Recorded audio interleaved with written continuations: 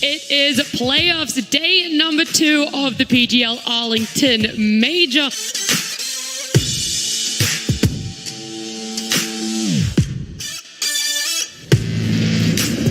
BKB walks in for the stun. A bash now on a Matumba Man. The shorts keeping him inside. They need to finish this off. Do they have a way in? Yopash with the combo, but Boxy says no, and Matumba Man snatches the Aegis. Where are you going?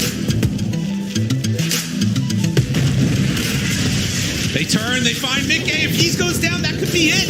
Boxy tries to interrupt this, and Mickey, he gets out. He survives. Matumba Man low, broken. Couple more punches down low, and going to fall. 2 minutes dead. Boom, they survive through the madness. All right, here it comes. There's the toss into the remnant. They got him. Controlled. Can they burst? But dispose. The answer came out. Matumba Man, BKB, turns to fight. Control onto Yopaj. Will he get away? They have the Grave already there. Controlling Boxy. Tries to assimilate out. Skem dead. Does not have buyback. Mickey caught by a shards. He's and there it is. The Hex. They kick him. Mickey in trouble. There's no save. Tries to push away the cookie. Everything. They do actually get him out. Meanwhile, the Walrus Punch, the Dagon, Matumba Man is dead for 2 minutes with no buyback. Boom. They sense it's their time. They want to go to TI.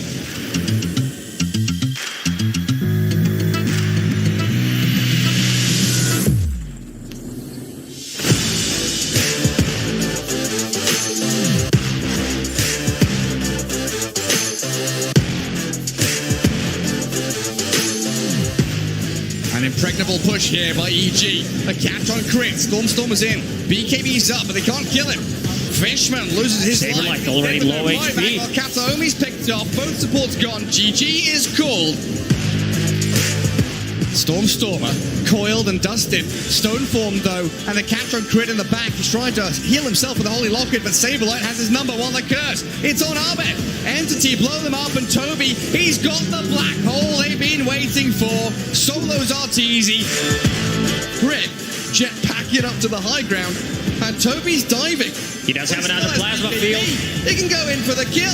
They'll find the wall up too. They've brought Nightfall. What can RTZ even do? They'll lose the Death Prophet inside their own base. And he's getting there as well. They've killed them all off. EG are dead. Showing some really good stuff, not just in this series, but also throughout the tournament with a stand-in.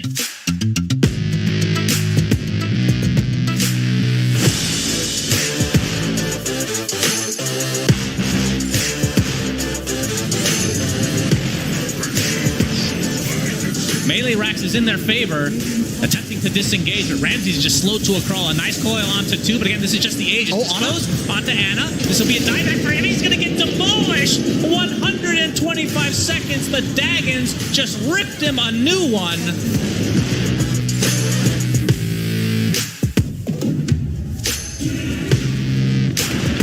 He gets a nice toss-off onto GPK, but that's a BKB instantly into the Viper Strike from Chalice, attempting to TP out, but the hook shot cancels it again, and Ramsey's coming in with a nice Doom onto Ana, who's just right-clicking. He's doing a lot of damage, but there's the Mystic Flare, deletes him from 100 to 0 just like that.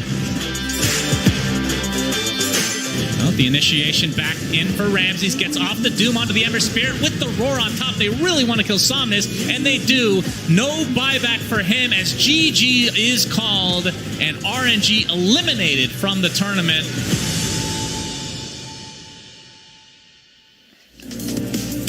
Good morning, everyone. It's day number 3 of playoffs for the PGL Arlington Major. I'm going to be your host, Nat T. Joining me, though, beside me is a very beautiful panel. We have Sheep, we have Gods, and this person in the middle, Quinn.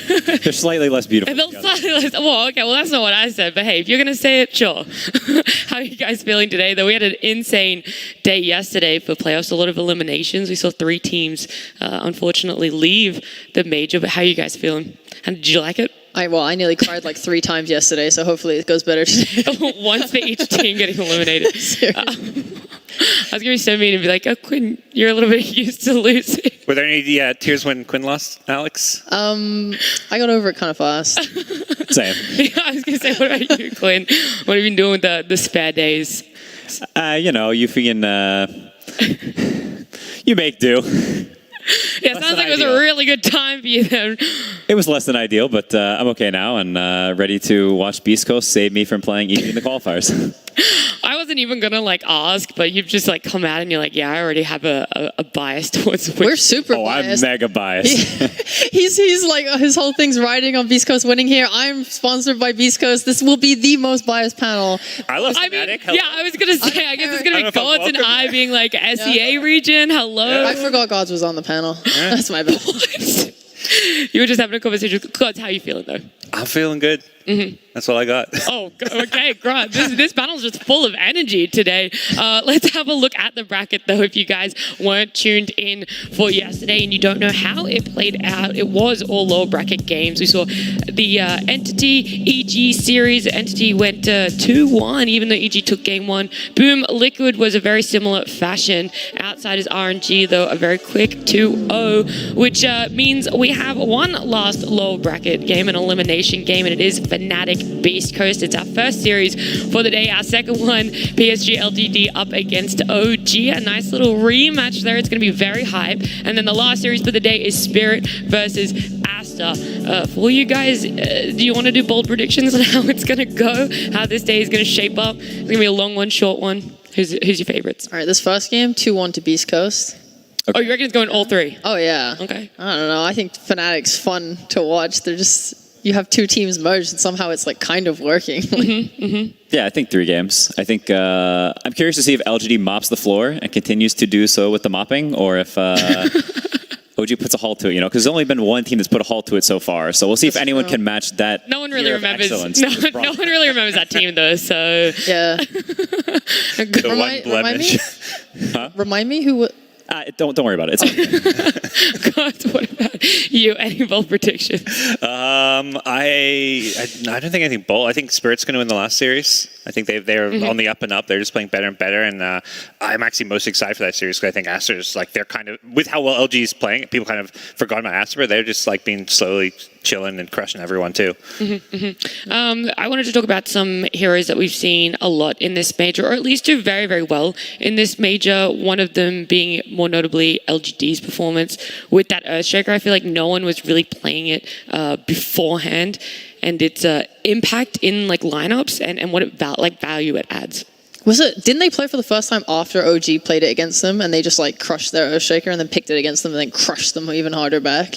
Yeah, it sounds like an LG thing to do. We're going to demoralize you. Yeah, I mean, the hero brings a lot to... I don't know, it's just the classic LAN hero. You're playing some freaking stale, chill game, and this hero just keeps freaking fissuring you off these random points. You get like more clumpy and nervous, and this hero freaking boom, claps you.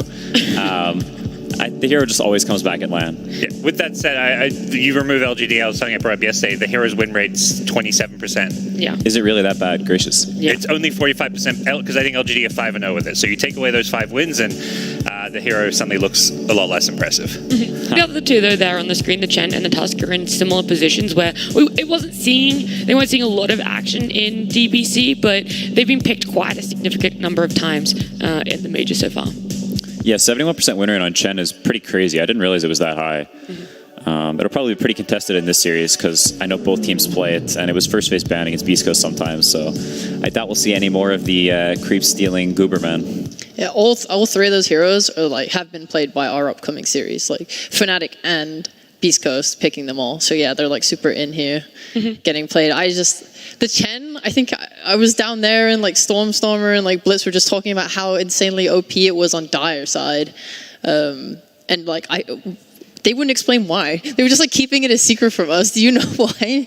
I mean, the woods on Dire are just generally preferable because the camps are like closer together, so you can like, you don't have to walk so far. Radiant is kind of like spaced out, so the walk from one camp to the next is like kind of annoying. Are there any personal standouts for you guys when it comes to heroes that you hadn't really seen being played during the tours and it has now looked really great at the major? I think the Snapfire hero has started to make sort of a resurgence. The hero was like pretty untouched in a lot of the regions / the beginning of the tournament, and like Beast Coast likes that hero, and some other teams have started to like pick it here and there. I think that hero's made like somewhat of a resurgence. Yeah, I think it was like most popular in Europe, East, Southeast Asia, and South America, and the rest were kind of whatever. But I love Beast Coast's use of it. They put it on like 3 different roles. Like Chris Lux played it like 3 times this major. They played it offlane on Whisper, and they played it on +5 Stinger as well. Are there other heroes that are like really contested between these two that complement the playstyle that you think will either be very much focused in the first phase? Puck! Okay, but that's not just these two teams, right? That's just kind of everyone. I mean, I'm curious to see if I mean, I mentioned the Chen earlier, but I'm curious to see if it gets let through and if they first pick it or not, or what exactly the priority is. Because I expect the hero to be first phased or banned, and I'm curious if they let it through or not. Beast Coast is a team that has sort of weird priorities. Sometimes they'll just randomly first phase supports you'd never expect them to pick. They just pick a Shadow Demon for no reason, and you're like, all right, cool. So I think it's always fun to see them pick heroes because they could just pick something for no reason. Okay, so you feel like when it comes to drafting, like preparing for them, they're probably one of the more difficult teams because it is just so random and unique what they do. Yeah, I think for Beast Coast, it's a lot less like banning heroes that are like meta or popular and more of just like you ban stuff about them. Like, you know, their heroes or their players like certain heroes, and you're like, what does he feel like playing? You know, what is Hector? Hey, he looks. What hero mood does he look like right now? And you ban that hero. You're looking over. When it Wraith King? Dude, he hates Wraith King. That's all. Like, that's what I found out before this tournament. Because really? there used to be his like big hero. Everyone knew this is K1, the Wraith King player. He's like innovated the farming. He's so good at it. And nowadays, apparently, he just like hates playing it. He said he'd never played again, but he played it twice this tournament. I know. I feel so bad for him. What about on the side of Fnatic, though, guys? Do you think that it's easier to know how they're going to be drafting and where things are going to be going when they pick heroes? Yes and no. Like, the stand-in factor, I think, just throws a wrench in everything. Like, are you playing against Fnatic? You're playing against TSM? Are you playing against a third? Like, what did you feel like when you went against them? Did you feel like it was TSM you were playing or Fnatic or something completely different? I think it is quite similar to TSM. I mean, we were calling them TSM when we were playing them.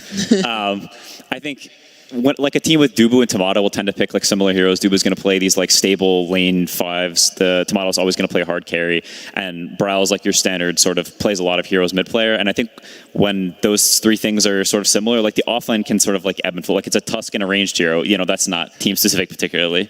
Okay. I was curious on your opinion. Like, Jabs is the Fnatic's captain. So if you have 3 stand-ins, which technically kind of like outnumbers you in a team, do you still take the captain role, or do you sort of default to letting TSM do their thing?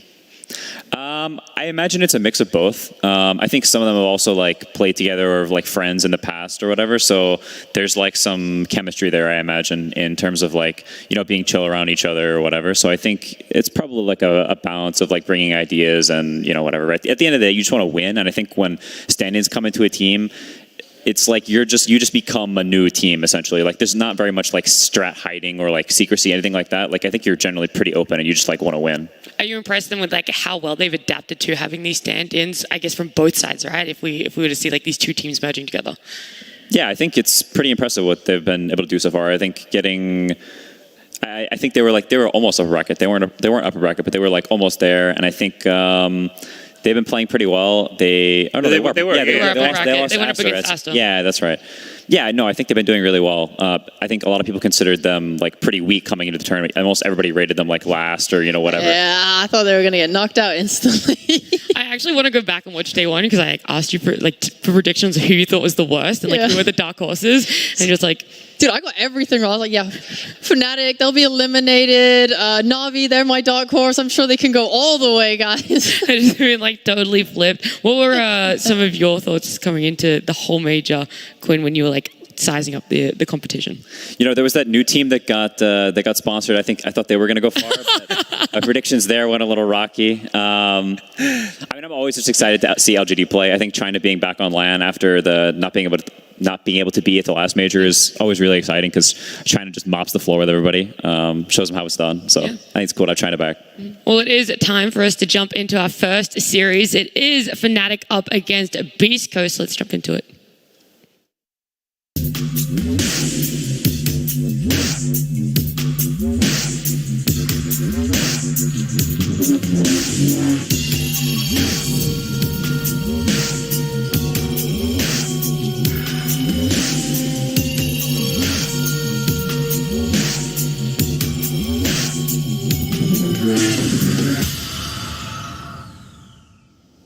It's our opening game of the day. I've got Stinger and I've got Jab stood by the side of me here. And I'm going to start with you, Stinger, because you're in an interesting situation. You guys on Beast Coast can repay your debts to EG. You know, you can save them. You can make Arteezy a very happy man. How important is that for you guys? Does that give you some extra, like you want to get that back from him and say, look, we can do a good thing here for you today? Te pregunto que ahora tu time de tener tus deudas con Evil Genesis para dejar a ti ser muy feliz. ¿Y cómo es esto para ti? Pues como dice, el año pasado Artis hizo algo así como ayudarnos, o bueno, su resultado nos favoreció para clasificar al TI. Y este año sería, como dice, pues como pagarle la deuda, ¿no? Igual nosotros vamos a jugar para ganar y ya, ¿no? O sea, lo vamos a hacer también por Arturito. So he said like last year they had the same situation with Beast Coast that Evil Genius helped them to classify. So now they will pay their debts and they will play the best like showing for Arteezy. There we go. So we've got some Arteezy fans, at least on the Beast Coast side, time to repay those debts. Now, when you come into this matchup, though, do you see yourself as the favourites or the stronger team because Fnatic have stand-ins, or how do you view them? So, cuando te toca este partido, si te ves como favorito porque están como hoste completo y Fnatic está con stand-ins. No creo que seamos tanto el favorito porque igual todos son jugadores con experiencia en Dota y han jugado algunos antes, creo. Se conocen también de los rankeds y han tenido como un buen desempeño, ¿no? En el grupo, o sea, no ha sido malo. Entonces también tienen tal vez una nueva composición de héroes, nuevas estrategias. Es simplemente un equipo distinto, no los veo ni como Fnatic ni como TSM, sino como un nuevo equipo. So they don't see they are favorites because the players already know each other from rankeds and previous games, and they say that it's like a new team. Like it's not TSM or Fnatic, it's like a new team, and they can have like new strategies and new heroes, new compositions, like that. Interesting. And last question on this then, does that make it harder to prepare for Fnatic because of the stand-ins? ¿Y si te parece que es más difícil se preparar contra ellos porque no es como Fnatic y es distinto? No, creo que igual por la fase de grupos es como que la información suficiente o el tiempo suficiente para ver, ¿no? Qué es la tendencia que tienen a jugar en héroes o en estrategia también. So he said that as have a group stage before, it's like enough time to be prepared for this thing. He believed that. Nice, that's all. Get it done. Thank you very much for the translation. It's greatly appreciated as well. Now, Jabs, Beast Coast, they can save EG, but you guys can save yourself. But I wanted to see, because obviously how much TI means, are you nervous, more nervous than normal before going into a game like this? I wouldn't say that I'm not nervous. Like, it's more like exciting to play the game. Exciting. That's what I want to hear. That's good. Get that excitement going, get pumped up and ready for the game. But in terms of you now playing with these stand-ins, how comfortable are you compared to where you started here at the Major? Do you feel like you guys have made big improvements? I think we do make a big improvement, and like right now we know like what we're gonna do in the game now, and like we adapt a lot like with the stand-in. That's what it's all about, that adaptation through and through. But when it comes to this matchup, do you think this is quite even? Would you consider yourself stronger right now? How do you look at it? I would say that like we are equal, so like it's going to be like a fun game. It's definitely going to be a fun game, but how are you going to get that win? What's going to be the special factor?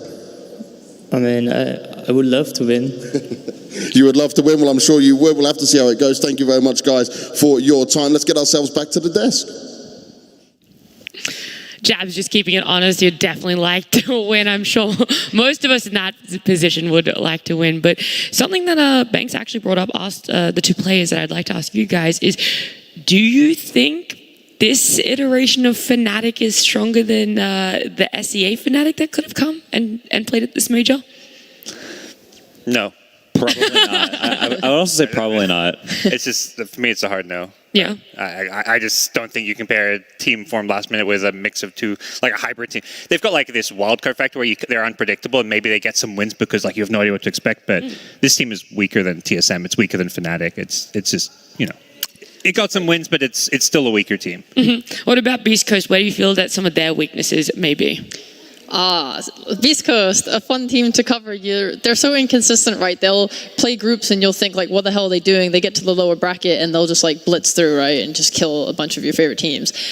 Team Spirit, like they played against them and in their vlog, they talked about Beast Coast, and they said like one big thing was they didn't make their hero pool stronger since the last time Spirit played them. They're also like here without their coach, which is obviously going to make it harder for them. And like a big thing that they targeted was Beast Coast like hero pool. They said that like they banned their best heroes and made it difficult for them. Those were the Timbersaw and Clock in the first phase, and then in both games they banned like the Bat and the Bloodseeker in the second phase. So they clearly had like a really strong idea of what to like and on how to make them uncomfortable. Mm-hmm. Who do you feel like has the bigger hero pool out of these two teams, or do you think maybe that's something that both teams struggle on? I'm not sure if it's like a struggle, but I think both teams definitely have like a mid-range hero pool. I don't think it's like some LGD expanse of like just picking random heroes out of the ether and like slotting it into your draft in some magical way. But I think both heroes have like a sizable pool, but I think they tend to like want to pick, you know, like they have some 3 or 4 or 5, maybe bunch of heroes for each person. They sort of like go down the line and sort between them. I think it's not anything super crazy. Yeah. I wouldn't say either team is a crazy hero pool, but both teams I think have some kind of unique picks though that we're not seeing a lot. Like sure. Fnatic, they've had this mid Necrophos, they've had offlane Pudge. With Beast Coast, they've done some like offlane Snapfire. Like they both have some like out there picks. Dude, the mid Shadow Fiend, ayo. Yeah, sure. They actually picked it. I know they did. I understand. Like, I don't know if I'm excited for it. How not? Well, I want to look at two specific players. It's Jabs and Whisper. Having a look at some of their stats here. Do you feel that they have similar play styles, or they're just completely different offlaners? I feel like they're somewhat different. I think Jabs' playstyle can sort of shift from game to game. Sometimes maybe he'll play more of like a space maker. Sometimes he'll play like the ranged heroes. Whereas Whisper, I think, is sort of like the pseudo carry for this team. I mean, they have like 3 carries in some ways. And I think Whisper is a player who's like very high skill and very individually talented, and will often like play like they'll pick him. They'll give him a late pick, or they'll play for his game, or his hero will be like very powerful, do a lot of damage, whatever. Mm-hmm. Yeah. And the Timbersaw is banned. This was a hero shed between both those players. I think Jabs' most played offlaner this tournament is the Timber, and like Whisper has to be one of the best Timbers in the world. Yeah, well, it's that Chen coming out for Fnatic, their first pick, and put a lot of importance on it, and Beast Coast responding with the Winter Wyvern. The Dire Chen, here it is. We knew Chen was going to feature heavily. It's the Chen sweepstakes for game 1 has been won by Fnatic. It's kind of like how early do you pick this hero, and it seems like you just straight up first pick it. Yeah. It's interesting. They chose to leave both Tiny and Marcy in the pool. The meta for the tournament has sort of shifted. This Tiny and Marcy coming into the tournament were like super highly prioritized, and other heroes like less so. The puck is like slowly shifted forward to now just like nobody wants to play. It's a stupid unkillable hero. So it's just out of every game, which I think is fitting too, because Fnatic flexes it to mid and off lane. Yeah, a part of that I feel like is Tuska seems to be rising. That seems like a decent replacement for the Tiny and Marcy. Like if those heroes do end up getting banned. Yeah, the Shaker rising as well. Absolutely. So on Beast Coast, the Wyvern will probably like 100% be going to Stinger. Schofield just hates ranged heroes. There's like jokes and memes in like South America that he just like doesn't know how to play like ranged heroes, and like when he plays, if he does play them, like he plays them like a melee hero and like gets out of position and like goes too close. So you'll probably not see him on either of these heroes. Like I think the snap will probably go to one of their 3 cores. Interesting. The DP is the final pickup. So which opening are you guys feeling is a little bit stronger here? I think I wouldn't say one is like stronger than the other necessarily. There's like some stylistic choice, like different choices. Like if you look at Fnatic's heroes, it's very like this sort of unga bunga run, and we have ghosts, we have creeps, we charge you, and Beast Coast like sees that that's sort of coming, and they pick this Wyvern, they have the Snapfire. Like they have a lot of D push, sort of hard to run into gunk that they can throw at you and like deal with your creeps. They have like AoE damage. Maybe it's hard for this DP to run in, and I think like there's some thematic choices there that are kind of cool. All right, fair enough. The other hero, you talked about like, the shift in like what's first phase bans and what's kind of popular and stuff, but the Dawnbreaker hasn't really been banned here or anything, but where do you feel, Quinn, that the importance on Dawnbreaker sits now, when we saw coming into this major it was really high up there for being needed to be banned? I think it's sort of a later pick at this point. I think especially for these teams, I don't know if either of the teams like they don't love this hero. They don't play it in every role and like mega flex it. It's not like their favorite thing ever. They play it on like a couple roles, and maybe if it's a good game for it, they'll pick it, but I don't think it's like super highly contested, and I think that's fair. I don't think it's like mega valuable for either team. I just want to see like when Beast Coast come out of this ban, they get the first pick, and assuming this is a core Snapfire, I assume we'll see the Schofield like melee hero. He likes like his Earth Spirit. He's one of those Earth Spirit players. He has like this really unique build where he just goes like Ags Rush, which we saw like Kaka try and do yesterday, but he was kind of punished because it's like really greedy and he didn't have like save items for his cores. So I don't know how effective that build will be, but I want to see like a melee forward to pair it with like a potential offlane Snapfire.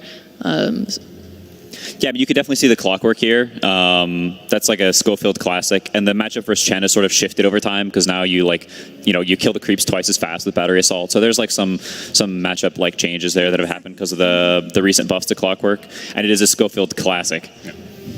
Yeah, I'd love it. It's still worth mentioning Tiny's still in the pool too, because Tiny feels like that nice option where it can be that 4 position but can still flex. Also, just SA teams love Tiny. Yeah, Schofield especially. That is a classic. I've been tossed into many a tower in pubs. Yeah, I would like either of them. The clock was like what Spirit really prioritized in their banning, like first phase bans against Beast Coast. Yeah, it's a hero every once in a while that sparks up. I mean, the Storm ban makes me think Clock is slightly more likely. I'm not sure if you were aiming for Tiny if you had banned the Storm there. Yeah, we'll have to see. I do agree that it's most likely some sort of melee 4 here. They play Snapfire off lane quite a bit, and like you said as well, they have this. They have the flex to mid, so they could potentially get Whisper some spicy last pick or later pick that deals with Tomato.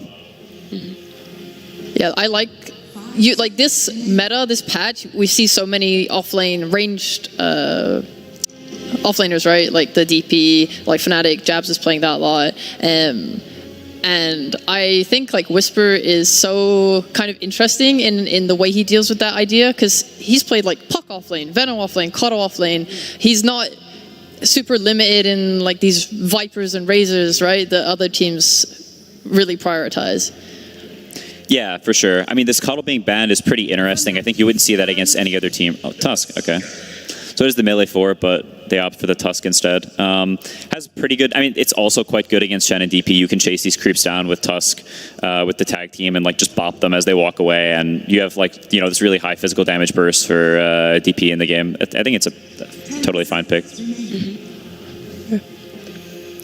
I think something for Beast Coast, though, like we'll see which direction Fnatic takes their lineup, but there's a world where they keep going in this direction of hard to kill heroes, of this like ball, this playing for HP, because Beast Coast doesn't really have like that much percentage damage or like this, super high scaling damage right now. It's sort of awkward for them to buy a Vessel, and the Cuddle's already banned, Timber's out, so you could look at a world where Fnatic sort of doubles down in this tankiness line, and Beast Coast has to look for some way to like amp up their like sort of scaling damage, because they have a lot of spells right now, but not much in the way of like, we're gonna keep killing you damage. So you feel like right now Beast Coast lineup looks like it's just going to fall off hard? It has the potential to. I think it's like 16-17 is always just an interesting point in the draft, because you can take things in a lot of different directions. So I'm kind of just curious to see which way Fnatic pulls it. They could show where the DP is going. They could just pick their carry here. It's they don't see that much because they don't know where the Snapfire is going. So they may have to blind pick this hero. Yeah. I like the team fight coming out from Beast Coast and like a bit of their damage, but they are obviously lacking. They have like set up for Roshan with tag team and Snaps, whatever it is, E. God, spell names. Little Shredder. Yeah, Little Shredder. Right, yeah. That's the one. Yeah. So that's like, it's setting up nicely for like a later pick. I think K1 as a carry, he is not conventional. He is like a very stubborn carry in that he likes heroes like Troll Warlord, right, and Luna, and he'll just play them, and you can't really like expect him to pick super standard. He also is like, Avo was pointing this out. He said he has like item obsessions, which is really funny, because like in the past he would just buy Silver Edge on every hero, and right now it's Linken's. Like every single game he's just buying a Linken's, like Night Stalker, Linken's. It doesn't matter. Like, he's so interesting to me. That man loves him some ultimate orbs. We joke about it on our team. If he has 3 ultimate orbs in his build, you can tell like right away it's Hector. He can Mantis, Scotty, Lincoln. I think the Pango pick is very good against Beast Coast heroes. You can look at Wyvern or Pango into Wyvern and say that Wyvern has some sort of a counter and that you can like stop the roll, but Beast Coast has a lot of this like random magic damage, not that much hitting, and this roll coming through and like creating chaos, allowing DP to like play the fight easier into sort of this, we talked about like the curse and the snapple, like this random gunk, and Pango sort of like opens up a way for DP to like play the fight more because you have some sort of gunk repellent. Yeah. Stop Very saying that word. Stop saying that word. Oh my god, bro. It just feels cool. Like the Pango's like this, like it's going to create a lot of chaos in these fights, be able to jump that back line, and that's what it feels like Death Prophet needs to just run in. Is what it sounds like you're trying to say. Yeah, exactly. But Batrider seems to be a good response to that, at least in terms of having. I mean, I don't know how you feel about this Batrider Pango lane. It seems to likely be that mid lane matchup. Yeah, that matchup is pretty even. It can sort of go either way depending on how like the runes are checked and stuff like that. Bat isn't particularly good versus Pango in the game, but the rest of the three heroes, like this Pango has a lot of heavy lifting to do, because if you look at the Tiny, Chen, DP, they're heroes that can sort of get kited. You know, they're getting Arctic Burn, they're getting sticky, they're trying to run around, and Beast Ghost is, you know, sort of maneuvering around and like kiting them and annoying with all these random slows and like casual stuns, which is like very much the way Beast Coast likes to play. I noticed that Whisper is usually the Batrider player on Beast Coast. Do they ever do they make him go mid on it? Do you think is the idea, or? I think it's sort of like a true flex, because I think Crystallic has played Batrider before, and I mean, obviously Whisper is like a fiend. He spams Batrider all the time. But I mean, it's one of these things that like it's kind of annoying for the Pango, because you don't actually know which hero you're going against. Like they can flex it till the end, right? So it limits Fnatic's carry picks a little bit in that either one of these heroes could still be going offlane. Do you feel like there's anything missing in Fnatic's lineup? Doesn't matter. Don't even finish the question. It's really just like scaling some, actual late game carry potential. It's a bit odd to me, like picking the PL with the Chen. I just feel like you're hitting different item timers. Like you look at Chen, Death Prophet with Pango, and you've got this idea of, kind of grouping up Death Balling, taking a lot of early objectives, fighting over Roshan, and then you pick the PL. But it does give you this good plan, the plan B. It also has good matchups this game when you look at playing into the Batrider, just dealing with these illusions. They haven't, they've got some AoE damage, but it's just not, it doesn't feel like enough. Once this PL gets hard, it feels like the game just changes in a way where PL doesn't have an answer unless Beast Coast suggests it here. Oh, there's the K1 troll. Yeah, I mean, you talked about it before. I mean, that is the scary thing about whenever you pick a bunch of heroes. Like, typically carries aren't good against PL very much. Generally, it's the other heroes. It's the nukes. It's him losing his lane that's good against PL. So whenever you pick your 4 heroes like that, and none of them are particularly good against PL, you can sort of have this spicy PL game. It is a very good PL game, so I think if it gets to the point where it's this mid-game phase and Fnatic has a lot of items, I think it can be a bit worrying for Beast Coast. But there's also a world where they have, you look at their lineup, they just have much more random casual spells, which I think is how this team likes to play. So on, given a potential good start, there's there's a world where Fnatic is just sort of we have a Crypt Swarm and some creeps, and it gets a bit scary for them. Mm-hmm. What about you, Gods? How do you feel about these two lineups? I mean, Cheap mentioned the Whisper Batrider is going to be coming out, so I guess we'll see if Whisper goes mid, but most likely he's going to the offlane, so I think a lot's going to come down to whether he can give that PL a rough time in the lane. It does seem like a game where PL can take over if he doesn't get contested or pressured early on, to me. Mm-hmm. Yeah, when it comes to Beast Coast, they might lose their early game, but you can never rely on that. They are a team fighting, spell casting team. They are good at pressing their buttons. They take one good team fight in the mid to late game, they will just win the game. Mm-hmm. Alrighty, well, it's game 1 here between Fnatic and Beast Coast. We're going to head over to Gareth and Lacoste. Yeah, a classic Beast Coast draft there, the K1 Troll. You saw that one coming. But the Phantom Lance a pick for Fnatic, and the ability to maybe snowball this could be the undoing of Beast Coast's mid to late game team fight-oriented draft, couldn't it? Yeah, definitely. If you remove the team names, you show me this draft out of every single team in the major, I'm like, this is Beast Coast draft. It's just the way they play Dota. It's, I'd say, very predictable, but sometimes they also don't expect what they're going to pick. It definitely feels like that, but these heroes, very good at, these are comfort heroes for Beast Coast, most definitely. On the other side, it's a godly Phantom Lancer game. He only needs to care about Troll. And the Troll, this is K1 Troll, which means that he will be going for the Battle Fury to be able to have some extra AoE to deal with the PL and the Illusion, so won't be joining any fights anytime soon. And also seeing Chen plus Death Prophet, this combo throughout the major has been amazing. Having Sustain, having Pango with the shield crash that can be healed by mech, by Hand of God, that might be a bit too difficult to kill. Also want to see if Beast Coast will be making an adjustment and potentially putting Batrider in the mid lane and Snapfire on the off lane. Because looking at the mid lane, it should be good matchup for Beast Coast no matter what. Pango against the Batrider, this matchup can go both ways, but from the games that I've seen, I feel that if you misuse your swashbuckle, you will suffer it's against such a long the Batrider. cooldown. He especially at the early levels when the cooldown is a little bit longer. That means that you are giving a kill potential to Batrider, and Batrider will be played on the off lane, judging by the items.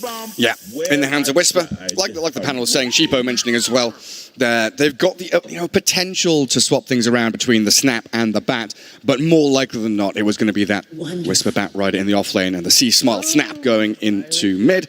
And with this Snapfire, he's used it through multiple tours now, thinking back even like a year ago to the original tour of the DPC, rotating into side lanes is something that C-Smile is very good at. Like, he will hit level 6 and, 1 XP over 6, he will be in that side lane looking towards kills with his ultimate. And they've got some decent ways to set it up with the Tusk in particular to try and catch people out and look for those kills early on. Any kind of slow, 2 sticky napalm charges plus Snapfire ulti is pretty much enough to kill anyone on the team. Quinn had a really good point about like how they're going to be approaching the fights with these sticky napalm charges, Arctic Burn slow, and anything that can slow you down and then land the Mortimer's Kisses on top of that. So fights are going to be a little chaotic. That Prophet doesn't like that. Pangolier, he does have a Rolling Thunder. Even though he is playing into Batrider, he's playing into Wyvern. Like, even Tusk with shards can make Pango's life a bit more difficult than usual. Yeah, it can be a little bit difficult for them. And on the other side, Winter Wyvern against the Phantom Lance. So that's a nightmare for the Wyvern, isn't it? You can't land your curse, you're surrounded and swarmed by illusions, especially with this Death Ball from Fnatic with Exo and Chen creeps around. You could get run at from a very early point. Beast Coast out on the map with an early bit of vision coming out. C-Smile, what's that, zombie? There's a zombie somewhere, Lacoste. There's a zombie, where is it? Careful. I don't see Undying in this game. He's only been picked once and he's lost that game. He was also played as position 4, so I don't think we're going to see Zombie 4 for the rest of the tournament. No, he's not coming out. And Fnatic just sitting under their observer ward as we wait for things to resume and get back underway. They've got themselves this Brawl Pango talked about, jabs on the Death Prophet in that off lane. How do you think the DP lane is going to fare against a Troll plus a Wyvern? They will be pulling the lane. Classic position 4 job. Keep pulling it until you feel comfortable playing the lane. A Wyvern could be in a kill threshold whenever there's no Arctic Burn, but there is a lot of slow. One of the reasons why they also pick Troll, it's a range hero against the Death Prophet, so K1 should have a good time here. So usually we see boots picked up on these position 4s when they're going to go for that lane manipulation. What's the reason here DJ's opted to go more regen and even a stick early on? That Troll just spamming axes going to be stacking up charges for him, I guess? It feels like it. I usually see at least a Windlace on Tiny to be able to get the lane back. Yeah. Hero's super slow, 295. I mean, it's not that. 295 is not that bad. But still, you want to have some extra movement speed, yeah. Against the Wyvern, so you don't have too many difficulties dragging that wave. As we do resume the game, and get ourselves here back into game 1 of Beast Coast against Fnatic. And what's the story for Fnatic here with TI points on the line? What do they need to do? They need to get the W here, and that's about it. They're going to secure the spot. And Beast Coast, of course, already secured their place at TI. Oh, they're going to walk up the staircase. All members of Beast Coast toss back on the bat. Dubu and Bryle, she'll crash forward. Whisper dropping low. Looks like he'll slip behind the trees and fairy fire up as Gojira. Battle is into DJ. He's got the tag team going, but he loses his life. First blood dropped. And Whisper, the Penitence and the Crypt Swarm, he's being chased down again by Bryle. Another shield crash is available. They should be able to close the gap here on him with a Phantom Lance to secure it. 2 kills go to Fnatic. Yeah, good toss bat there from Tiny. He did manage to get one immediately in, and 2 kills. Who got the first blood? Dubu. Dubu did. Yeah, taking down Gojira very early on. Yeah, DJ dying, but Whisper losing his life. And these bounty runes heading over to Timado and Jabs. Stinger and K1 get the other 2, so at least they get the bounty rune trade. It's a really good start, because Dubu did get the first blood, and also Timado did get 1 extra last hit, so full magic wand. Plus a Clarity coming on Phantom Lancer, and Dubu's bringing a lot of small items. Sage Mask, Tango, Mango, and also a Sentry Ward. Tons of regen up against that Batrider. And another situation we've seen before, right? EG had this Chen against a Bat previously. We could be looking for that Purge creep to come out. That's what made one of the games very difficult. Who was it? It was Arteezy who was playing Spectre, Fly Chen, and they just couldn't do anything. So let's check the jungle right now. See, there they are. The Sata creeps. There it is, near the outpost. Over to the right. There. He's going to come back, track back to get one of these, get the Purge, and dispel off the sticky napalms. He needs level 2. Yeah, he went for Penitence level 1, didn't he? So he'll stick around in lane for a little bit, but has that option to dip back into the jungle. Bit of pressure going on to Whisper. Gojira playing on pretty low HP, but Chen and Phantom Lancer not offering a massive amount of nuke damage, more about chasing and chipping away at people in this laning stage as the sustain from Chen.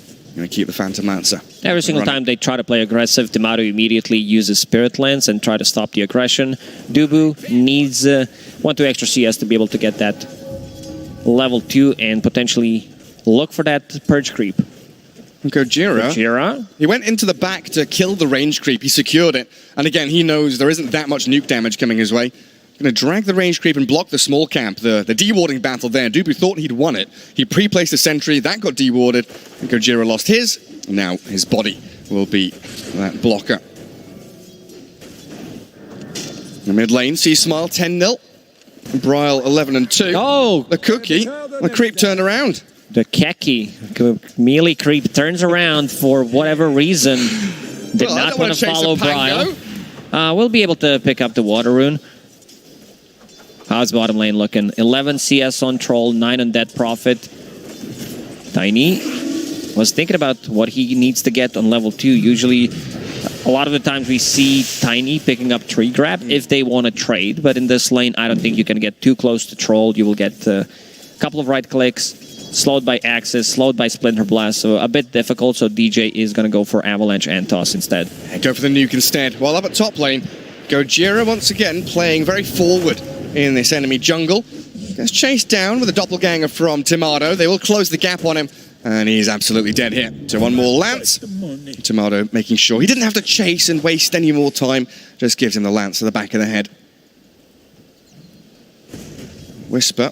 Still full resources though. Gojira keeping his offlaner alive, up and running, and still farming away quite decently. Not great for the bat, 9-4, but not too bad given the situation. It's a bit difficult because you are playing into Phantom Lancer. Tomato did go for a point in Doppelganger, so whenever he feels threatened, it's going to be free Magic Wand charges for Tomato. Holding a 20 right now, so if they want to have a turnaround, turnaround play, they definitely do with this. And look what he has queued up. Eye hacking love, Hand of Midas. What is Hand of Midas PL? Yeah, it's been a popular item through this tournament on your Juggernauts, even Monkey King from time to time. But here we go with the PL as Whisper diving Dubu under the tier 1. Enough napalm there to allow that Firefly to get the kill. And they're harassing Tomato, making his life a little uncomfortable. Just the fact that the Chen is out of lane now. Spending a lot of resources on that kill, and Gojira maybe overstaying his welcome. Needs to back away. Tomato's getting a lot of solo XP in this lane. Even though they did kill Chen, it's still well worth it because Phantom Lancer is free farming. Looking at the mid lane, Snapfire doing extremely well. C-Smile 25-6. Oh, yeah. 20 on Pango. He's about a wave ahead and has another wave incoming. And this is a lane where we haven't really seen the supports come to guard the water runes or defend bounty runes either. It really has been 2-on-2 for the first 5 minutes. No one really rotating as Stinger jabs, gives him the siphon. DJ help finish him off. And now an Avalanche. A move forward onto K1 if they can kill off the troll. This Another is Crypt huge. Swarm is ready. Body blocks from DJ. Stop there as the Crypt Swarm gets jabs the double. Oh, I feel like they needed to invest more in region in this bottom lane because they had none. There's a Ring of Health and Troll, but looking at Wyvern's items, nothing. Where's the courier at? Just in base, not bringing any. C-Smile in the mid lane, thinking about the kisses, and here they come. Bryle will try to TP out, but they can't do that. That's a bit too late. You can't TP out in front of C-Smile like that. Hits level 6, gets the kill. Needed 1 CS to be able to get Rolling Thunder. Oh. Very close to it. Hey, what's the level gap now between them? Because I thought C-Smile, he's nearly level 7. A full to level sound difference. More dramatic, we're going to call this level 7 against level 5. Just round up and round down? It is. If we look at the levels on the scoreboard, it is level 7. You are technically correct. Well, the best kind of correct, Lacoste. C-Smile is going to continue his perfect laning stage with farming out that creep wave and keeping the catapult alive. And DJ's trying to deal with it, but that's good damage on the tier 1 mid. And Gojira tracks back for the bounty rune at 6 minutes.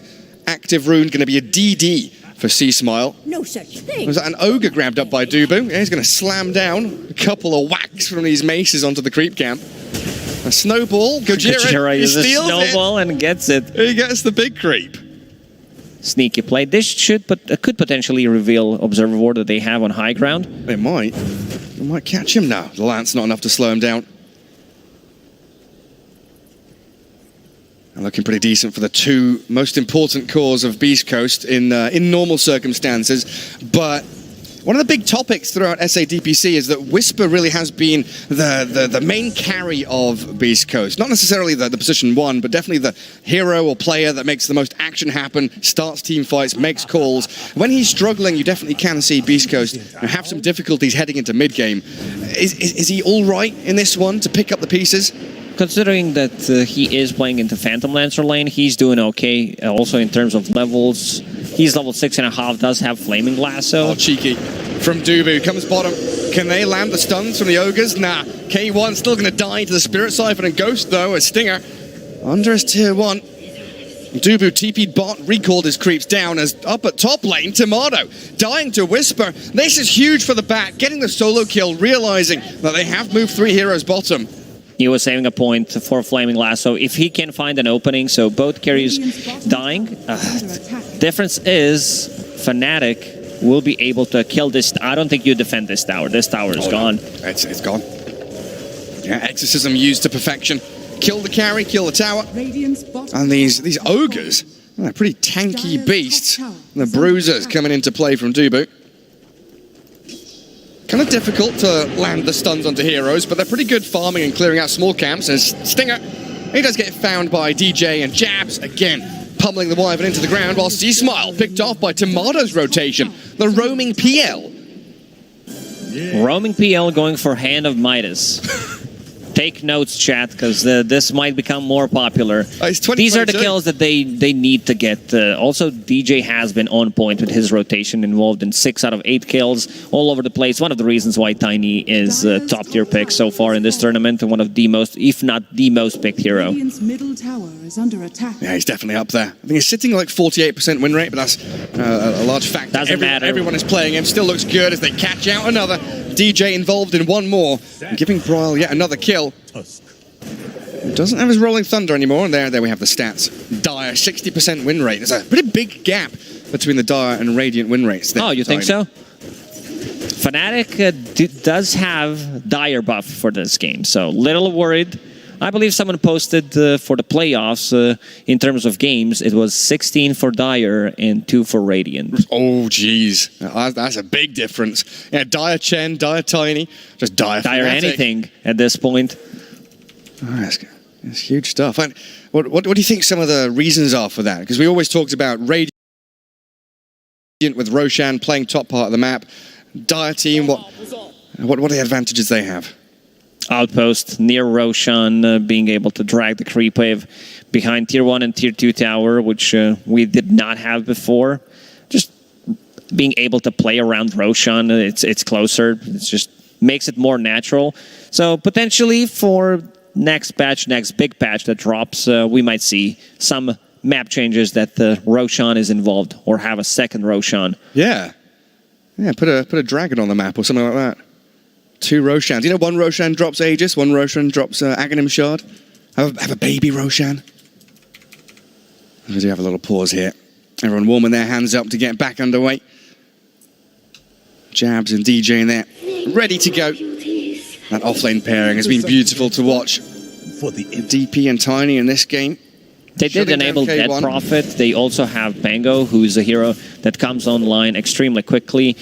Bryle going for mana boots. That means that he's going to be spamming out his abilities. This hero from mid lane consumes a lot of mana, and you definitely need to have it.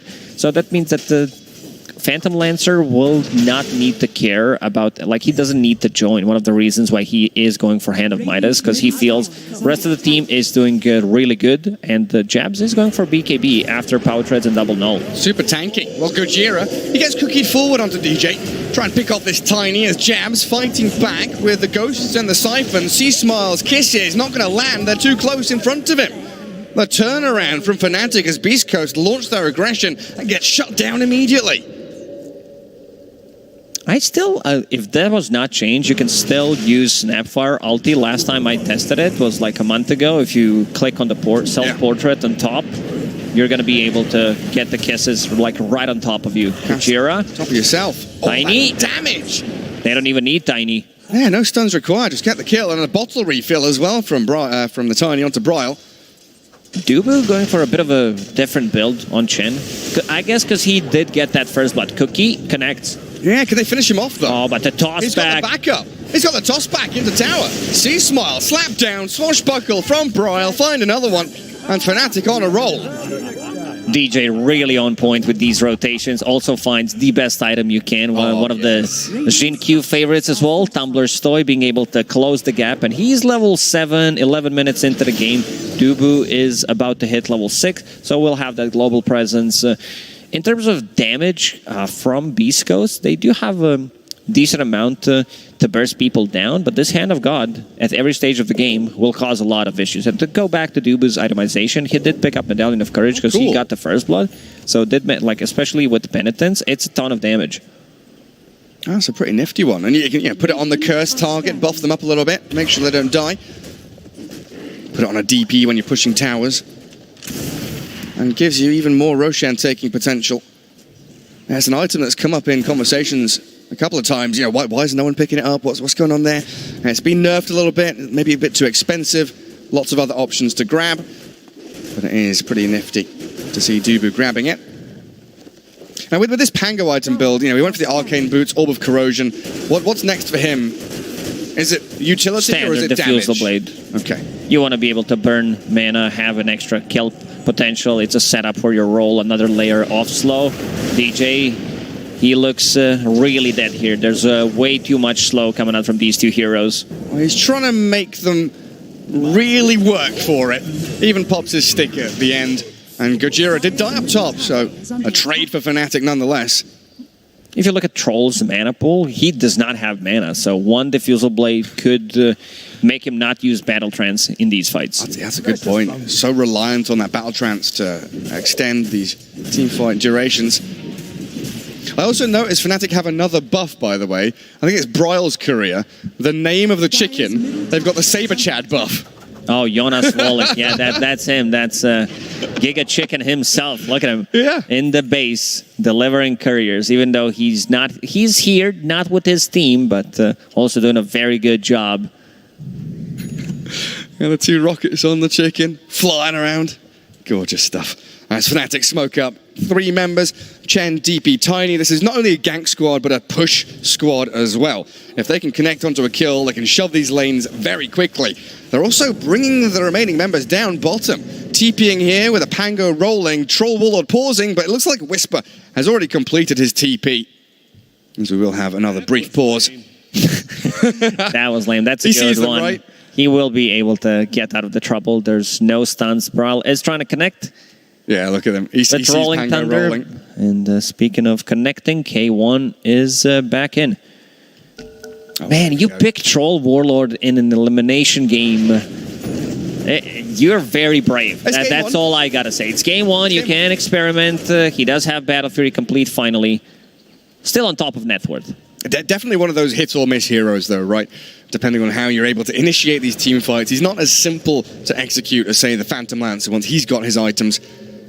Especially in this type of game. As Bryle gets eyed up, they've found the DJ Tiny.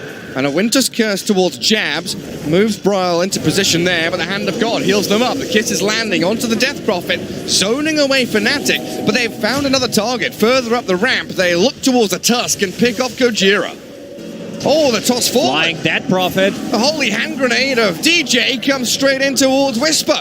They kill the 2 supports, and Fnatic, this is the ability of their squad. They can even chip away at this tier 2, make a bit of a push. And it looks like they're swinging in towards mid, though. They don't want tier 2, that's too difficult. Mid lane tower, far more useful for them to grab. Snapfire ulti is their biggest damage, and if they don't get the kill during it, the Beast Coast definitely will suffer. We see the power of Mech on Chen and also Hand of God. Against the lasso, even if the cookie missed. But DJ, right place, from Centaur. right time, yet again. Centaur, slow them down. Jabs looks like he's still going to die. But this is fine. Beast Coast defend their tier 1 mid. Force Fnatic back. Bryle going to try and roll, but the cookie slows and stops him in his tracks. His shield crashes over, but does have 90% damage reduction. Tanky, they can't finish him off just yet. K1 5-man shield crash. Good luck. Trying to net him up, but he just takes no damage. He's in the shards now, rolling, bouncing around. DJ, the next target for Beast Coast. K1 can't give chase though. Fnatic are toying with them. They've got the crashing, rolling thunder in towards them. That was beautiful. 5-man shield crash, literally not taking damage. This fight also would have been much different, I would say, for Fnatic. I almost said the TSM, because they will have 2 diffusal blades. Bryle will have another swashbuckle available. Oh, that tossback was miles. Went to the creep camp. Maybe could have thrown him onto Bryle, but Stinger, he has to curse defensively. Keep Fnatic at bay. Hide away in the trees. The aggression from Fnatic now really coming into play as they dive over the shards. They blow up Gojira. A few more hits should do the job here. As Stinger also in trouble. Bryle wraps around the long way. Avalanche toss to secure the kill, and Bryle on a mega kill streak. 2 diffusal blades coming in clutch now. So that's going to be 160 mana burn per swashbuckle, and also PL burning your mana. So not sure how you approach this problem. Yeah, like how much of a difference does BKB on Troll make? He's going BKB, and I see Aghanim Scepter as well. He wants to lower the mana cost on his axes, and also lower the mana cost, like lower the cooldown and mana cost. I think I said the mana cost twice. Oh, yeah, well, there's 2 spells, so mana cost of ranged, mana cost of melee. Ah, thanks for backing me up, Gary. I got you, don't you worry. And also, of course, being able to dispel himself and dispel enemies. If he was able to dispel shield crash there, then there's a huge difference. That's true, yeah. I mean, Bryle was able to stand there for like 10 seconds, taking no damage, as he rolls into Sea Smile. Also, I think he's thinking one step ahead. He thinks that Pango will be causing problems with his lucky shot, and then he won't be able to deal damage, so Aghanim Scepter will be able to dispel him. They've caught out Bryle. The lasso and the kisses, but look at the heal. Hand of God on the mech. No, not nicely enough. Done. Bryle is chain stunned and his streak broken. This time around, he wants another. Dubu, he gets cookied on. Whisper and Sea Smile close the gap, and Whisper with a double kill. Pull in Beast Coast back into the game. Gojira had enough of these shenanigans, uses Walrus Punch. Mid-shield crash does not allow him to connect and get the damage reduction. Beautifully done. DJ with a tossback, though. Timado is here, ready to play as Gojira under the avalanche nearly just dies. But the focus is on Whisper. Can't keep going with 2 heroes down. And K1, he's joining the fray with a battle trance. He wants to defeat Jabs. What a useless ulti. Look at this. He's stomped by a centaur. He's going to die. K1 joins the fight, but he doesn't have anybody to back him up. This ulti seriously needs a rework. Like, why are you not allowed to control your hero? It's just memes at this point. Well, Troll's lore. He's an online troll, isn't he? Ultimate trolling him. Very difficult for K1 when you come into a fight like that. It looked like the call had been made by Beast Coast to retreat behind tier 2. And then suddenly your troll is 1v1ing a Death Prophet with all of the ghosts on him. The funniest thing is the sound that he makes. It feels like he's going to kill everybody and then nothing happens. The battle cry. A bit of a groan as well. Fnatic. DJ. Not going to go for Gojira this time. Let's get some deep vision down. As a lot of BKBs are coming up now. You nearly have one on Bat, nearly have one on Troll, but you've got Snapfire having one now, Death Prophet's picked up hers. This next team fight is going to be incredibly chaotic, much more difficult to land your big team fight abilities.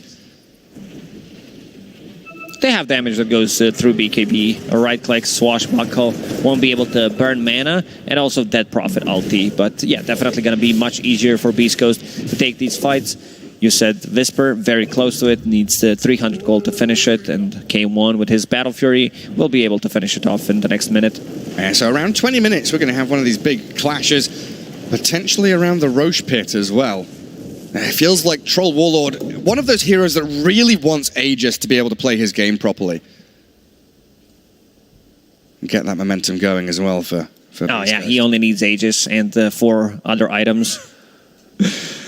Battle Fury, BKB, Aegis, Aghanim Scepter, Basher. He's going to go for the Abyssal Blade as well, it looks like. bit of a Kale situation with the players.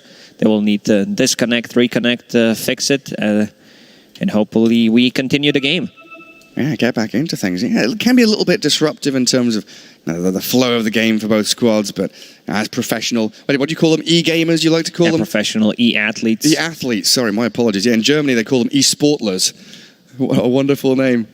Is that the German word? Yeah, with a capital S. E-capital S. the whole, love that spelling. The whole 9 yards, yeah. You see it in the newspapers and you can't help but laugh. But yeah, they're all... Well, that's what you get for reading newspapers instead of reading it online. Well, actually, I see a screenshot of the newspaper on Twitter, you know? I don't think I've held a newspaper in my hands in several years. But yeah, they'll be fine to get back into things. Yeah, save the trees. 2 neutral items already coming out as well. Ooh, Phantom Lancer did pick up his shard. Oh, did he? So you know what we can call him? Go on then. Sir Lancelot. Sir Lancelot. Yeah. There's going to be a lot of those lances bouncing around with the shard. Absolutely.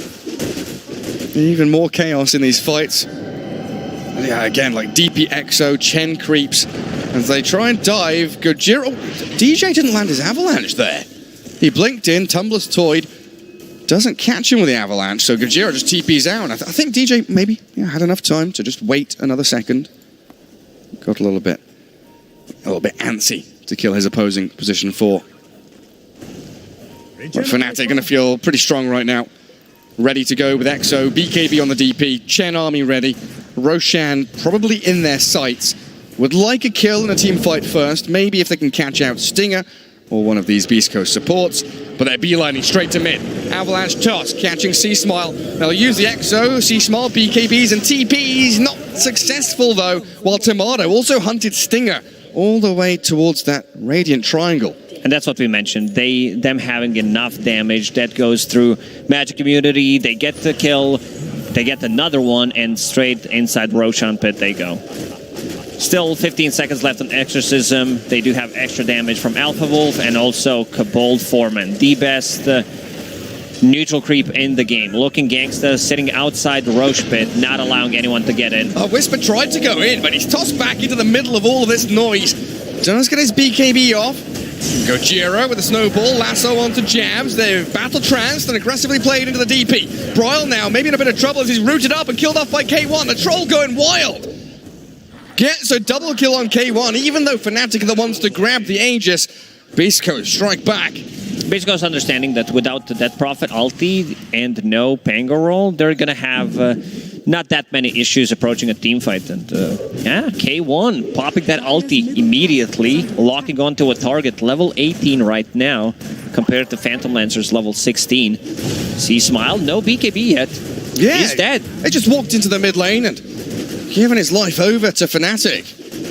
Tomato, 7-1 and 4 right now. Went an immediate smoke from the dire side into Triangle they head. Stinger has just left the area. He dewarded an obs, so Fnatic know that he was here a second ago. K1 lurking in that left-hand tree line as well. Scanning. So awkward for Beast Coast when the PL can just sit in the fog, launch out a lance, clear an entire creep wave without showing, and the ghost push coming in from Fnatic. Let's have that Hand of Midas. Where's the efficiency? Oh no, DJ blocked the camp. Will not be able to use Hand of Midas. Tragedy strikes. Beast Coast going to gather up down south. Can't contest Fnatic right now. They've planted themselves in Triangle. They're killing Tier 1. There's nothing that can really team fight into them. No element of surprise. So Beast Coast gathering what they can on the opposing side of the map. Keeping K1 in contention here with the net worth of the Phantom Lancer. 14,000 closing in on it. About to finish that Aghanim Scepter. So 4-second cooldown on Axis. Being able to dispel silences on his teammates, dispel silence on himself. Never mind what I just said. Ignore completely, because you are silenced, you can't use it. But being able to dispel slow from diffusal blades and also disarm from Pango. Yeah, super important. Yeah, I hope KW is enabled in chat, not because of Well, the players and what they do, but because of the stupid stuff that I say. The haha definitely is. We've seen that a few times. Oh, Whisper, boots of bearing done. And they force the Exo here out to jabs. Just with a little move in with a Firefly.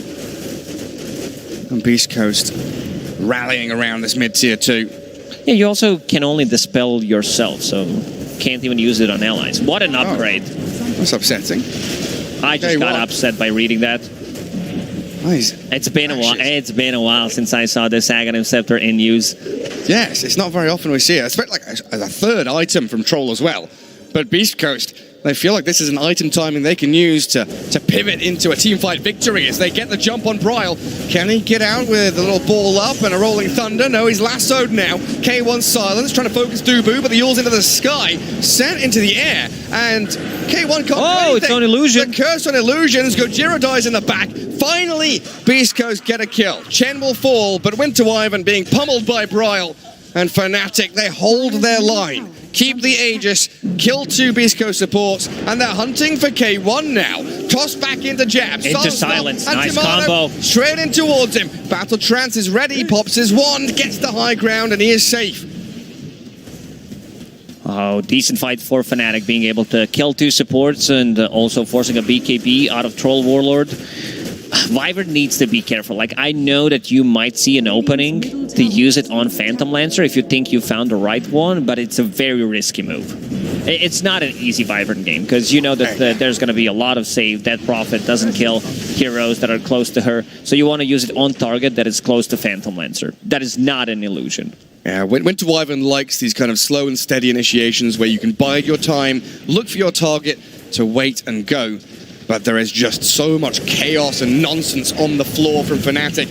PL illusions, Tomato, 25 seconds remaining on that Aegis. And Bryle coming in from the right-hand side, aiming for Stinger. Wyvern back towards high ground, a little roll up there. Gojira trying to get in with a Walrus Punch, but he's being focused, snowball required. He's on 100 HP and he's going to get caught out here by Bryle's Thunder. Dead for 40 seconds. Got baited by that roll-up. Thought he might be able to get the punch off, keep him in the space in the slot, and then the rest of the team would be able to connect and kill him, but didn't happen. And now the pressure is mounting. 7k lead built up by Fnatic these past few minutes. It has been a slow and steady incline for the Dire team towards victory this game. And Catapult waves arriving.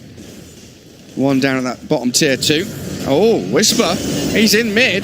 Lasso's up DJ. Can they even kill the Tiny? He's so incredibly tanky. And the Hurricane away from the Firefly gives him the safety he needs. The Winter's Curse required from Stinger just to kill the position 4. K1, he's gone in, surrounded by PL illusions and charging forward. Very bullish move from K1 to try and hunt down the PL. Nice cookie in. Walrus Punch 2. They've got him. They killed the PL. K1 using that Battle Trance just to get some extra attack speed. And now they're on Does not have a BKB. In comes Bryle. They know that K1 spent everything he's got. Can he disengage with a cookie back? Maybe to the high ground he'll go. Stinger's out of gas though, and Whisper can't save his mate. The Rolling Thunder connects and K1 drops. It looked good from Beast Coast, but Fnatic showing that they can fight back even with their carry down. Stinger's out of mana completely. DJ, he's in there again. Avalanche toss, fake grenade forward. Stinger stuck in the trees while C-Smile, he can't connect. The Yules to save jabs will get away from Whisper and C-Smile. While Fnatic calmly reset. Fnatic, they want these prolonged team fights. They want Lasso to be down, they want Curse to be down, and then they want to poke. We see the issues that they're running into because these heroes, they don't have mana. A couple of swashbuckles, a couple of PL Spirit Lances, and the hits. PL needs to stay away from Troll. Like that's the only hero who can pretty much kill him. One of the reasons why he decided to go for Shard, to keep the distance, and once he gets to that heart, he's going to be very thicky. Oh, he also found a really good item, Elven Tunic against Troll. Oh. So both heroes do have a miss chance. Superb. K1 still yet to found a good tier 3 item for himself. Needs a good one. I mean, thinking back to that fight, I think you're spot on. We're seeing like 4 silences, 3 sets of tiny combos, 3 shield crashes and 4 swashbuckles. The Dire team are spamming out multiple rounds of spells, and usually we'd see a couple of cold embraces, but there weren't any in that fight because he was out of mana. We didn't see too many snowballs and shards because Tusk is rolling in, dying immediately, but out of mana. And here, Gojira caught again. Out of life, yeah. Tiny and Bryle find yet another pick-off. Whisper did pick up bongo boots, so they're not going to be able to slow them down with the shield crashes, with the penitence, and even spirit lances. So that's a really good pickup if they want to disengage. DJ finds another one. There's a Wild Wing up on top of the high ground for some reason. Gets phase grenade for extra vision. Keep tabs on Stinger. And Timado secures another one. Why is the Wild Wing up there? He's got an Observer Ward already. Just a target to toss people to. Can he hurricane himself? Not sure. I think you can. I think right? you can, yeah. Let's see if he does it. Hurricane to low ground. Don't worry. He's flapping his wings, yeah. I guess that's how he got up there. Hurricane up, hurricane down. Oh, K1. K1, what are you doing out here? He's going to get the route in onto the Pango. He was baiting. He was baiting Fnatic in. That's what K1's doing. Finds the turn on the Chen now. Dubu cleared up, and Troll with a double kill chasing for more. This is where Beast Coast really are at their strongest. Mid-game team fight, find a couple of pickoffs, and keep hunting for those additional targets. DJ will get a toss back, but he's dead to Whisper's back. This is the only target that they should not go for. K1 a bit too difficult to kill, having a Dispel mechanic, having this Battle Trance, and also 2 saving abilities. There is a Snowball. Roshan. Oh, Golden Roche. Golden Roche. They scout it with a Chen creep. But look at Beast Coast, they're pinging, they're running. They know 3 heroes dead, likely without buyback. No Pango, no Tiny. Chen will respawn, but Roshan, he's gonna be in the hands of Beast Coast. Fnatic, they cannot contest this. They're thinking about it. Maybe Tomato could try to snipe it potentially with the Doppelganger. We'll try to scout things out. He sees it. He has the vision. It's already picked up, though. K1 gets the Aegis. Shard over to C-Smile. The dive in, looking for the kill, but the Witness Curse, a good one this time. K1, thinking about turning and fighting, has the Battle Trance to bash into Jabs. The damage is good, but the Yules is better. Buys a bit of time to get Jabs out, but he's still going to fall. The Scatter Blast, and Beast goes standing their ground. Look for Tomato with a stun. Needs a Doppelganger to try and slip away from this. Retreats northwards, but Whisper and C-Smile, they're chasing him back. They're finding the PL, but the Rolling Thunder connecting on the snap. Needs that Cold Embrace to keep him alive, while a snowball towards the Chen gets a double away, and Bryle with a double. Make it triple. Buckle gets him 2, and another finish on Gojira. Oh man, Fnatic still going inside the Roche pit and taking that fight, knowing that Beast Coast will pick up Aegis, so pretty big deal. They didn't buy back, did they? They did not buy back. They just waited out that timer. Also in that fight, Troll using Whirling Axes on the curse target, so there was no damage coming out on the Dead Prophet. And once those axes are gone, DJ getting dragged back. Yeah, Whisper. You said Whisper, he's the one that pops off, like he's the true carry, and looks like that 9-1 and 10 on his Batrider. Yeah, he's the one that keeps Beast Coast in these games when things look rough. He finds the openings they need. I mean, that curse is good. The first one Sting has had all game, really. 30 minutes in, one decent curse. But see here, Fnatic, Pango's respawning in 3 seconds. They've dragged this fight out long enough. Okay, we give away Jabs' life, that's fine. As long as Tomato can escape and slip away from danger, we've got this second round, another salvo of damage. Yeah, they're very good at resetting because Phantom Lancer does have that Heart of Tarask, and Bryle gets an extremely good connection with his Rolling Thunder, finds the angle, even gets the bash and finds a triple kill. So next big item for him is going to be that lasso, so won't need to worry about the curse or Batrider's lasso that could potentially drag him and mess up what he wants to do. Because fights are going to be very chaotic coming out from Fnatic, having this Rolling Thunder, Dead Prophet ulti, Chen army, and of course PL Illusion, Spirit Lances bouncing around. Yeah, that Lincoln's a huge pickup on the Pango. K1 finished off his Abyssal Blade, so a little more lockdown to catch maybe the Pango, the PL, or the DP. Those missed chances against Phantom Lancer does not allow PL to go on top of Troll Warlord. They need to deal with the rest. I don't think they can burst him from 100 to 0. I can try and burst Gojira from 100 to 0. A nice snowball across, though. There's a Centaur there, just allowing him to get away. And the curse, the reset tool from Beast Coast. The Rolling Thunder and Exo, both used by Fnatic. So Beast Coast, well, they just say goodbye. TP home, don't let them fight. And maybe think about coming back out onto the map once those big spells are still on cooldown. If there was no Exo, they would definitely not use Curse there to hold Pango in place, but they so both. And I think it's time to strike. They do have Abyssal Blade that you mentioned, and knowing that there is no Exo, that's a lot of Fnatic damage taken out. That is. That is. Where are they going to go? You know, tier 2 mid maybe unlocks that top outpost for them. The key objectives still out on the map. Beast goes, they're coming back to their triangle. It is warded by Fnatic. There's vision there. 40 seconds until it expires, but they see the troll, they see the wyvern. Fnatic knows exactly what Beast Coast are up to. And at these two heroes in the mid, they're a little isolated. The patience from both teams, though. Dire vision, very good. Access points to this top jungle. They see everything coming. Tomado's going to go to a very spooky area, though.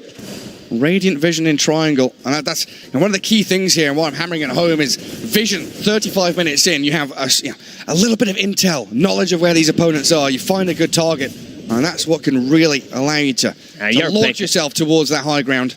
If you find an opening, Batrider does have lasso, bongo boots, and spider legs, so he can easily drag people down. Beast Coast, they're the one trying to put some pressure on towers. I may be a little bit obsessed with Vision as a position 5 player, but I think that's fine. Vision saves lives and also it wins games. It sure does. C-Smile, didn't talk too much about him, but he did pick up that level 20 talent where Little Shredder uses your attack damage, does have DD and a full data list done. So he's going to be able to scale. Level 25 Snapfire deals well with the PL and the illusion. He also went for the other 15 talent that gives you extra 2 hits on Little Shredder, so that's big. I've seen players go for both, especially if you want to one-shot the creep wave with your Scatter Blast plus talent, and then if you want to like stay out of map, but he was preparing this for late game for Phantom Lancer. Yeah, scaling and scaling. Even picks up a Maelstrom now as well, so another way to contend with the Chen army, the Phantom Lancer illusions. Bryle, defended there by the Tiny. As Gojira and K1, just wanting to clear out this mid-wave. Don't allow Fnatic to have an easy route towards high ground with a double catapult wave arriving. And there's Battle Trance Strong Dispel on the Troll Warlord now as he hits level 25. Oh, we might see another strong Dispel because Dubu is trying to farm up Aghanim Scepter. So he is. That's big. We see that as a counter to Batrider. Seen it multiple times throughout this major. Batrider uses Lasso, you pop it, and it's gone. Yeah, it feels like Chen is one of those unusual counters to Bat. The Satyr with the Purge in lane, the Aghanims with a Hand of God in late game. Definitely a great pick. Up against the Bat Rider of Whisper. Gojira. I mean, this is classic Gojira, honestly. Schofield, his previous name, you probably recognize him on his Earth Spirit Tusk, playing aggressively in the opposing enemy side of the map. Does die here as he tries to give vision, give an opportunity, but mainly forcing ultis and spells out of his opponents. Fnatic trying to itemize the kite against Troll. They understand that this is how we're going to be able to win the game. Dead Prophet did have Yule Scepter, which is a natural build-up for Dead Prophet. Tiny trying to get one, and also Dead Prophet. Okay, she's changing her mind. Was thinking about getting Heaven's Halberd. Definitely an item that feels really nice to have against Troll. And instead, heading into Shiver's Guard, yeah. Fnatic going to set themselves in this high ground triangle area. Natural place for Dire to be. Play into top and mid lane, cut the waves. Don't really care too much about that bot lane shoving all the way in. A little surprised Chen hasn't gone for the shard or anything like that just yet, but I guess he's playing against Troll, playing against Wyvern. Like these two heroes deal really well with the creep, so prioritizing Aghanim Scepter, I can understand that. Strong Dispel mechanic, way too good against Bat. It makes sense. Don't expend that gold. K1 in the enemy triangle all alone. There's no vision to spot him, and he does have an observer board that could maybe see them coming. As both teams really just going through the motions in terms of pushing out waves, resetting the map, try and get these creep waves at the river or past them, because Roshan potentially up in 10 seconds. And that's where we'll see Fnatic now group up together, knowing that time is ready. Beast Coast from their triangle, Beast rallying Coast around. is getting scouted by this ward. Oh yeah, they see them. Little surprised. And they jump Schofield again. DJ seems to have his number, and a 4-staff away will make this snowball follow him over the shards, up to high ground, while Bryle is causing chaos in the backlines. Trying to chase in towards Stinger and C-Smile, while Gojira does die finally. Bryle still rolling towards them, but cursed up now. Yule's on the troll, holds him in place for a sec. The lasso comes and K1 opens up, unleashes on Bryle. Jab's going to be the next target of choice. They've got the axes, but the Lotus Orb returns the snowball back towards them. The toss to the high ground. K1 stuck now. What can he do? He can't get down. He can't do anything. He's surrounded by Fnatic now. Kills off a ward, but they're just going to poke and South prod at him. American Ortiz stuck. He can't move. Eventually, he's going to die. They need some kind of a 4-staff. They need to help him out. Beast Coast are meant to be saving Prod. There it is. There's a cookie. Playing as him. They do get him down at long last. Doesn't have BKB, but he has the battle trance. Still dropping low and C-Small. Shredded by Tomato. K1 about to die as well. Yeah, no BKB, this long duration silence from Dead Prophet, and they also did use 2 buybacks. I like that Bryle had a very good read on this fight and didn't even use the buybacks. Now, these are the fights that Fnatic need. They need prolonged team fights so that Phantom Lancer can't go in and out multiple times, reset, and if they're not fighting around the troll, that means these heroes are not dealing well with the PL and the illusion. Snapfire is so close to that level 24, and we also need to be talking about getting that level 25. Again, it starts with Schofield, maybe playing his hand too aggressively. Goes very deep, and like you said, Bryle, great read on this. Just rolling Thunder straight in towards them. Lincoln's pop, they needed the another curse. toss back they on do Bat. get a lasso onto DJ. They tossed one back, but Tomato's in. Stuns up, the Bat Rider needs the Glimmer Cape to slip behind his own tier 4s. Gojira, he's dying to the Spirit Siphon, and the curse on an illusion again. They'll try and delay the death of the Tusk as he blinks out of his snowball nicely. But Fnatic, they're the ones breaking the base. They're the ones putting Beast Coast in their place as Bryle once more diving towards Fountain. Aggressive into Stinger, kill the Wyvern. He's got buyback on Stinger.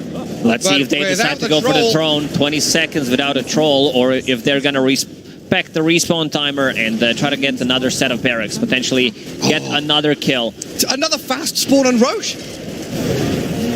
I swear we only... It's Platinum Roche. We only just saw him. What? He's back again? And they do have Wildwing Ripper inside Roche pit. Dubu already prepping for this, and he's calling the shot. Yeah, let's go get it. Oh, I swear we only just saw Roshan die now. He's back up with Aghanim Scepter. Well, there we go, Fnatic. Mid lane gone. Tier 3 top demolished.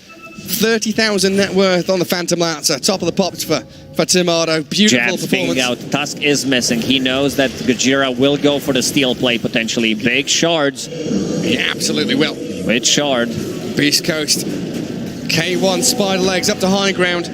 Whisper Fireflies. K1 getting isolated by Tomato and Jabs though, and they've got that Abyssal Blade through the PKB. Whisper has so much physical damage coming his way, he can't stand a chance. They do catch out Jabs with a Yule Scepter. Once again, defensive tool, beautifully used. Tossing up K1 and killing the Troll. DJ's there to set up for Fnatic. Troll does not have a buyback.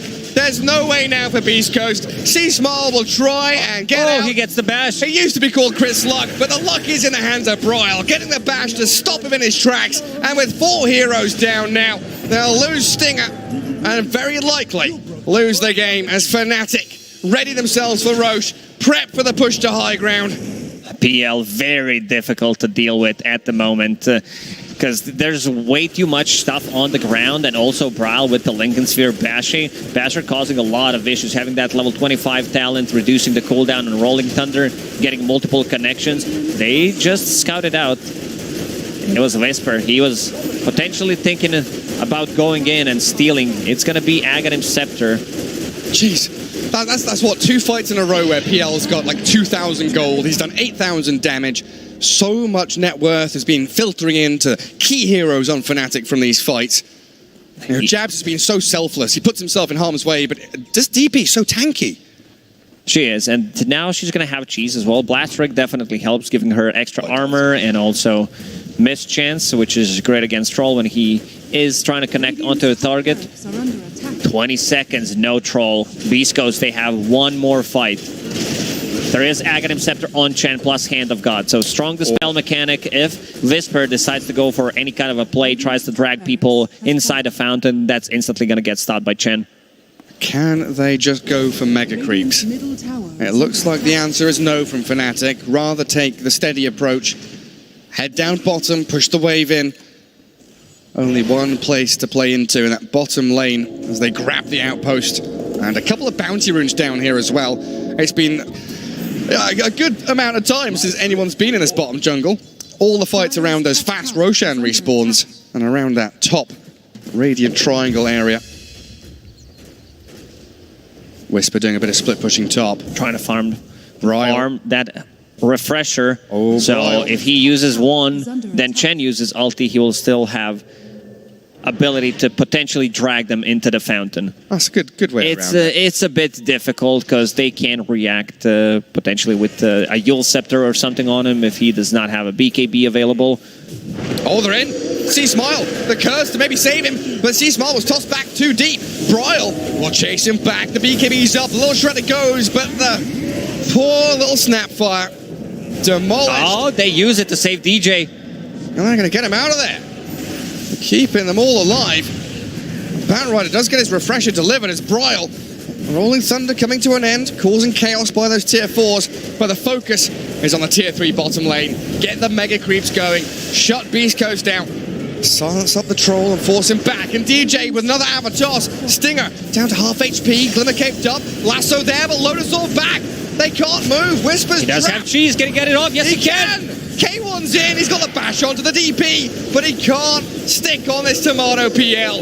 The Phantom Lance are doing too much against the Batrider now. Dives in, kills off Whisper.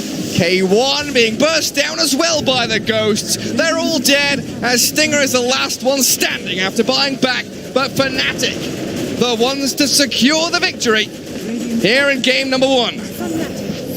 Man, what a performance. They definitely look like a real team. This is not a team with 3 stand-ins or 2 stand-ins, or what do you want to call them, because this team is playing extremely well. They're not overlapping their abilities. Spellcasting is really on point, and yeah, there's just a great synergy between the players. Yeah, everyone listening to Captain Jabs. I mean, honestly, the fact you do still have Jabs and DJ, that offlane duo, and you know, 2 of the real core members. Yeah, you also do have Dubu, who is shot calling quite a lot. Whenever you watch his stream, you know that he's very vocal how to win a game, scouting Roshan every single time. Man, these 2 Diffusal Blades, they did a lot of work. And I also think Tomato carried the game pretty hard, understanding that he needs to stay away from the Phantom Lancer and deal with the rest, then deal with the Troll once his BKB is down, because they do have silences to take care of that. And Hand of Midas, a pretty solid item to scale up and build up that Phantom Lancer as we head back to the panel to talk about this game number 1. It was a very interesting game, number 1, Fnatic taking it there. And for you guys, though, when it came to the early part of this game, did you feel that it was always Fnatic in control and that they were the ones that were leading every aspect of this game? The lanes went pretty good for Beast Coast, right? Like mid was quite ahead in levels. Like he got that solo kill. Top also, Whisper was like diving the PL, killing him, forcing him out. I think they played the lane really well. They had like good sentries blocking the camps for Chen to make it harder for him. Yeah. I mean, I think the issue comes whenever your safe lane goes like this, when you have a lineup that needs to tempo, whenever you need to be pressuring the enemy, when they have this like really freaking terrifying PL game, where he's just getting the gold, and when you lose your safe lane this badly and things start to like crumple, you end up sort of this defensive position where this PL, you just don't have the ability to get to him, so he can just play this defensive part of the map and keep farming up the gold, and at some point you just like, I don't know, you just can't play the game anymore. Dude, he was going psycho, man. Like he literally rotated on mid and like helped kill Chris Luck there. So this man with a Midas doesn't care at all. Yeah, it felt like there was a bit of give and take, because like you were mentioning, like the Batrider was killing and pushing the PL out of the safe lane, but while that's happening, you've got Chen and Death Prophet killing the Troll bottom and taking the tower. So it felt like some of the early Fnatic moves with the Chen and Death Prophet Exorcism were not not just pressuring K1 Hector, but also getting these objectives, which opened up a lot more of the map for Fnatic to kind of, out-farm Beast Coast more towards the mid-game stages of the game.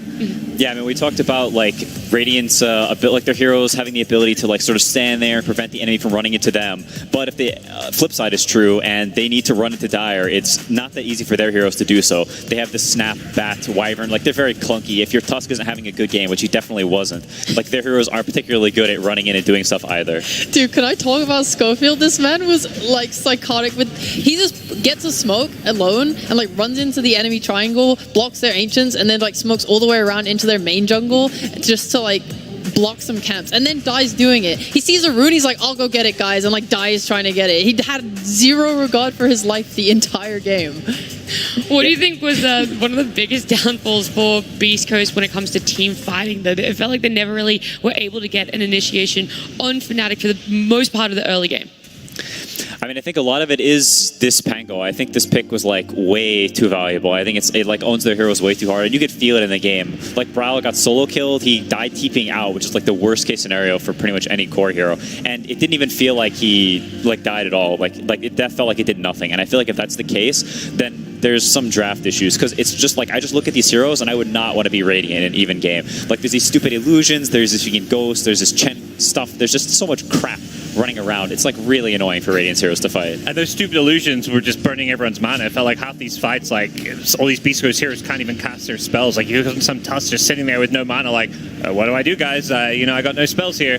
And then you've got fights like this where, great toss. The Tiny was able to toss people up on cliffs, forces the Troll luckily to get a spider legs, but they just did such a good job hiding around the Troll Warlord.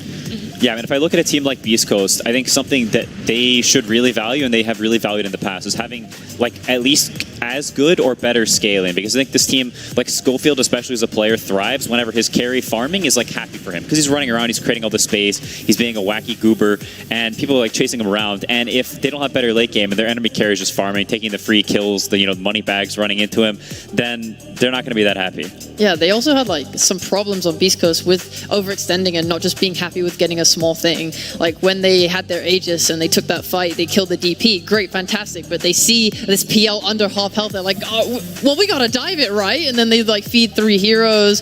It felt like really bad when even like whenever they would get a good fight, they would just kind of throw it all away. You talk about that, Roche. Why was that fight so in favor for Beast Coast? They just took. They had the 3 kills beforehand, right? So it allowed them to just walk into the pit and get it. So I guess like the team fight leading into the rush is what I meant. Oh, they was just like a pickoff, right? Like I think Fnatic, something they did kind of poorly was setting themselves up like to take the high ground. Usually you just control an area and play it slow, but this game was so brawly. Like they would be out of position, you punish that with the bat, and then you just kind of chase heroes down. Yeah. If anything, it was kind of impressive to see Fnatic contest Roche like 3v5. Like they already 3v5 in Aegis, and they managed to get like a decentish fight after Roche. I was like, this looks crazy, and they just knew that like key spells were down. I think Troll's BKB was down from some of those pickoffs, and they managed to kind of salvage the situation and take the Aegis out of K1's hands in a kind of disadvantageous position. Yeah, I mean, you asked what made the team fight so hard for Beast Coast. I think that sort of like sequence there is like showing sort of what the potential of what their heroes can do if they actually get the ball rolling. But I mean, I think it sort of goes back to how poorly the safe lane went. Like if things are a bit more stable and the map is a bit more even, it's a bit more calm, whatever, and they actually get to this back blink and they get some like proper fights, I think their heroes can look a lot better. But they just never had this proper. It was just like the story of just random crap running around and Beast Coast heroes not being able to deal with it very well. Yeah. Do you think there could have been a different way that they could have dealt with that, or it really was just down to that draft and Beast Coast not having preparation for it? I think there were definitely some sloppy kills fed here or there. And when you're playing against Pango, Chen, Death Prophet, like these heroes that just amass this big ball, like you have to abuse the fact that they can't kill you that easily early. Their catch is kind of low, they're a bit clunky. And if you get a bit sloppy and you feed these kills away early, then it's like they weren't clunky at all. Like they got the kills and they have the team fight and the ball up. And like you gave them what they were lacking, with these like freebie money bags. What would you like to see Beast Coast sort of focus on coming into Game 2? Carry matchup, I think. Yeah. I was even going to say, like, I know it's a K1 hero, but I don't want to see Troll. Like, I think this hero, you got to pick in, like, the perfect situation. They had their back against the wall and felt like they were just picking, like, I guess it's okay versus PL, Whirling Axes, Battle Fury, but I don't know. I don't think Trolls, I hear you bust out in an elimination series. We'll see what they end up doing with their carry matchup, as there is a game 2 that Beast Coast could potentially take when we come back from this break.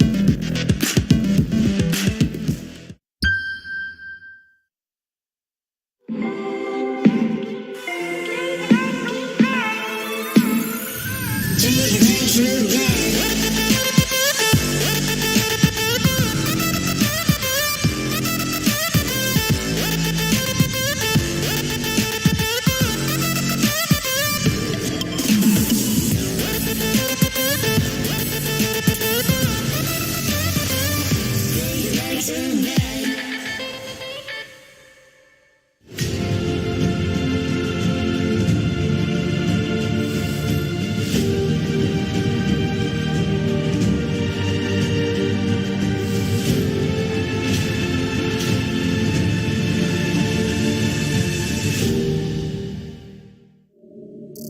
can be found in any number of places. Scientists will tell you that it comes in newtons. Gamers will say that it can be found in silky skills. We will say that the power lies in real thrills, in the play with perfect ping, in the runes and crystals, in every frag and gank, in your personal winnings. Lock and load for PGL Arlington. Hey, buddy! I said good day, sir! It's a lower bracket elimination match between Fnatic and Beast Coast. Fnatic having game number 1, which begs the question, how are Beast Coast going to be able to come back mentally from a game 1 loss? Well, as someone who's lost many a game 1, it's hard. It is tough, as evidenced by recent events. Also, Beast Coast don't take his advice.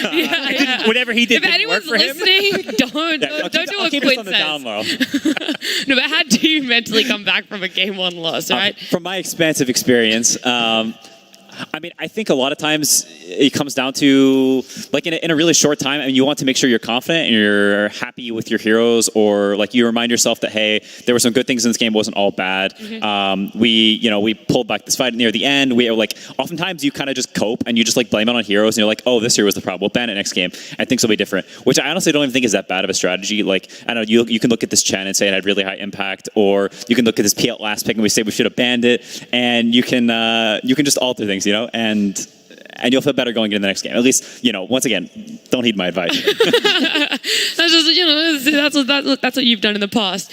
Speaking of things that have gone right for both teams, though, the off lanes, both of them looked absolutely fantastic. Yeah, really. I'm like super impressed with Jabs on his Death Prophet every time he gets it. Like, he has a very versatile hero pool. When he originally switched to off lane, I thought like he was gonna have like a small pool, right? Like make sure he's getting like fully accustomed to his role. But he kind of came out, was playing like different heroes every game. He's not like the most mechanically impressive offlaner you'll ever see, but he is pretty reliable. But I definitely think his Death Prophet stands out above the rest. Mm-hmm. I would honestly think about banning it if I'm Beast Coast, just because it puts him on something else. It's like the lane is not going to be as dominating. DJ, I don't think you can ban out. There's too many of, like we talked about in the first game, Tusk, Marcy, Tiny, whatever. There's so many roaming melee forests that DJ can have impact with. But they made so much happen that game. Mm-hmm. Do you feel the same, Gods, that DP might need to be respect bans, or maybe that Chen? I think it's an option. I think Chen has been just one of the beastly heroes of this tournament. Just look at the win rate, and it's like glaringly high. Like often you can see a hero, 50 to 60. You're like, okay, it's good, but like how good is it? But Chen's like 75% now, keeps on winning. I think the issue is like you can ban a Death Prophet, but then maybe you're letting a Razor or something through, which he's just as comfortable on for the off lane, which also pairs really well. He likes playing these ranged off laners for the most part with, the DJ, Tiny, Tusk, whatever it may be, Melee 4. So I do feel like there's substitutes for Death Prophet that gets banned, but I kind of agree with Sheep at the same time, because I do feel like Fnatic look at their best with Death Prophet because it is that objective taker. Yeah, I mean, Beast Coast is first pick this game. Both of these teams actually prefer first pick, which is the complete opposite of what was like sort of held going into the tournament. As a second pick is way better, way easier to draft on, and things are sort of shifted for some teams. These teams specifically will always take first pick. So, if anything, Fnatic will sort of be forced to ban the Chen this game, because I think Beast Coast will probably take it first pick. So we may see like the hero pool that ends up in this first phase may be like completely different, because Beast Coast may either have the Chen or maybe completely banned. There may be a Timber or Coddle, something in the pool that potentially Beast Coast looks to pick up. Puck as well, because Beast Coast had to ban Puck game 1. Well, they felt like they had to. Then maybe this time it's Fnatic who are like, do we ban Puck? Yeah, it's definitely possible. It's not a hero that Beast Coast has traditionally preferred like as much as some other teams. Christopher Luck definitely plays it, but I wouldn't say it's like as much as someone like a Nothing to Say or a Brile who just like, give me the freaking puck now. Despite like just the hero pool changing up, could it be the roles that are first picked as well could be different now that Beast Coast have first pick? Yeah, it's definitely possible. I mean, if you saw in the last game, Fnatic, they first picked this random casual support and they get this juicy 8 pick. They get this Death Prophet on 8, seeing two heroes they like it against. And so that'll be, be Beast Coast's turn to do that this time. And maybe they pick something less flexy. Maybe they step away from the Snapfire. They feel like it wasn't that good this game. There's the Death Prophet ban, like Sheep said. Thank God, boys. Yeah, and they ban it with the Razor. So it's like, okay, we know if we leave Razor on the pool, he's going to take that instead and be just as happy. So why not ban both? Yeah, I haven't looked at their trends as a team, but I think Beast Coast have like the puck option between Chryslok and Whisper playing it. They also really like the Wyvern, the Chen, and the Tiny. So I imagine it will be one of these heroes depending on like what gets through. I don't know what they prioritize though, like preference. All right, will they first pick Puck or will they play against Puck? Whoa. Hedge your bets right now. Yeah, because like some teams just like to pick this Tiny, right, and say, yeah, please don't pick Puck. And like against a team like Liquid, that did work. But a lot of other teams, like Chinese teams, they don't care at all, and they'll just pick the Puck instantly. Yeah, I think Beast Coast, based on their the fact they banned it last game when Fnatic was first pick, means they're obviously very scared of the hero. Don't want to play against. So I feel like you're supposed to just take it here. Yeah, and considering they can flex it, like that to me suggests like they maybe wanted it, but nope, they're gonna play into it.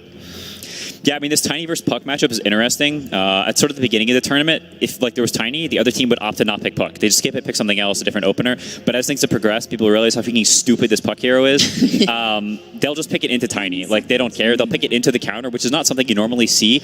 But there are other heroes you can pick to sort of compensate, either some beefy boys to go in and protect you from the Tiny, or some saves, or you alter your item build a little bit, give you some more HP here and there. I expect Fnatic to pick it, but I don't know, maybe they differ and they don't. Yeah, the Eon Disc as well, like I've seen a couple Pucks buying that and just dealing with burst, like initiation that way.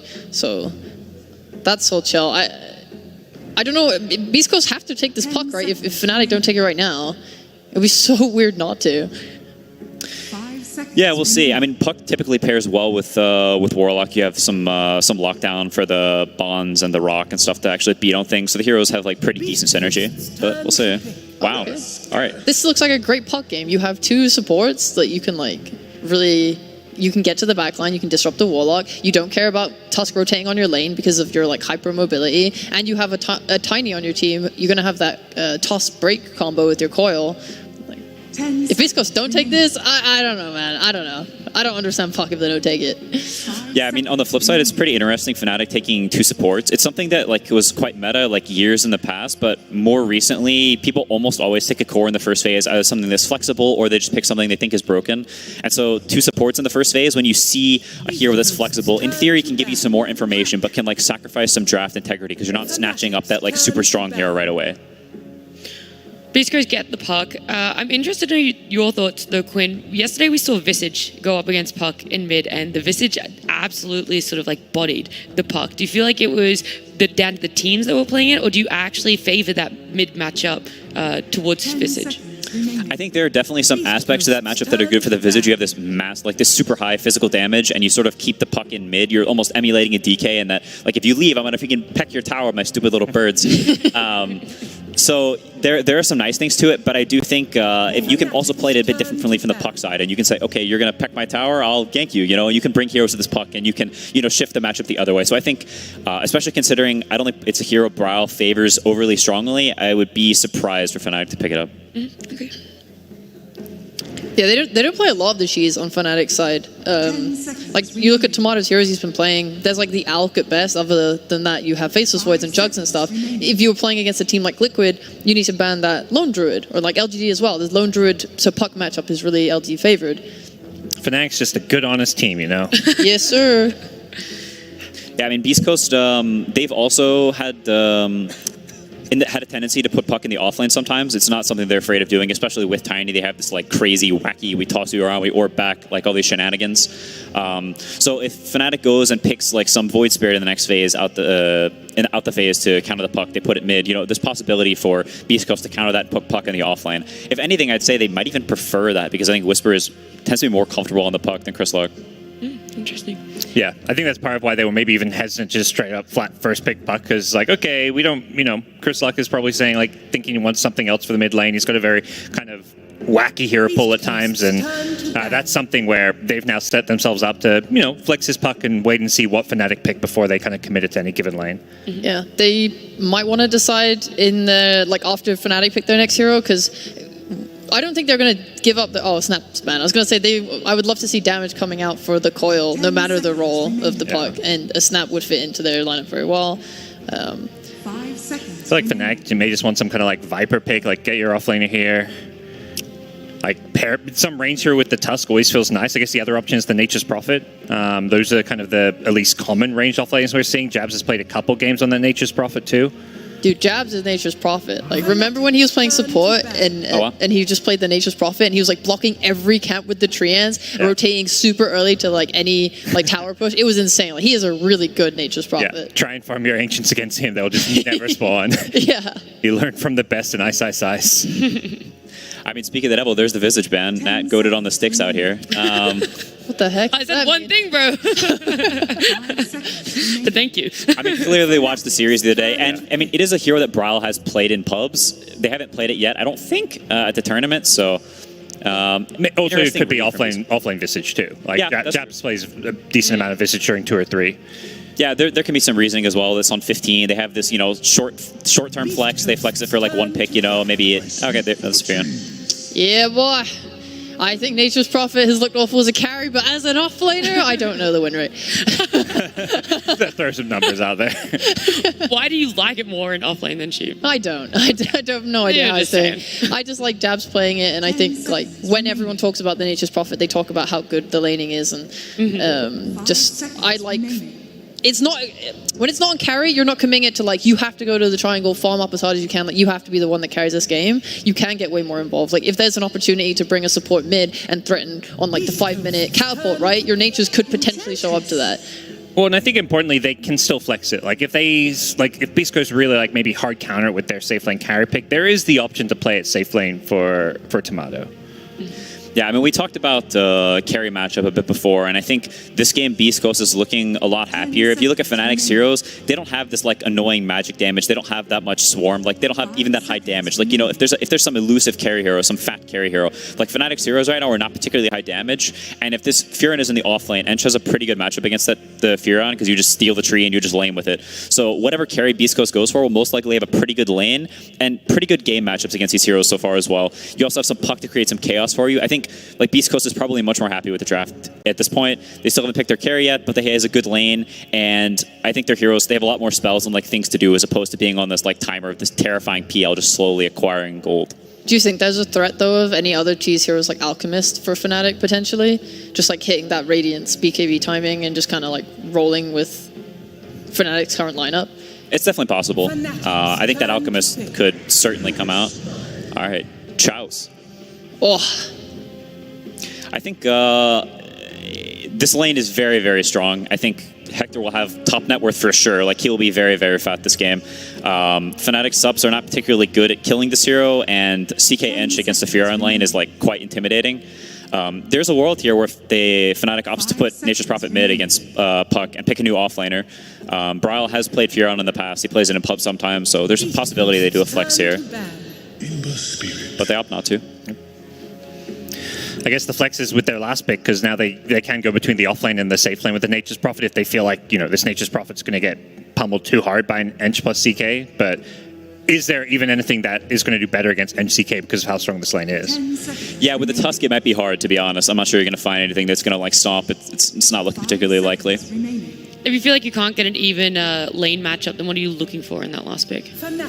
I mean, they may just be looking for this last pick super carry matchup.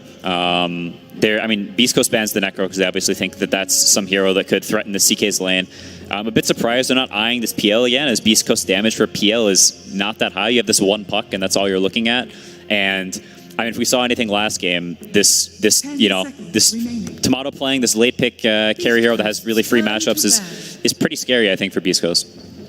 Yeah, I'm not like overly worried about the kill potential on the safe lane from Beast Coast if Fnatic play like heavy micro with the natures. Like if you ever watch 33 play like a Lycan, he's using his wolves to constantly drag waves between like being able to do that with like Treants or with your Tusk. There's a way for Fnatic to just not lane, and then that way you're not giving Beast Coast what they're looking for. Yeah, for sure. I think this Ember versus Puck matchup is very skill-based, but I think in this game specifically, it's not as bad as some other games where this Puck versus Ember matchup might be. If you look at Fnatic supports, Tusk and Warlock aren't particularly good at like helping swarm the Puck. So there's a world where this Tiny comes in with a coil, or ENG comes and purges the shield. Like you have a lot more kill potential on this Ember, and it becomes a bit scary for him to like push up and do this slight, like chip you down type of thing. Do you feel like it is going to be a mid puck then, even though Beast Coast have often played in the offlane? I think it definitely can be. I'm not sure if it will be or not, as Crystalek does have some heroes that are like pretty good against Ember. And Fnatic actually just straight up respect bans 2 heroes, because I don't think you ban those against another player. So they obviously seem to think it's Puck offlane. I'm trying to think of what Crystalek would counterpick Ember with. Snapfire is also banned, which we've seen some teams do mid against the Ember. Say it. Say Boom's name.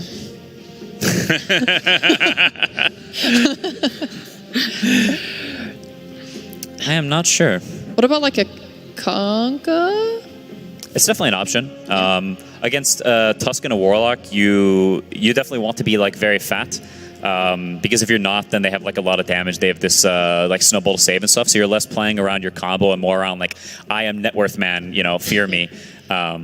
I really like Kunkka as well, because you see so many pros, they don't care about going damage, especially when you have a Puck and a CK on your team. You can just get the Hex rush after BKB, and playing against Ember, I would love that build. Yeah, it's definitely something we saw popularized at TI with Toronto Tokyo, like buying this BKB AC Hex build or whatever. Yeah. Oh, wow. So it's mid Puck, right? That might be mid Underlord. Crystalek has played it in the past, and it has quite a good lane against Ember.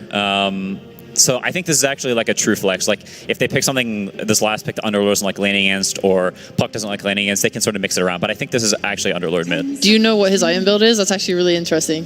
It's probably something along the lines of Treads Atos, your like standard Underlord build just from mid. Okay, so nothing too freaky. Yeah, I don't think he's going to any Mom, S&Ys or anything like that. I mean, that would be really cool, but what do I know? So what can Fnatic do with their last pick if that is such a flex and unknown on the side of what Beast Coast is laning? Feels like there's 2 options, like get that super carry or play Prophet carry and go like really fast-paced tempo. I think as far as offlaners, if they go that direction, you're looking at maybe like a Viper type hero. But I think your safest bet, and like you're in this elimination series, usually we're seeing teams more and more here in the playoffs go for these like late game carries, because games tend to slow down here in the playoffs when more is at stake. TI's on the line. These teams want to play things safe. Yeah, I think it's pretty likely to opt for super carry here. I could even see them like go into the PL again and just like, we don't care about Underlord, we'll farm this Heart. They have a Warlock in lane against the Tiny 4, so whatever carry Fnatic picks will likely have like super free farm. So they can sort of opt for whatever hero they feel like is best for the game and just farm it up. I was about to say, Jug is still in the pool, and I love this hero this tournament. People playing with the Maelstrom Shard, it's so good. It's so high damage, so high magical, and you're just like, you get so much move speed, you're able to just kind of like go into a fight and get out without really risking your life. Mid Underlord, oh yeah. That's so cool. I'm so hyped for that. And it really like stops as well if Fnatic wanted to bring jabs mid for like early rotations with the catapults and stuff. Like this pretty much makes it impossible, or much harder. When it comes to timings in these lineups, how are you guys feeling for the teams? I think Beast Coast have much better chances than they do last game. I think they have like much more chill scaling. This Ember hero has a tendency to fall off occasionally. Whisper is like very comfortable on this Puck. They have more damage. They'll have a Vessel buyer this game for this like Warlock kills and stuff. So I think as things progress, I think Hector will have a really free game. He'll have absolute free farm, which is I think where Beast Coast wants to be at. So I think compared to last game especially, I think Beast Coast is in a much happier spot. Do you feel the same shape?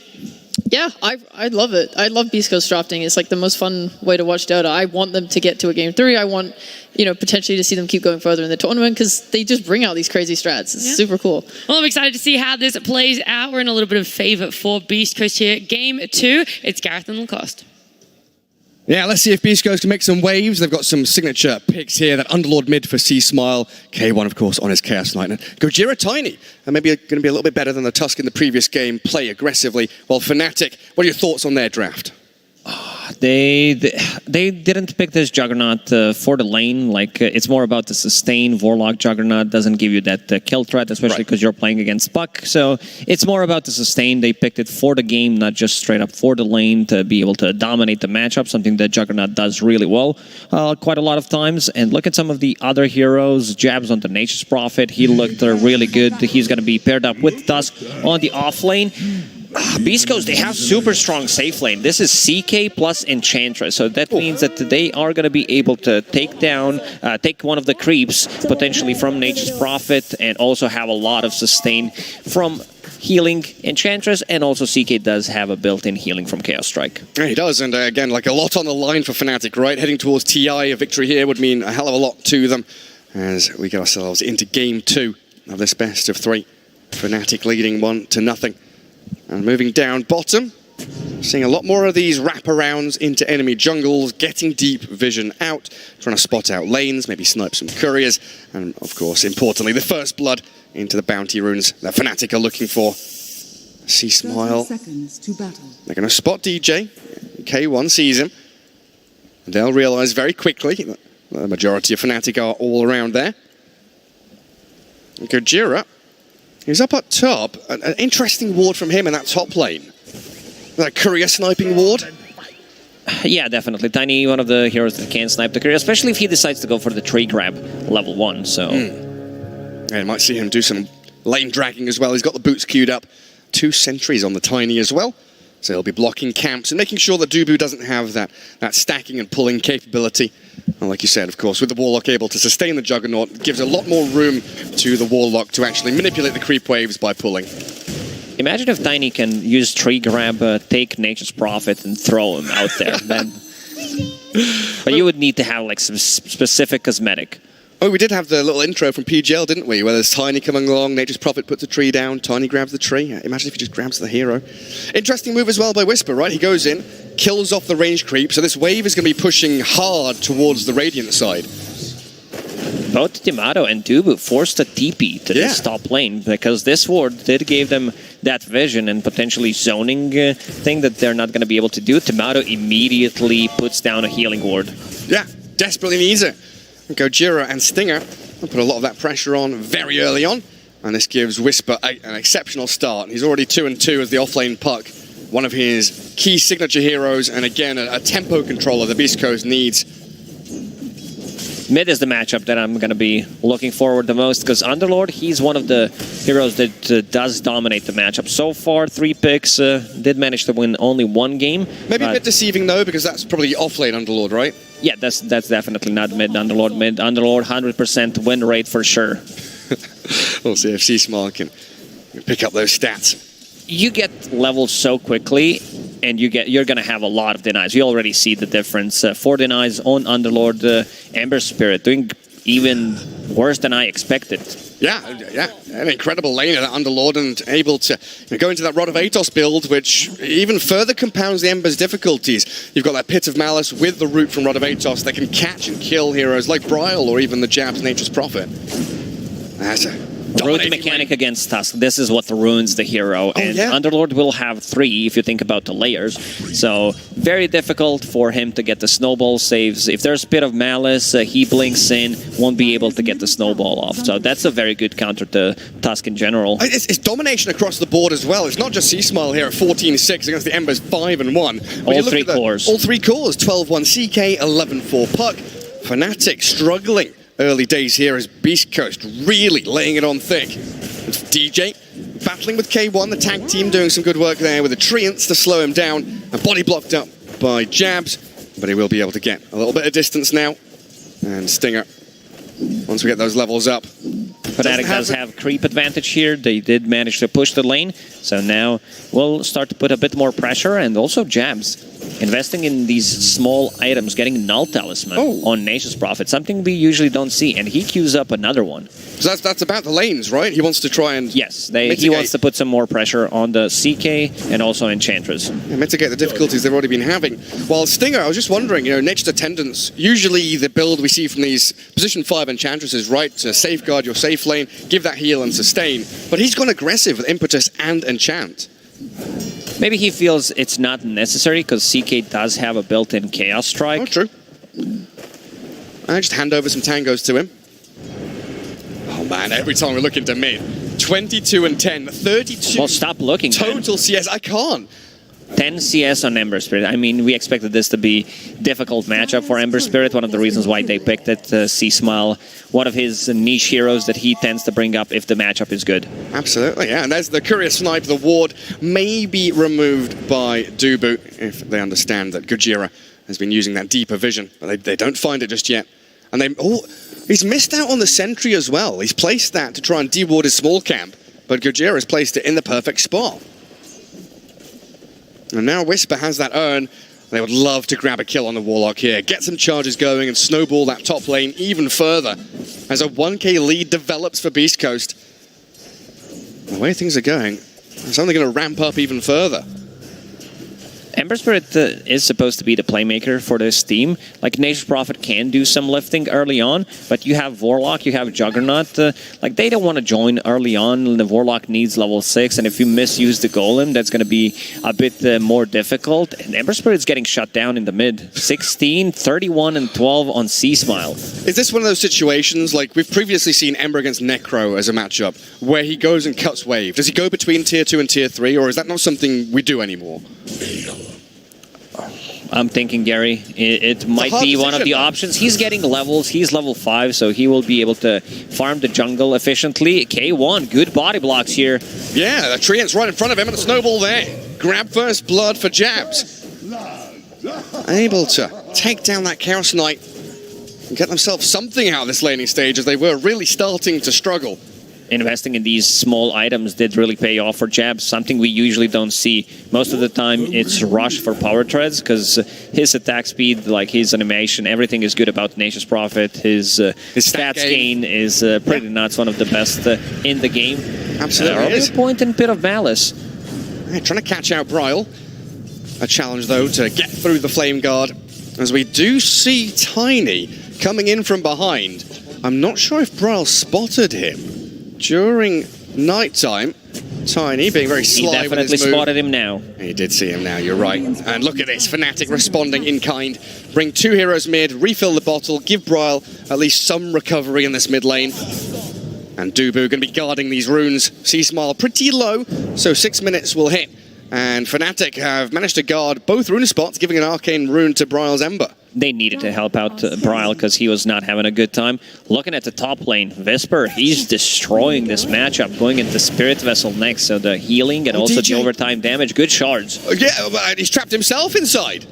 Gojira's going to be able to toss him back in towards Stinger. Snowball and the TP from Prophet. He's sat at 120 HP, but Gojira's the first one to die.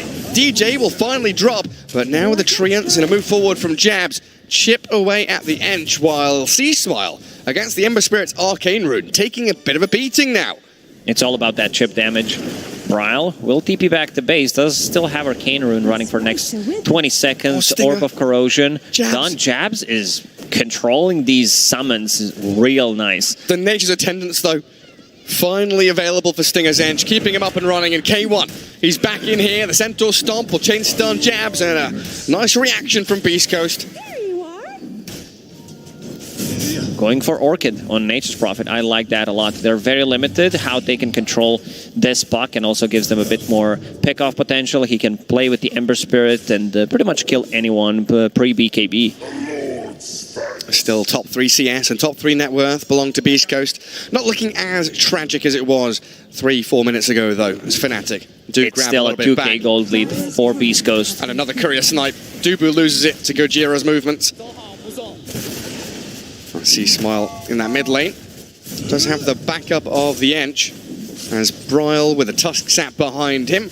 Just giving these defensive layers to the mid laners in case they do get roamed upon. Gojira going to combo down the Warlock. Holds the toss until the last moment to allow Whisper to come in with a bit more nuke damage. Even coils him up. And got the leash on the Jug, but the Omni Slash slicing through Gojira now. Gets the trade 1-for-1. Mid lane, C-Smile. Oh, he's taken down by DJ and Bryle. This is a kill that they needed, and also another active rune for Bryle, so he's getting back into the game. Oh, look at that Medallion. Is this going to be one of those items that is more popular coming through the playoffs because Enchantress has just grabbed one. Early pressure. Just having that bit of extra damage. I definitely didn't expect it because we haven't seen it, but seems like teams are also making slight adjustments coming later into the tournament. Yeah, I mean, we were chatting over dinner a couple of days ago, and I think it was Scriff that was talking about it. We used to see that Solar Crest quite a lot. Medallion was very popular just a year or two ago, fallen off the face of the earth until now, 2 games in a row, giving that nice buff or a bit of a nerf to your opponents if you place it onto them. As Bryle and DJ maxed out Slight with the potential for the tag team to do some good damage, but they don't find anybody. Radiant Vision there would also potentially scout them out once that smoke broke. They're aiming towards bottom now instead. K1, a very tanky beast, 1300 HP. Not as tanky against this tag team. The Dark Rift comes in and C-Smile with a Pit of Malice, trying to catch them out with a coil onto Jabs, but he's already managed to slip away with the help of DJ there. Getting out of danger, leaving the Tusk all on his lonesome. C-Smile will help Whisper pick up a kill, and Beast Coast with a 5-hero rotation just for a Tusk kill. Underlord, people forget that he has a global presence with his Fiend's Gate joining a lane. It's not as bad as it used to be, so outnumbering opponents. Nature's Prophet did use his Rat of Nature, didn't get the kill. Still, steady 2k gold lead for Beast Coast. Right, a toss back, though. Finds one. And Beast Coast still able to play as a group. Sprouted up, Jabs, gonna get ambushed and taken down by the Hellbear Smasher. Some big fatal bonds from Dubu, but no follow through. He's been isolated, picked off. And C-Smile claims another kill. Bryle's come in from the back. Gojira with another toss, but he's changed up. DJ walks it back. They've got both the fatal bonds and the searing chains to latch onto people. But 3 charges, yeah, over on that Whisper Spirit Vessel. It's an early Spirit Vessel pickup. This is going to give them a lot of kills. Sometimes it's all you need, having that bit of extra damage, and also we'll be reducing healing from Healing Ward, and also coming out the one from Warlock. Tons of sustain. That smoke pickup, it looks like Stinger are going to want to continue this aggression. K1 does have his armlet ready, but being run at every time he shows in a lane. There's a snowball, there's a tag team. Tomato with a spin and this DD rune going. K1 toggles up, but Shard blocked in. Punched around and killed off by Fnatic. This is really important for them to keep K1 CK under their boot, not farming freely. This is a big move. They did manage to kill CK, and I believe it was... Nah, never mind. I thought Tomato got the last hit. They're still going to have Midas, once again, going for that Hand of Midas. At this point, he might even change his nickname to Midas. Yeah. Considering how things are going, Gojira looking for an opening, potentially toss back into tower, force a spin from Juggernaut. Yeah, challenging against the Jug, though. And even with K1's couple of deaths, still up near the top of the net worth, he was in first position, but overtaken by his 2 teammates. Midas got delivered just as the courier was being killed. A very close one there. Like, imagine your Midas recipes on courier dead for 2 minutes. What a waste that would be. But it does arrive for Tomato on time. Tossing back under tower. DJ and Bryle. This is the pairing that seems to be causing chaos. The active duo from Fnatic. No longer DJ and Jabs, it's DJ and Bryle roaming around. They did manage to get Bryle back into the game after that their really bad start.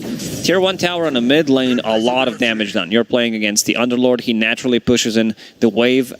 Atrophy Aura is maxed out. He does have Road of Atos, so potentially some solo pickoffs even from Underlord. Yeah. His damage is nuts. 90 bonus damage if he's going to find Jabs here. And he's waiting on the low ground. Oh yeah, he's waiting for Whisper to come in. Spirit Vessel, 2-man pit, coil him up, so no snowball save. Great move in from Beast Coast, giving a double that's kill. A late rock. They need to get something out of this. He drops the golem on them. Tomato will spin in, and they've caught out C-Smile with the chains, but a toss across will throw the Ember away, and this Underlord, he's perfectly fine. His ability's coming back up, and Bryle, he's dying. Triple kill for C-Smile now. They root up the Warlock, catch them with a root, strap him inside the Pit of Malice, and slay the Warlock. An ultra kill for the Underlord. He has almost 500 damage.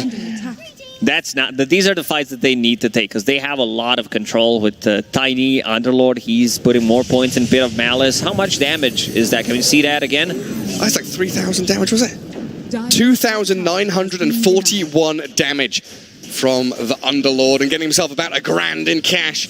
Something that we mentioned, the snowball save is going to be very difficult to execute. Root mechanic, and it's going to get even more difficult. This is level 2 Pit of Malice. You need Blink BKB on Tusk this game, I say. Yeah. Very easy to say it. I'm not sure like how you're going to farm that if you want to be able to push people out of the trouble. The other approach is to get Force Staff, so you can force people out. And yeah, 300 damage. Look at that smile. A wry smile from Gojira. Dire's bottom tower has fallen. He knows he's had an exceptional game. Like, how many couriers has he killed, actually? It feels like he's got 4 or 5. I stopped counting after 4. Yeah. He's been all over the place, slaying the poor little chickens. DJ killing off one of these Ench creeps that was farming Ancients with Stinger nearby.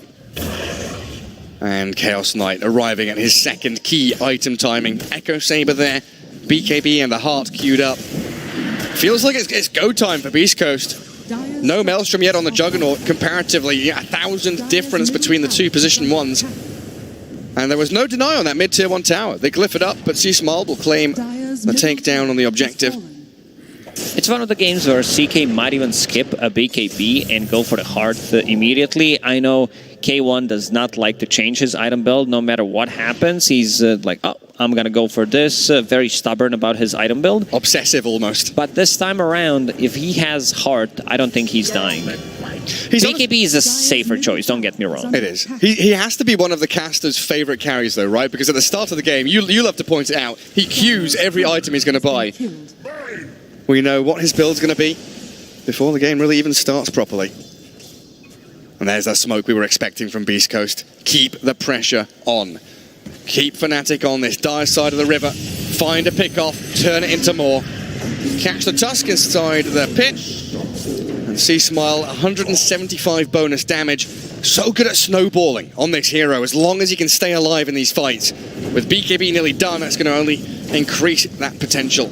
Last time I checked, it was 2k gold lead for Beast Coast. I was focused on the game. Suddenly it's 9,000 net worth 16 minutes into the game. Also forcing Ember Spirit to get the first item BKB means that his damage output is going to be very limited, but he needs to get it. There's a couple of root mechanics and also playing against Puck, so wants to be able to defend himself. And they've caught out Jabs. They came down here to try and kill Gojira. But it's Jabs to die, and the coil, it's there and onto the Ember Spirit. A decent fatal bombs with a golem from Dubu. Snowball back in, DJ turning this into a proper fight, but Fnatic looking for the reset. Don't want to get embroiled in this long drawn-out battle because we have this extra pit. The chase in from K1 and Whisper. Fnatic are crumbling. Beast Coast have their number. Raw aggression from the South American squad, and 350 bonus damage stacked up again for C-Smile. This could be a 25-minute game for Beast Coast. The way they're playing, super aggressive. Visper has 8 Spirit Vessel charges. This only happens in pro games where the game is really stompy, or happens in Herald bracket where people don't know what it does. They buy the item, but yeah, they don't have enough mouse buttons. Not set up the hotkeys properly. It's definitely been a good game for Beast Coast. It means the game's going so well, you don't even need to use it, or you're getting that many kills that it doesn't allow. Game itself does not allow you to use it. 4 hits. This is a core Nature's Prophet. Yeah, well, it was. Not anymore. Dead on our screens. Philosopher's Stone grabbed up by Fnatic, and we do start to see these tier 2 items filtering into the pockets of the players. Ench with another shawl, Essence Ring Puck, Fade Grenade for Beast Coast as well. And Warlock going to be holding the Philly. Oh, hello. Broil, Spirit Vessel, trying to get away from the coil, but it snaps in the last second. Doesn't even use Vanning Rift or Illusory Orb. He's scaling so hard, having Witchblade and the full Spirit Vessel, level 15, 17 minutes into the game on offlane Puck. Imagine you get slammed so hard and you just have this cute fairy dragon go, greetings at you. Oh, I'd be tilted. Jabs, he wants it. Whisper's already jaunted away. No catch, even with the Orchid there. Couldn't find the opening. DJ is still smoked here behind him. So if Whisper overplays, they could go for the turnaround. But Beast Coast very deliberate with their movements, not going too far forward. See Smile trying to stack up that damage again. Dire Vision here does cover a nice part of this top area of the map. So they'll see the Underlord moving into the jungle. But with two heroes nearby, they've got Tiny as well as the CK moving towards the pit.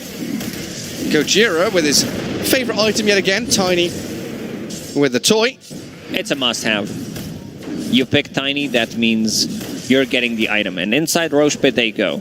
Extra 90 damage on Underlord. They do have a sustain. They have also Medallion. CK will be tanking that Roche. So is that how it works? You pick Tiny, Tumbler's Toy guaranteed to drop, and if you have a Nature's Prophet on the enemy team, you get Spider Legs every time. It's Gaben's guarantee. That's a good one. Jabs, trying to split push, but Roshan falls. Beast Coast quick to react. And these tier 1 towers kept alive.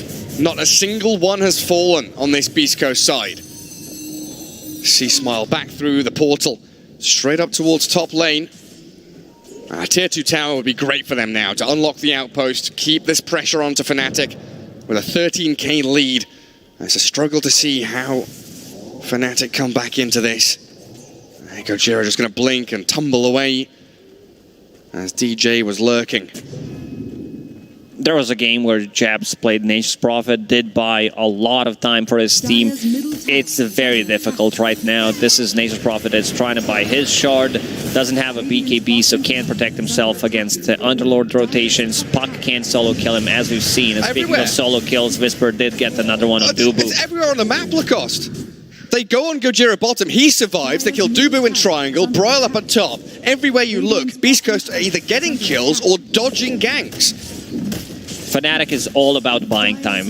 They're not going to be able to team fight against Beast Coast for 20 minutes. I'm not that's a long time. Over-exaggerating. It's just by 20 minutes that might be end game and also pause in between game 2 and 3. And you're talking about buying time. Gojira, he's buying so much time, tossing around DJ while Timado does spin on Whisper. That's a big kill. Huge kill if they can get it, but the Essence Ring, the phase shift, maybe a maneuver out of here. Can he jump out of danger? Whisper gets the kill, gonna jaunt to the orb as well. The outplays are glorious, and look at the top and they're lane. Pushing high ground too.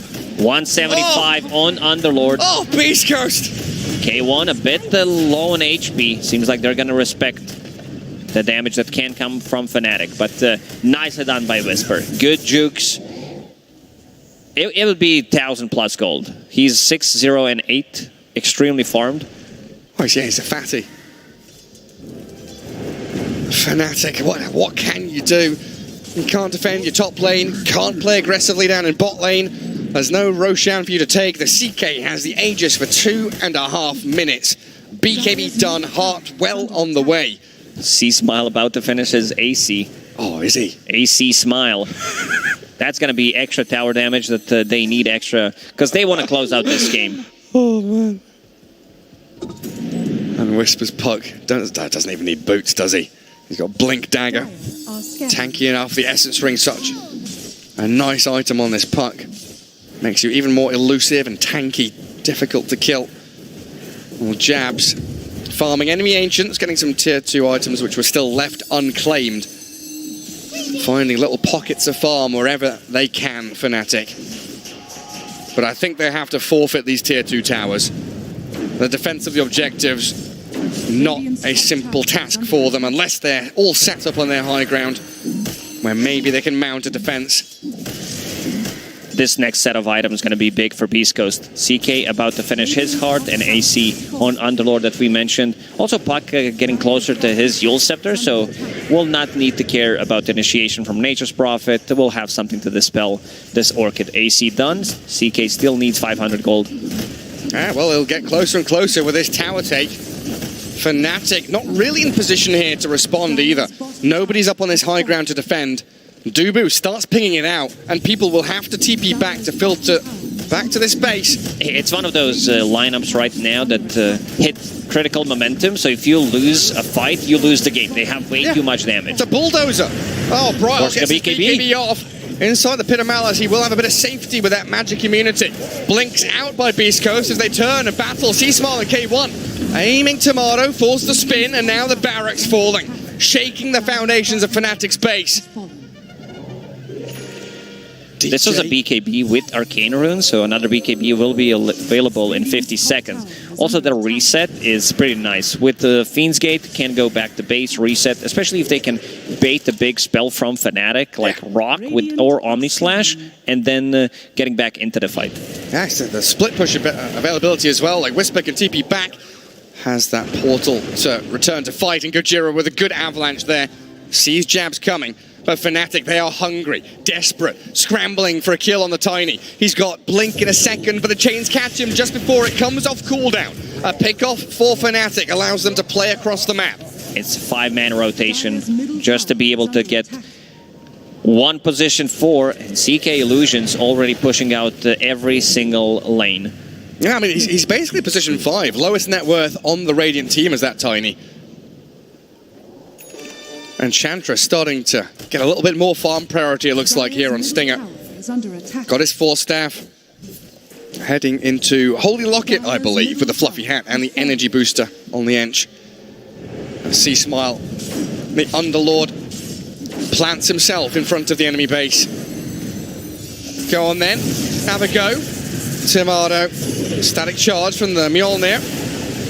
Doing a little bit of damage as Whisper dives straight in onto Dubu and DJ.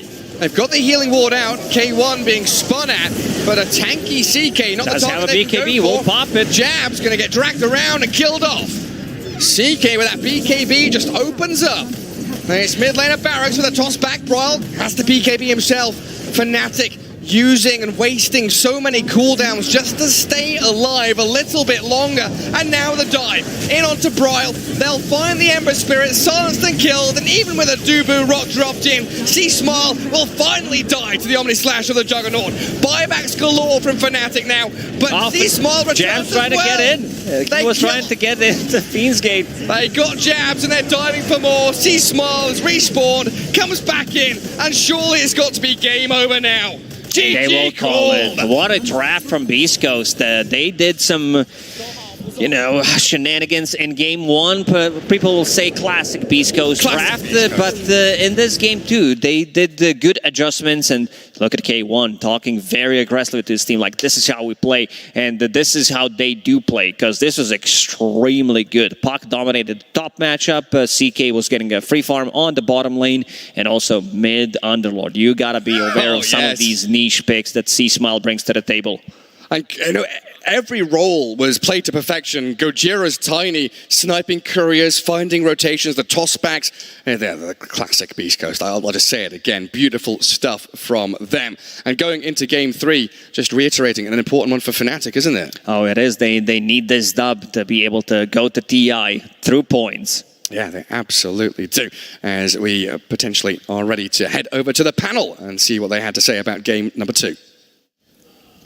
Yeah, we're here, we're waiting, and we're ready to break down this game that looked so fantastic for Beast Coast. This is what they needed, but how did they exactly get this win? Oh god, their lanes went so good. It was insane. Like, this mid was an absolute total, like, annihilation, and he's, like, Underlord as a hero with his passive, right, he gains damage over Ember. You're playing as a melee hero, it's impossible to last it and deny. Like, even in the off lane, this is really difficult when you're playing 2v2. Mid, the supports had to come and rotate for like 6-minute runes and like try and put so much help on Bryle just to get him back into the game that you're like then taking away from your side lanes, and then your side lanes are going even better, and that altogether means 3-1 lanes. Yeah, I mean, we talked about this like first 3 heroes for Fnatic, and I think you can look at like Tusk Furon and say there's some synergies. They have like a strong lane. You have tag team with right clicks, but they also lack a lot. We said it. They lack a lot of damage. Their heroes tend to be very bad against carries or against this elusive type thing, and that's exactly what Beast Coast had. They have some fat boys, and they have this Puck like jaunting around, just doing whatever the heck he wants. Like, they had a really, really free game on a lot of their heroes. And like Sheep said, they also dunked on the lanes to the nth degree. And from that point, it's just like, it's just hard for Fnatic to play. I mean, you can still win lanes, like dunk and just absolutely annihilate, but sometimes teams have struggled to still win out in that mid game coming out of lane. So what else was Beast Coast able to do that really ensured that Fnatic were not going to be able to come back? I think it was just the way they, also had, to me, the superior team fight. Because I think a lot of the time you see these teams lose the lanes, it's maybe more by design because they hit some kind of mid-game timing or had this like crazy big team fight lineup with like, your Wyverns, Phoenixes, your off-lane Mazes in the past. These heroes aren't lane winners, but game winners. Fnatic don't have that. Like they've hit heroes, at least to a lot, particularly with their supports and their off-lane duo, to win these lanes. So there wasn't really a backup plan for Fnatic, and I think Beast Coast, they've controlled these team fights so well. Like they're the ones with, Puck Underlord, these circles, these pits that you can't fight around, and it just made it impossible for Fnatic to make any moves. Yeah, I mean, if I'm being totally honest, I think they just got mega owned in this first phase trade. I don't think this Warlock Tusk, like giving away this free puck on it, like you just know this puck is coming. You see this, you have no stuns, there's a Tusk there, and this puck is coming, and it's the most freaking stupid hero. And here it comes, little Ferryman, ready to cast his dumb orbs and fly around, and you just get Ferryman. This is a mid player calling puck. I swear, if you're out there, a mid player is asking for puck changes. So I think my favorite thing is just been your description of like how every hero plays, Quinn. It was like this little ferryman just jumping around everywhere. But Beast Coast, were there any other adjustments that you guys felt they did that really helped in this game when it came to objectives or the pressure in the map utilization? I mean, I just really liked their draw. Like coming back to their draft again, this Underlord last pick was so like. Quinn said he's played it in the past, but it feels very new. Obviously, I love the global pressure that it gives as well. Just their ability to kind of get around the map. I think I remember them taking a fight and then just porting to bot and like killing Jabs there, who's split pushing. Like this is so effective, especially when you have like a weaker team with supports that can't make moves on the map. You're just going to be the ones like constantly running away. Yeah, I can see why a team like Fnatic coming over from SCA probably had no idea that Chris Luck plays something like Underlord mid, but perhaps maybe Brawl should have seen it coming because he plays on the same server as him. Yeah, it's definitely something they potentially could have thought of. I mean, they banned 2 other Chris Luck heroes. They banned Shadow Fiend and Monkey King. So they were obviously thinking like Chris Luck hero pool, what are his niche heroes? And they must have just, it's just not a hero that comes up that much, especially in the mid lane. Sort of back to what you were saying, Sheep, like they have this like mobility and this ability to fight, and like in terms of gameplay, what they did differently from the last game is they fought the safe lane tower way more. Like at some point, Fnatic comes there and like, oh, we're gonna take the tower. We've got trees instead of ghosts this time. Let's swarm the tower. Yeah. And Beast Coast ports like 75 heroes there, and they defend this tower. And now like the map is more even, and they get to like Hector gets to keep freaking farm, getting all the gold, freaking corralling it all in. Mm-hmm. And I think that's like a way that Beast Coast very much likes to play. Like you'll see this in a lot of Whispers pubs. Is he'll port to the safe lane tower. He'll get this fast vessel or whatever. You hit no boots that game, and he's gonna go and he's gonna fight there. And they want this like skirmish power. So if their lanes last long enough this game, like they did as opposed to the other game, I think they're in a much better spot in their ability to like fight and be comfortable. Mm-hmm. Well, we saw Beast Coast adjust really well in game 1, taking game 2 here. How Fnatic needing to adjust? Like, what did they have to focus on? Was it back to that draft? Probably, yeah. It just impacted the lanes too hard that they couldn't deal with them. They just had nothing. There's no outplay, really. Like, they tried to bring heroes mid to help their mid player and get the ball rolling, but in the end, I don't know. There's nothing you can do. There's a puck on the enemy team. I always feel like these losses are the ones easiest to bounce back from because it's a quick game and you just point at the draft and say, yeah, that didn't go the way we wanted it to. Mm-hmm. Well, they're going to have time to think about what they can change up as it is going to game 3 in this series, and we're going to be back right after this break.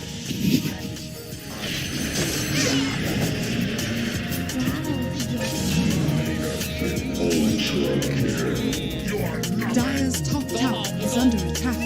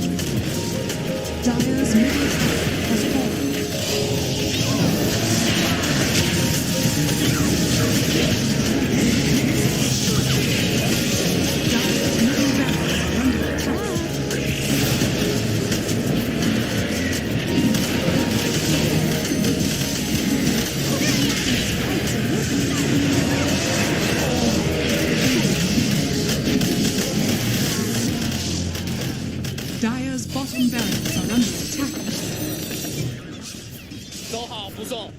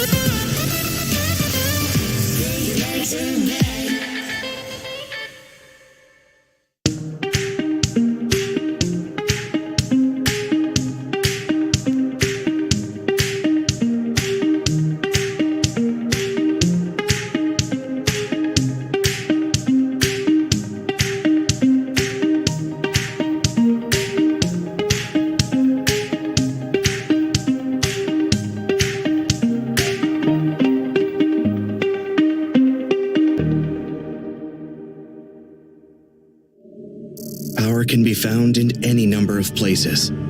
Scientists will tell you that it comes in newtons. Gamers will say that it can be found in silky skills. We will say that the power lies in real thrills. In the play with perfect ping. In the runes and crystals. In every frag and gank. In your personal winnings. Lock and load for PGL Arlington.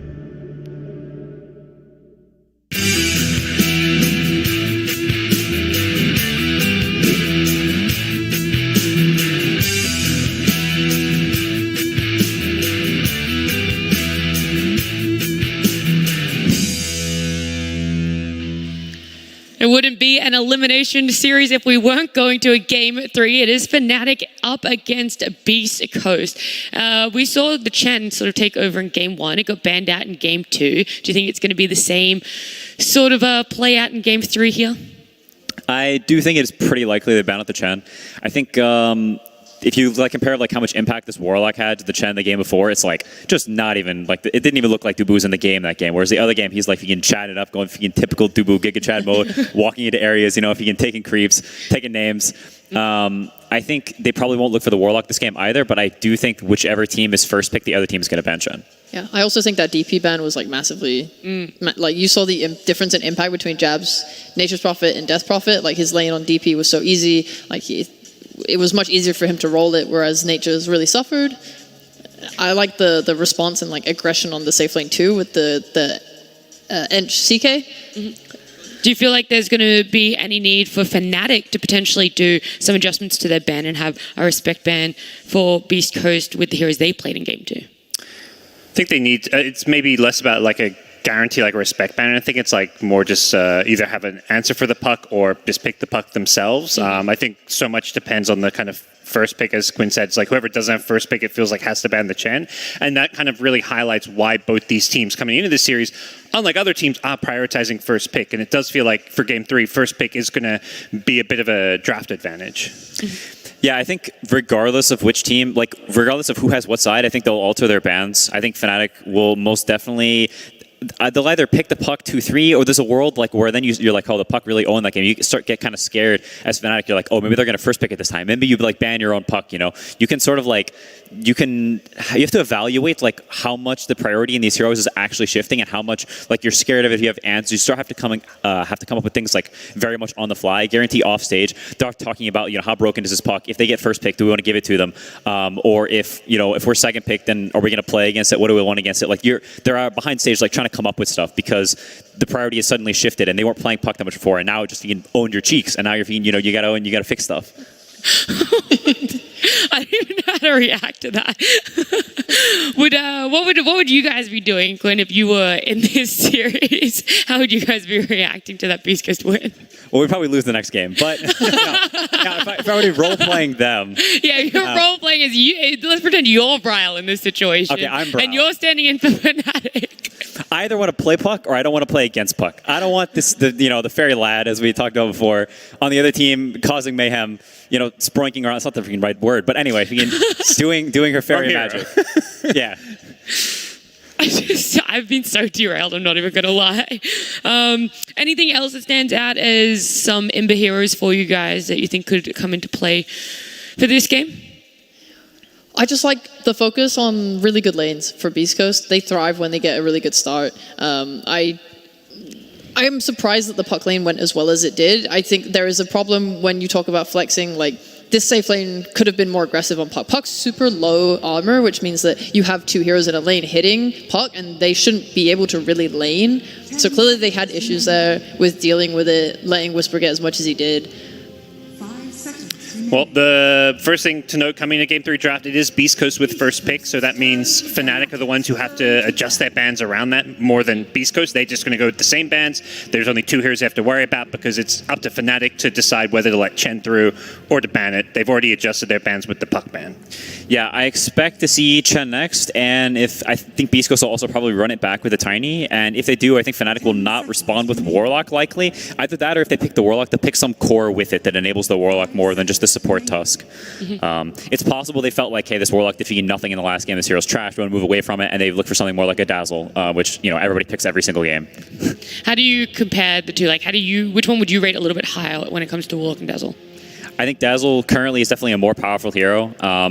Dazzle has this ability to both play defensive and chill, and deep push the lane with the whatever the heck the E is, and play a calm lane if the enemy's trying to pressure you. And he can also play aggressive. Whereas Warlock only has the ability to play defensive. He can't go check runes. He can't go battle. All he can do is whatever the W is called, if he can heal spell, just keep casting it over and over like a bot. Shadow Word. Yeah, that's spell. Sounds yeah, that one. We got it, guys. This is totally different then from Fnatic. Much more aggressive. Yeah. Vipers here, I thought they may have won it last game, and I think opening up with that, core plus support makes a lot of sense. You've kind of secured that offlane for DJ plus jabs, and it's this offlane that we haven't really seen any great heroes that lane well against the Viper this tournament, I feel. Yeah, it is a very scary hero.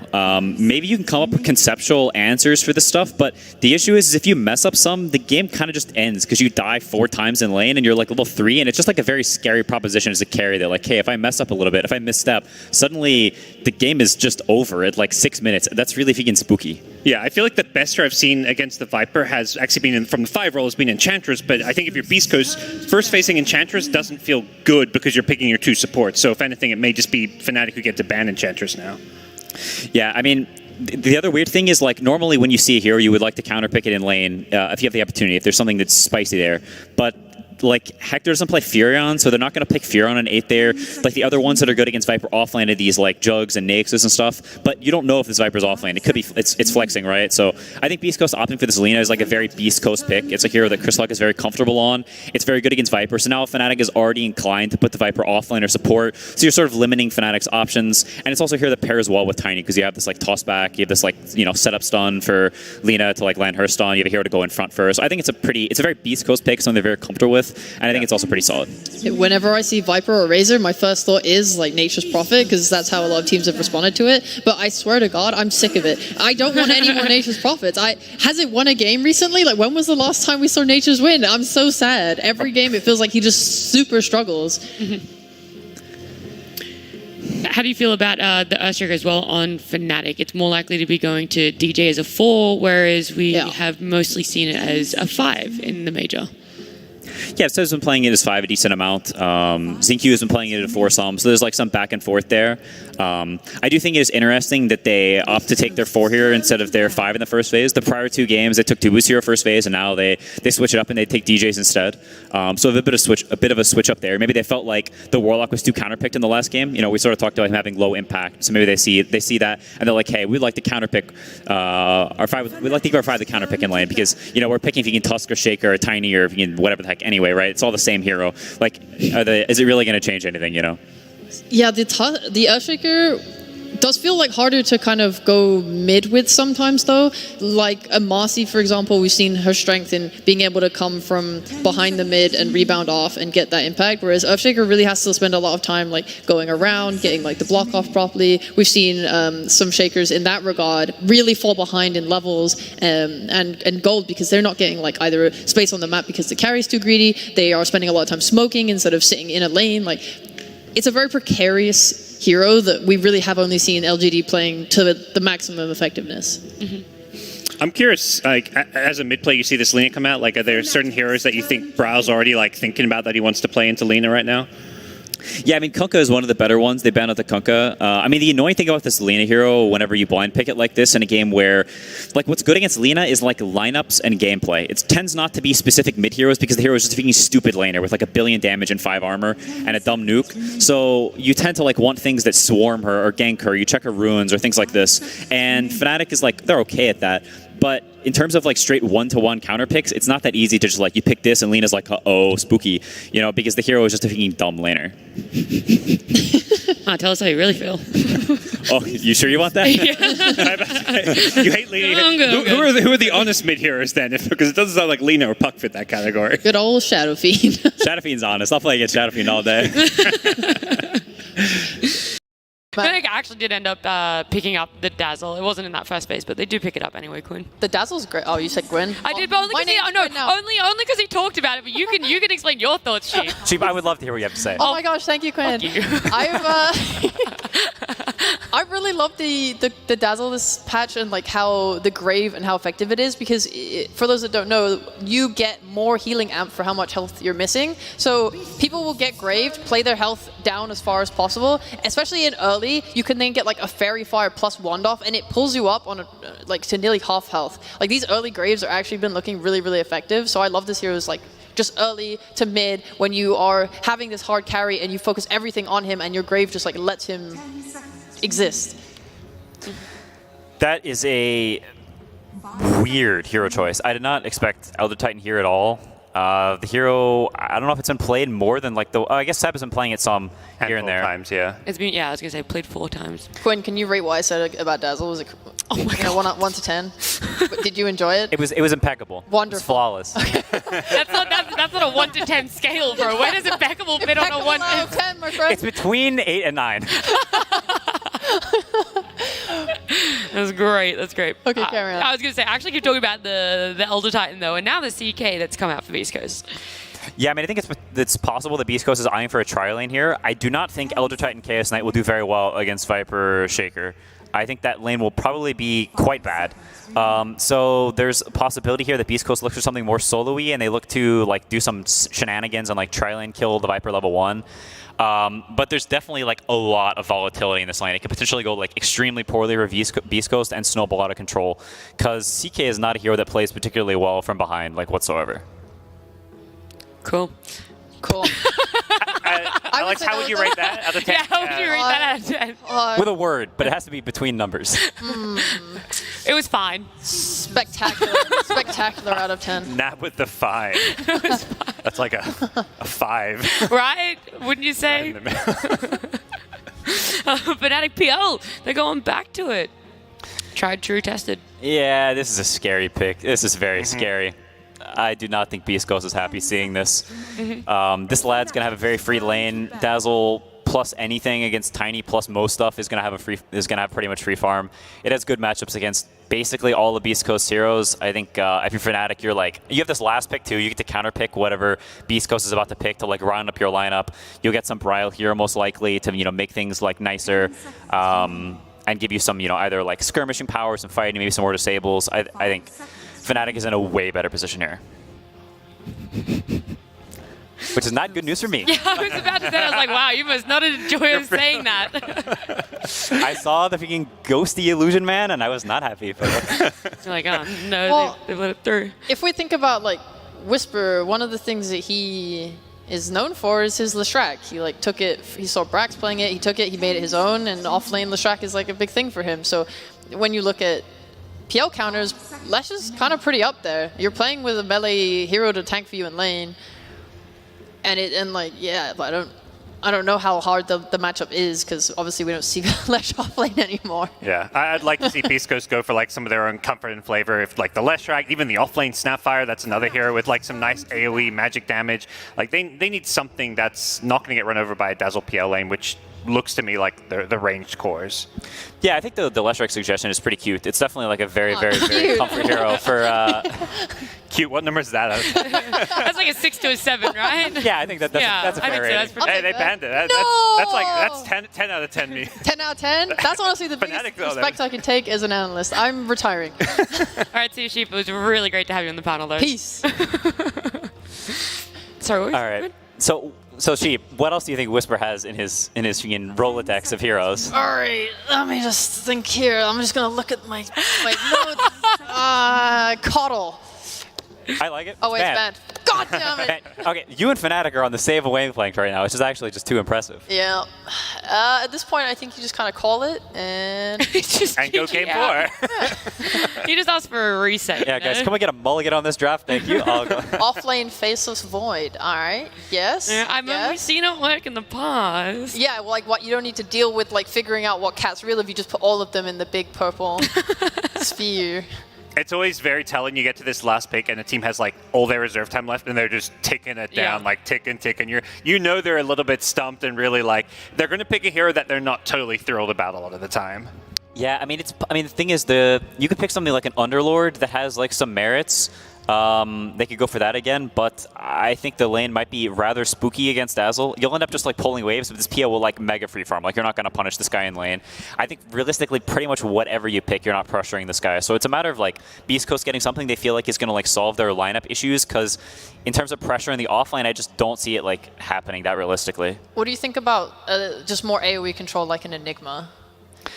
It is possible, but it's actually not that bad. I actually think Enigma is a decent pick here. They might even go for it.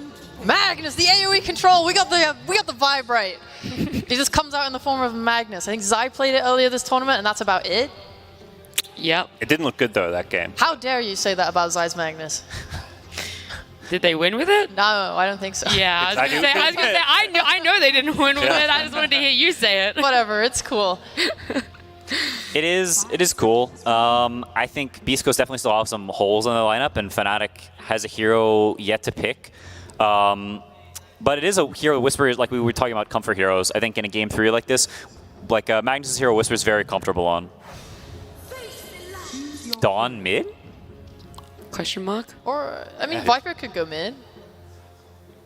I feel like it's Dawn mid, yeah. Oh, wow. Doesn't that get bonked by Lina? It'll probably do okay. You'll get like semi-bonked, but not like mega bonked. Okay. I think it's like decent bonked. It's decent bonking.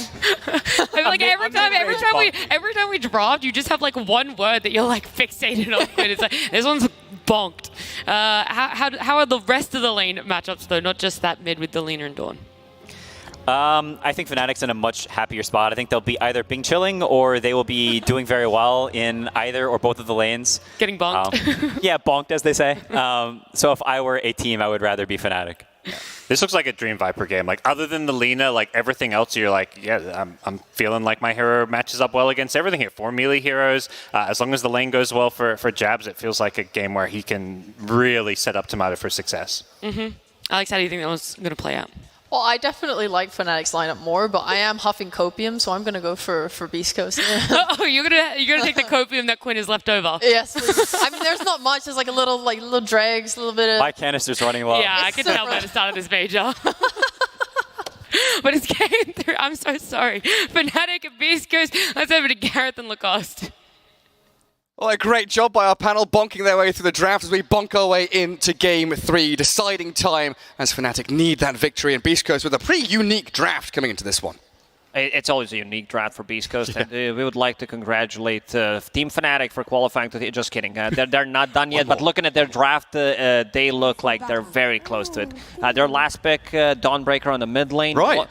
A bit of a surprising one, I would say, considering it's into Lina matchup, so they're not playing this to dominate the lane, because he's definitely not going to be winning the lane against Lina. It's more about, I would say, counter initiation, because you have Dazzle, you have Dawnbreaker, you have that fast level 6, and usually the way you play around Magnus's RP is to have like these big teamfight ultis that can split things around. This Echo Slam as well. Yeah, Echo Slam, Wyvern ulti is the one, like you having a Baton that can pop his ulti, shield some other guy. Dawnbreaker gets on top of the RP unless there's a skewer afterwards. So I think that's a good approach. And looking at the lane setup, seems like it's going to be Stinger. Well, that's not where you want to be as Gojira. Up the staircase, fissured off, and first blood picked up by Dubu's Dazzle. Same as game number 1, Dubu managing to get the first blood, and we saw what happens. Him being able to scale as Chen will pick up Magic Stick and Mago immediately. Grab you would definitely prefer if that first blood goes to someone else, but it's still free money. Especially the PL who wants to get that hand of Midas, as we've seen Tomato previously do. The battle begins. Well, Beast Coast still going to stick around at that top rune spot, grab the bottom river rune with K1 as well. So 3 going the way of BC. Early days here. A little sentry to block out the small camp, so Dubu going to try and limit the farm that C-Smile gets out of the mid lane. Looking at side lanes for Beast Coast, sorry Gary, Go this ahead. is 4 melee heroes, so there's not a way to have 1 range plus 1 melee, and this is a big issue. Playing into Earthshaker, Viper, like even Dazzle, getting close to Dazzle, getting closer to Phantom Lancer, you know there's going to be a lot of harassment, so little worried for both of the side lanes. I think mid lane is going to do well. C-Smile on his signature hero, Lina, definitely will do good, especially in this matchup against the melee hero. Yeah, just keep spamming out the waves, clearing it out. I'll see how he does there. Large camp not blocked up, so Fnatic will be able to drag the creep waves around. Control this lane up with an Earthshaker and a Viper. They do offer kill threat. Again, to your point, with a double melee, Viper going to have a pretty decent time down here. But looking later on into the game, one of Beast Coast classics is this displacement ability. They've got tossback, skewers around, and the ability to isolate some of these heroes, like the Dazzle and the Earthshaker, who want to be playing from fog and trying to obscure their That's positioning. something that you're always going to be careful about, especially when sieging high ground. Those toastbacks, those skewer backs that you mentioned will always have a kill threat. So far, so good for Beast Coast in the bottom lane. K1, 4 CS, Viper 2 and 3, focusing more on denies rather than last hits. Yeah, trying to get some harassment in there as well. As we did just see top lane already, this skewer making Tomato's life a little more difficult, moving him away from his creep wave. And Stinger here. I guess one of the big reasons you don't block that large camp to try and stop your opponents from pulling is, as an ET, you want that large camp to be there, right? You want more creeps, you want your spirit to be stacking up. This lane gets very difficult once Viper gets level 3, level 4 more slow. Also, I don't think you need Nether Toxin at all in this lane. You want to have another point in the Corrosive Skin, so you know that they're not going to be able to trade. Every single time they try to trade, there's going to be some damage, and yeah, as you said, Stinger keeping that big camp open on the bottom lane, but having a bit of a difficult time. He might get double damage from Astral Spirit, but so does Earthshaker with his Enchant Totem. He sure does. Nice secure on the range creep with the Spirit they were there from Stinger, as both lanes from Fnatic pulling into the large camp over and over again to manipulate that equilibrium and drag the wave a little closer to their tower where it's much safer to farm. Jabs and DJ do just that. Sit there. Try and limit the tower damage coming onto the creeps, while we see Dubu has already dragged a couple of waves into the large camp. But Gojira, toss back into Skewer under the tower. Dubu, shockwaved, about to die, doesn't have Grave. He's going to fall here to Whisper. And there's the displacement tools utilized to perfection. Dubu was sitting like 300 range away from a big camp and dragged into tier 1 tower. Nicely done by Beast Coast. 2,000 range maneuverability there, forced movement. Very well done. He will return to lane though, try and deward his small camp. See Smile doing the same thing in the mid lane. Pilot Tiny and co-pilot Magnus, giving him the treatment. That's not an airline I'd like to be on, that's for sure. Dubu, is he going to be able to drag this through? Not often we see that, is it? The small camp pull into the large camp pull. He doesn't get it off. Gojira did just enough. Or maybe he will. The Dark Troll's going to come and hit them. That's a rarity. The double pull used to be something that everyone did all the time. Collab plus rally. Teams did get better at stopping those pulls. They do understand, but Gojira getting harassed quite a lot. Trying to clear out the Tomato. A little toss there, the Tomato revenge. Yeah, that's Tomato's younger brother. They did manage to kill him, but can't get the big one. Yeah, he's going to want revenge on that. And Whisper, how's he doing CS-wise? 22-2. Another attempted go, but Gojira just going to avalanche and TP home. He'll return with full resources once he's back in that top lane.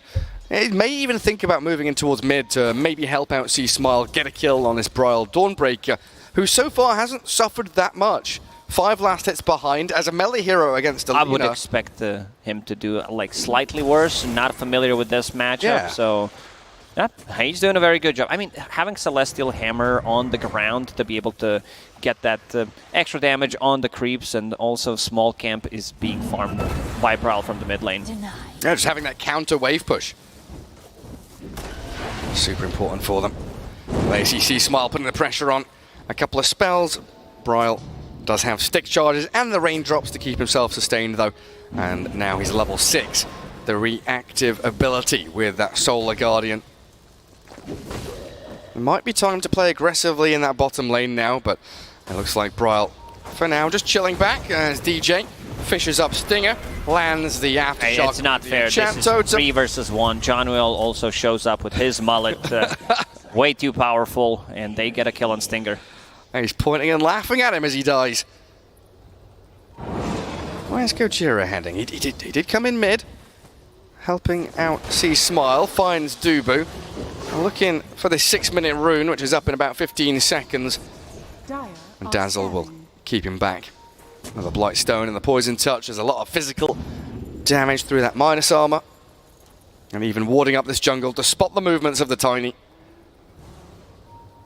Dawnbreaker has level 6 available if they find an opening. Yeah, DJ steals the bounty bottom. Gojira grabs the one top. Haste rune denied by Dubu, but Laguna bladed. He's still got the grave, and on low HP he'll get it off.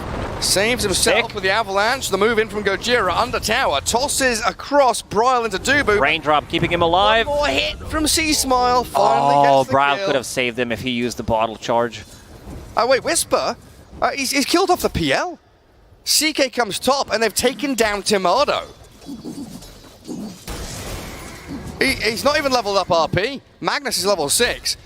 So just through an empowered Chaos Knight, whacking down the Phantom Lancer. K1 wants to stay on top of the net worth. He wants that Empower, but seems like Magnus will need to find a different place to farm. Yeah, I mean, CK, bottom of the cores in terms of net worth, definitely needs to pick things up. He came here, pick up that level 3 Empower.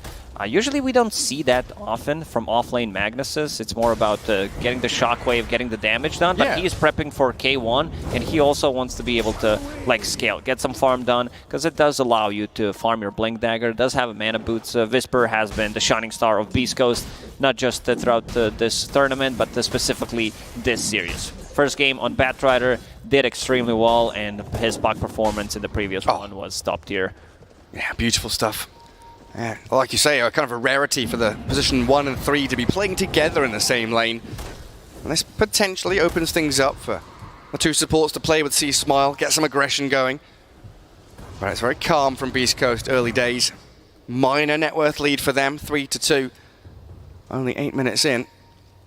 This has given a lot of freedom to the Viper, though. Top of the net worth of the Dire.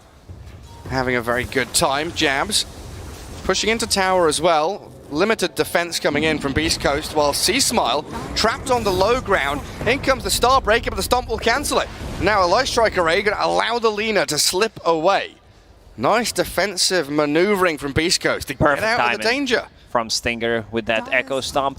It's a lot of mana commitment because you need to throw in Astral and also Echo Stomp. Like Earthshaker is a bit of a better version when it comes down to counter initiation, drops down the Fissure. Yeah. It's almost instant compared to ET's stun. Does take a little bit longer, you're right.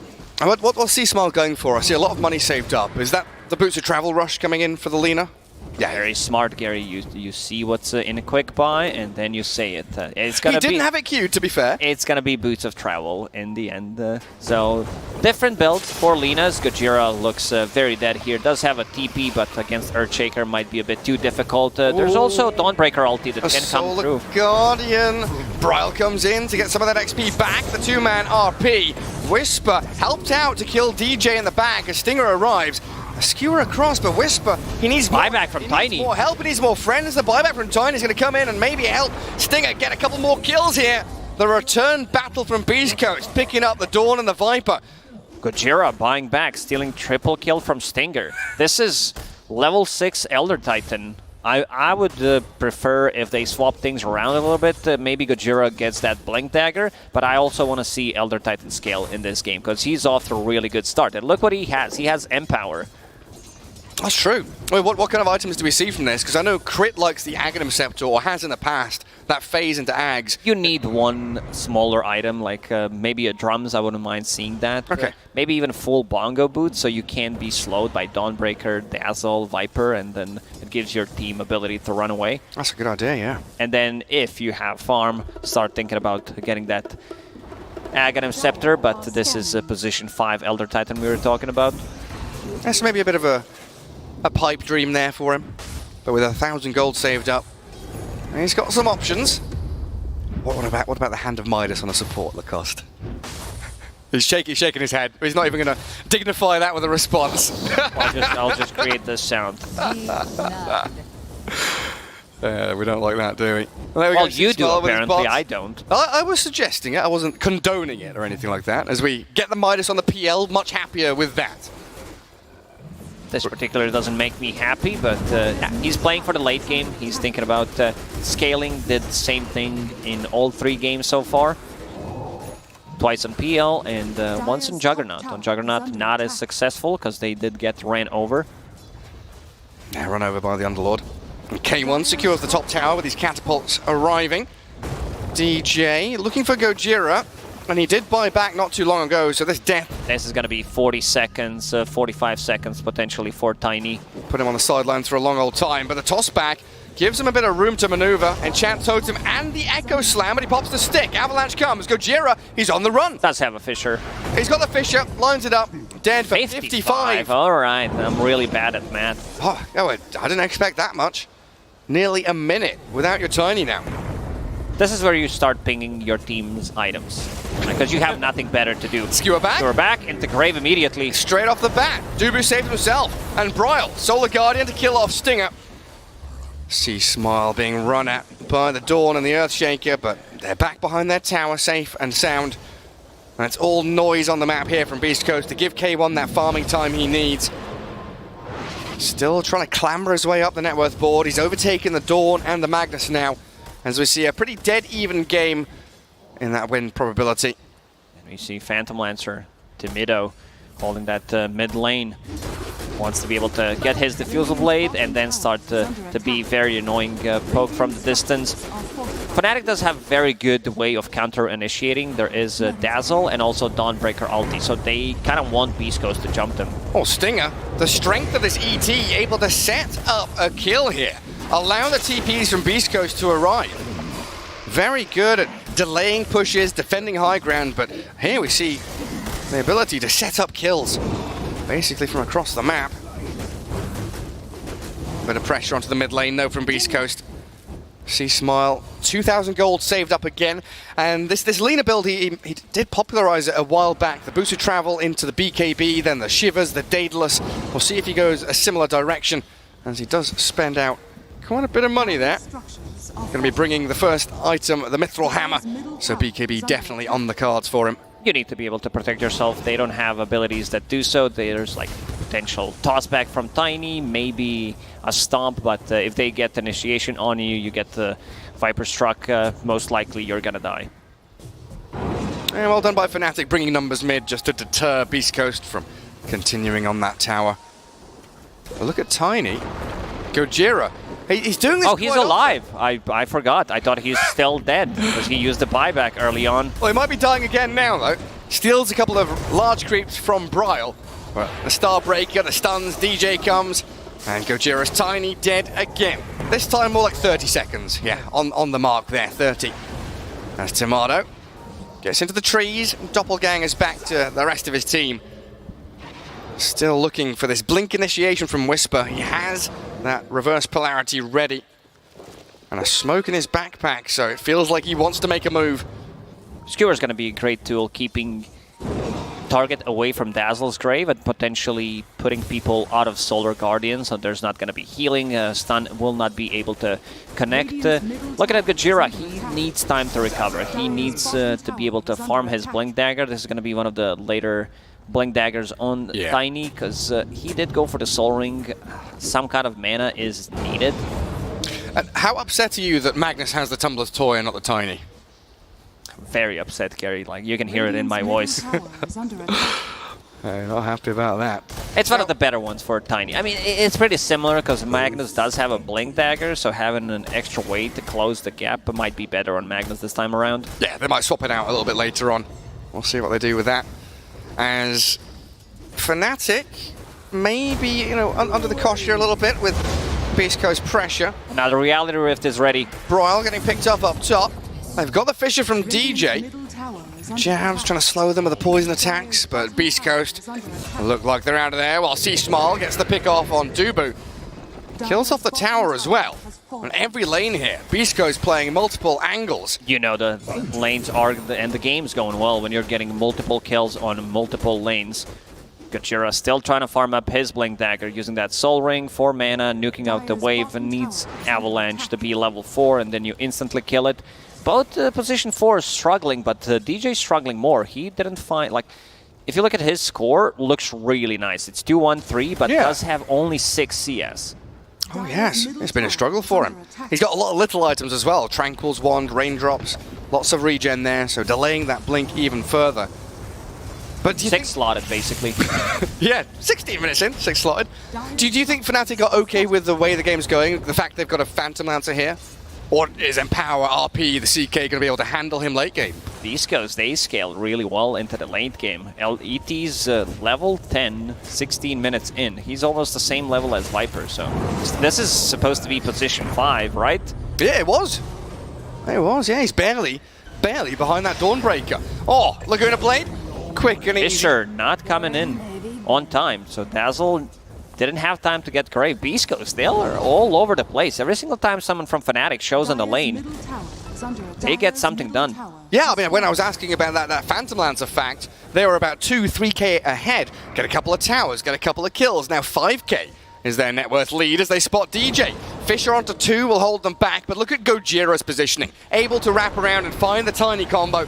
Light Striker Ray trying to save him with a Solar Guardian, but he's already dead. Coming onto Gojira, Tomato joins the fight. The sleep there, finding the Viper. Jabs dying to the C-Smile. BKB Lina unloading the long-range right-click attacks.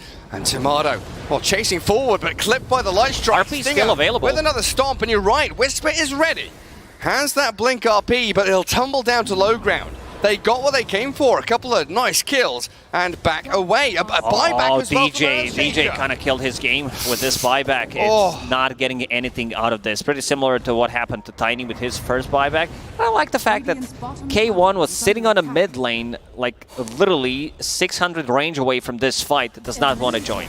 He wants his BKB. Disassemble, Echo Saber, and then join a fight. Keep on farming. Top 2 net worth, 10,000 in the pockets of the Lina and the Chaos Knight. We'll see there, Broyle. He's half the net worth of the Lina, really having a torrid game on this Dawnbreaker. Those Solar Guardians did not connect. They didn't get any value from those first 3 usages. And every time he's tried to farm neutral camps, Gojira's there stealing them. Even if Gojira dies, he is limiting the farm of this Dawnbreaker tremendously. And some huge items. There's the BKB you called for on the CK. Blink Dagger is coming for C-Smile's Lina as well, with a Grove Bow. So even more long range and maneuverability. Plus the double damage. They should try to take a fight and transition this into Roshan, because I don't think Fnatic can strike back with what they got right now on the East Coast. They're hunting top. C-Smile spotted Jabs. Chaos Knight and Magnus here. 3 cores together without the 2 supports. 3 Blink Daggers and 2 BKBs on Beast Coast right now. That means we want to take a fight. And they're not going to even take a fight. They're going to try to force them to come into Roshan with this double damage on Lina. Actually go straight into Rosh. Yeah, you're right. Tiny has a Blink now as well, doesn't he? He does. Fnatic not entertaining this though. They want to keep farming, try and get their key items before they really feel comfortable taking a team fight. So a freebie for Beast Coast. Slain by them and picked up by C-Smile. Incredibly farmed Lina. We were questioning, there were a few question marks about a first phase Lina, a hero that really hasn't been popular recently, hasn't seen a lot of picks. But Beast Coast just come out and show us it's an incredible hero. Nearly finding Tomato. Oh, it was so close with that Light Strike array, but Tomato very quick on his feet to sidestep it. This should reveal the ward. The way he moved on the high ground with Phantom Lancer, with the Phantom Rush, should mean that there's some kind of vision in triangle. Now they should know. This is Bryle. He's picked off in the mid lane, finding Earthshaker in the back as well. C-Smile rips him apart. Pops the BKB. The Grave from Dubu will only delay the inevitable death of this Dazzle. Caught in the trees, and a double for C-Smile. 15-8 with a 10k lead 20 minutes in. They are cruising. 7-0-0. He has license to kill pretty much at this point. Holding that Aegis as well, like this is very difficult. He did pop a BKB, wanted to make sure that they're gonna win this fight, and K1, he's been farming with Empower throughout this whole game. Just look at the damage values there, 14,000. Half magic, half physical from this Lina. Outscaling everybody else on the map. Spectacular performance. Another 2,000 gold saved up for the Lina as well. So I can start thinking about that next item, whether it's going to be the Daedalus, the Shiva's Guard, maybe even like a Skadi. Or do you want an item here that can contend with the Phantom Lancer? Like, I don't know, do you go Maelstrom Lina? Are you happy enough with the empowered CK to deal with illusions? CK Illusions getting on the top of Jabs. Beast Coast still want to take a fight. I wouldn't mind seeing Maelstrom or just Fuel Mjolnir into Satanic, this type of a build, to be able to deal with the PL. But looking at how they're going to deal with Phantom Lancer, K1, he's a big fan of Radiance and has that one queued up. Oh, he does as well. I thought you were joking for a second, but he does. There's a nice little move by Whisper there as well to force the BKB out of Jabs. So on cooldown now for 70 seconds, while C-Smile, he's wrangled his way out of that bottom lane. Or not see Smile, because he was invis, right? So they could not get him there. They could not see him. No. Yes, that is correct, Gary. Still holding Aegis for 2.5 minutes. BKB available one more time. Finally, a neutral item drops for DJ. Finds the big boy Philly, which is going to help him get either Shard or a Blink Dagger, but that's going to take quite some time. He has 9 CS, that's half CS per minute. Yeah, you look at Tiny and ET. Tiny has 64 last hits, 24 and 3 on the Elder Titan. And Earthshaker down in the dumps, having a rough one. Needs that Blink Dagger as quickly as possible. Yeah, both of the supports even. Dubu, 2,500 net worth, compared to the 6k of the counterparts on Beast Coast. That's where this massive 13k lead comes from. A monumental start in these first 20 minutes for Beast Coast. Radiant's middle tower is under Still keeping the pressure on as well. Pushing top tier 2, shoving out waves. And C-Smile able to boot to travel TP to help out the rest of the squad up top. And we've talked about this Empower on the Stinger ET, on the Chaos Knight. But it's been on Lina. Yeah, you do not have cleave, obviously, but you do have extra damage, so that helps out quite a lot. Hitting level 18, has 4,000 gold saved up, still thinking what his next item is going to be. Gojira. Coming out of this river. He really is a monster from the depths. Tiny is hunting for them, spotted a couple on the retreat, and Beast Coast smoking into their vision.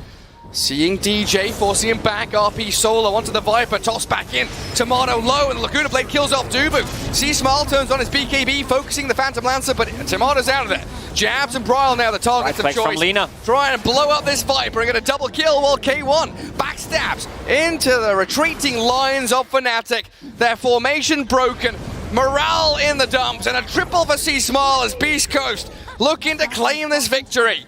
Fights are very, very difficult for Fnatic. They can't find and opening, and they found another one. Whispers on DJ now. He might die to the PL illusions, but getting that Earthshaker and an ultra kill for C-Smile's Lina. 2 illusion heroes battling against each other. C-Smile tries to go for initiation with the Blink Dagger, not the easiest way to initiate on a Phantom Lancer. Oh man, Phantom Lancer, he does have Ether Lens. Okay, with the Shard. And the Shard. That's a bit... It's not going to help him, is it? I don't know about this item build. it might not be it. Wants to keep the distance, I guess, to be able to not be close to fight and just keep spamming, burning the mana, but then going for S and Y as your next item after finishing the lens. Like, there's just not too much synergy between these two items.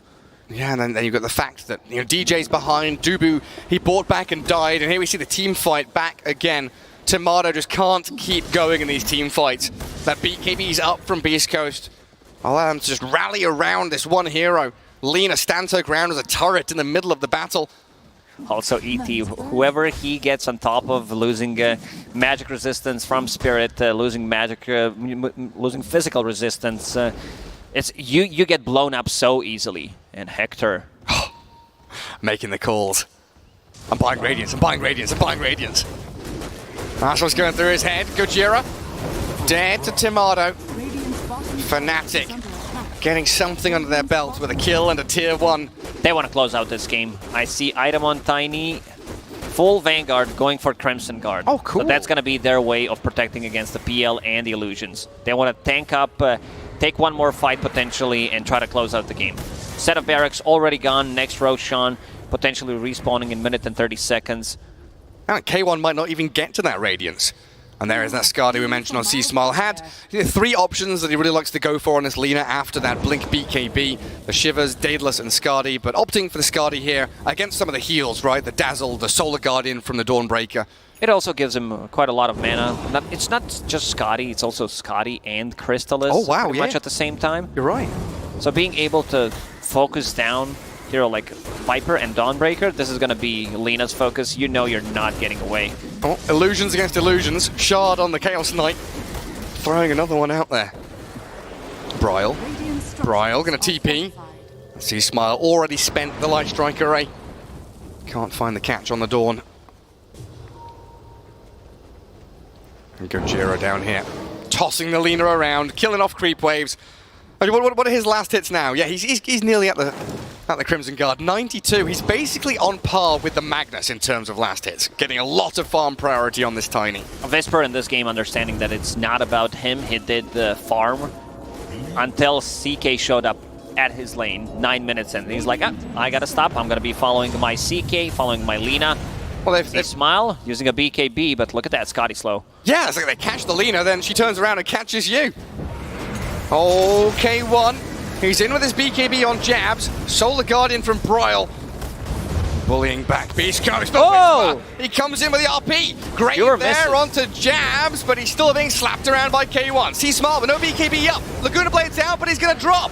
Fnatic fighting back and able to take down the big target on Beast Coast. Earthshaker gets the kill there, so that's 1,000 gold for him. Manages to pick up a Blink Dagger without even using Echo Slam. So DJ's finally back in the game. That's a lot of gold for him. 1,000 and also 1,000 for his team. Suddenly jumps up, closes on that ET's net worth. And Blink Echo Slam going to be huge here. If they can wait out the BKBs of the Lina and the CK, that surprise initiation from the Earthshaker definitely could bring them back into this game. Even though they're a lane down. Bryle's really struggling, having the same amount of farm as position 4 Tiny. Yeah. Who did buyback early on, didn't play Dota 2 for a full minute, and now has a Crimson Guard. Incredibly tanky. Heading into E-Blade next. Beast Coast really just waiting for next Roshan, though. That's going to give them the ability to close this game out. 1 minute remains. And the lines on the map drawn. Fnatic knows it's coming, so they want to try and posture around that Roche pit. Put themselves in a position with a bit of vision. Get rid of whatever Beast Coast Observer wards are up here. Farm through this jungle for those tier 3 items as well. CK changing his item build, going for Manta style next. Did found no Raddy. Radiance from neutral items, Cloak of Flames. Oh, he did. And K1, he's been jumped here with the Echo Slam in. He'll bomb out of the Shadow Wave, and he's trapped in between the Illusions and the Fissure. Roshan 25 seconds away, and the CK dead for 80. He bought the Blade of Alacrity and also Ultimate Orb. So giving Fnatic. Me might have a game, Gary, because Earthshaker did pick up that Blink Dagger that we mentioned, and finally, Dimato also getting a couple of items, having that Octarine Core, keeping the Psychic Headband. He wants to keep the distance. I mean, how well can Beast Coast fight without their CK? Can Chris Luck do enough? We'll need some big RPs from Whisper and big moves from Gojira. They're going to Solar Guardian in onto the Fissure. C-Smile, BKB turns again to try and fight the Dawn, but forcing that BKB is huge for Fnatic. DJ 2 minutes ago did not have a Blink Dagger, and right now he does have 1,000 gold, Blink Dagger plus a shard. Super farmed all of a sudden. As Fnatic are the ones to make their way into the pit. 25 seconds without your Chaos Knight. ET scouts it with a Spirit and a Stomp. And Whisper has this Blink. RP Skewer looking for an opportunity. Earth Splitter will land into jabs, but Tomato doing a pretty decent job doppelgangering around. I don't think Beast Coast can stop this though. Dubu's Gojira, think about going in. Maybe they can make a jump to steal. They're waiting, Past the prepping Crimson. for the move on in. Gojira stunned up by the Fissure. Roshan nearly dead. The Tiny is the RP. Whisper catches 3. Skewers them back into the Stomp and the move in. K1's respawn and he's battling it. Bryle gonna fall here even after the Grave while C-Smile trying to open it up. But Phantom Lancer got the Roche, got the Aegis, and Fnatic, they bail. He got out. That was a nice try there from Tiny to try to steal it. He did steal a shard, so that's pretty big. Holding it for now, definitely not for himself, but we'll be giving it to CK already has one. I wouldn't mind seeing it on ET. Lena's shard is kind of meh. They could give it to Magnus, yeah. I think Magnus gets priority here. Have that horn toss. I mean, what's the ET shard? The Echo Stomp jump. Put it on auto cast and move yourself around. Beast Coast, thinking about high ground again though. Nether Toxin and Fissure with that Aftershock shard. Super good to delay this push, but the Skewer back and the drag in. Reality Rift, another displacement tool that Beast Coast are utilizing very well. Might be forcing the buyback out of the Earthshaker at this point too.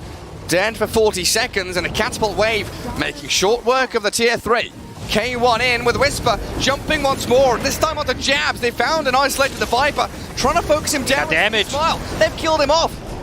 He's dead without buyback, and a toss back, saving C-Smile. Tomato and Bryle, they want to chase this, find any stragglers, look for some kills. C-Smile's left alone.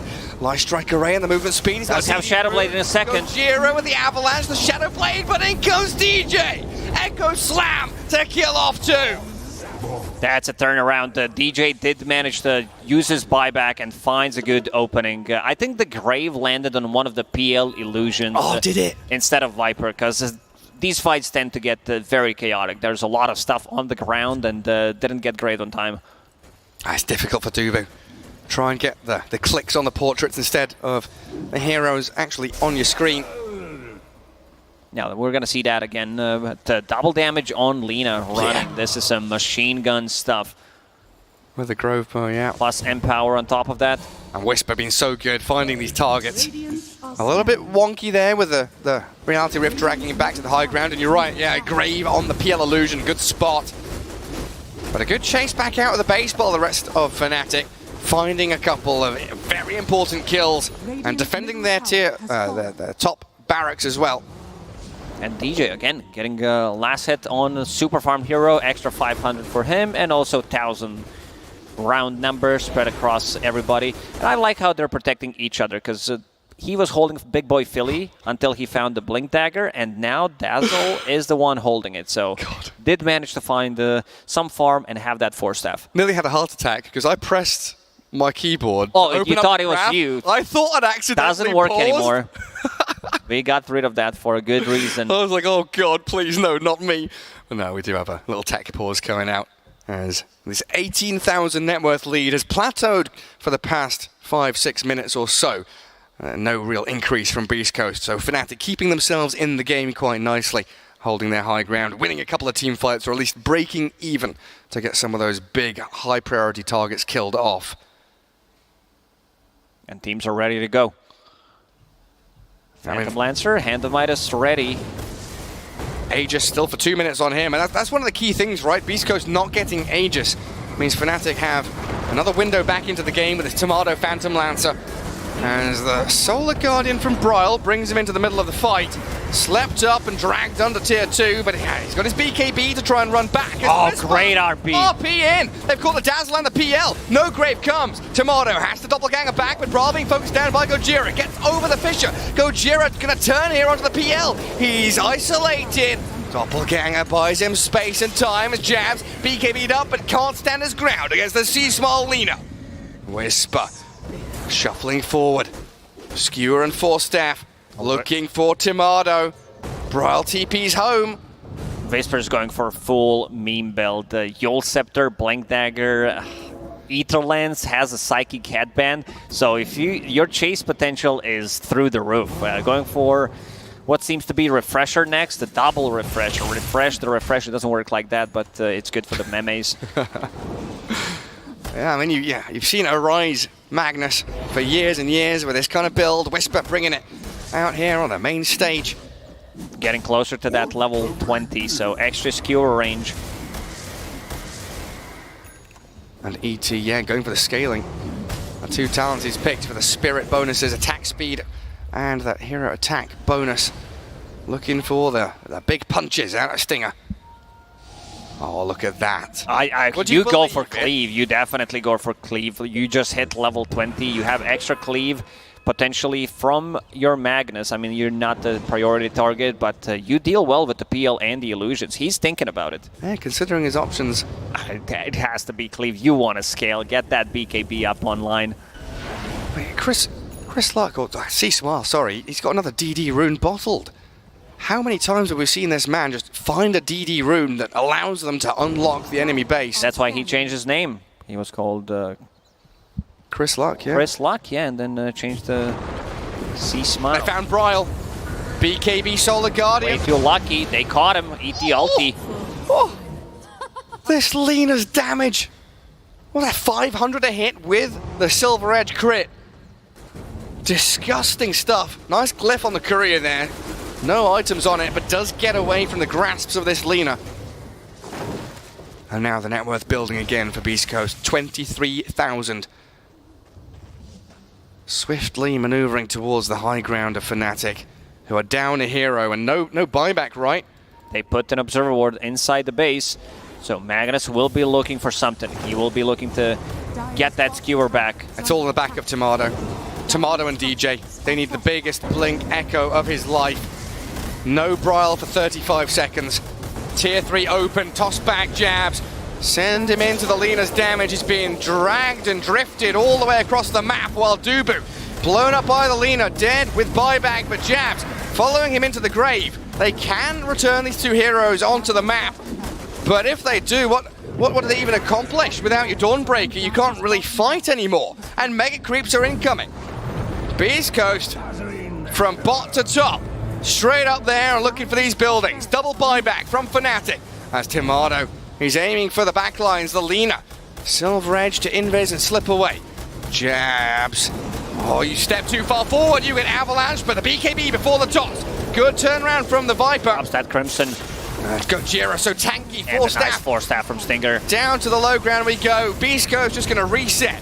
They've forced Fnatic to buy back a number of heroes. Gojira likely to die here with a Solar Guardian landing on his head.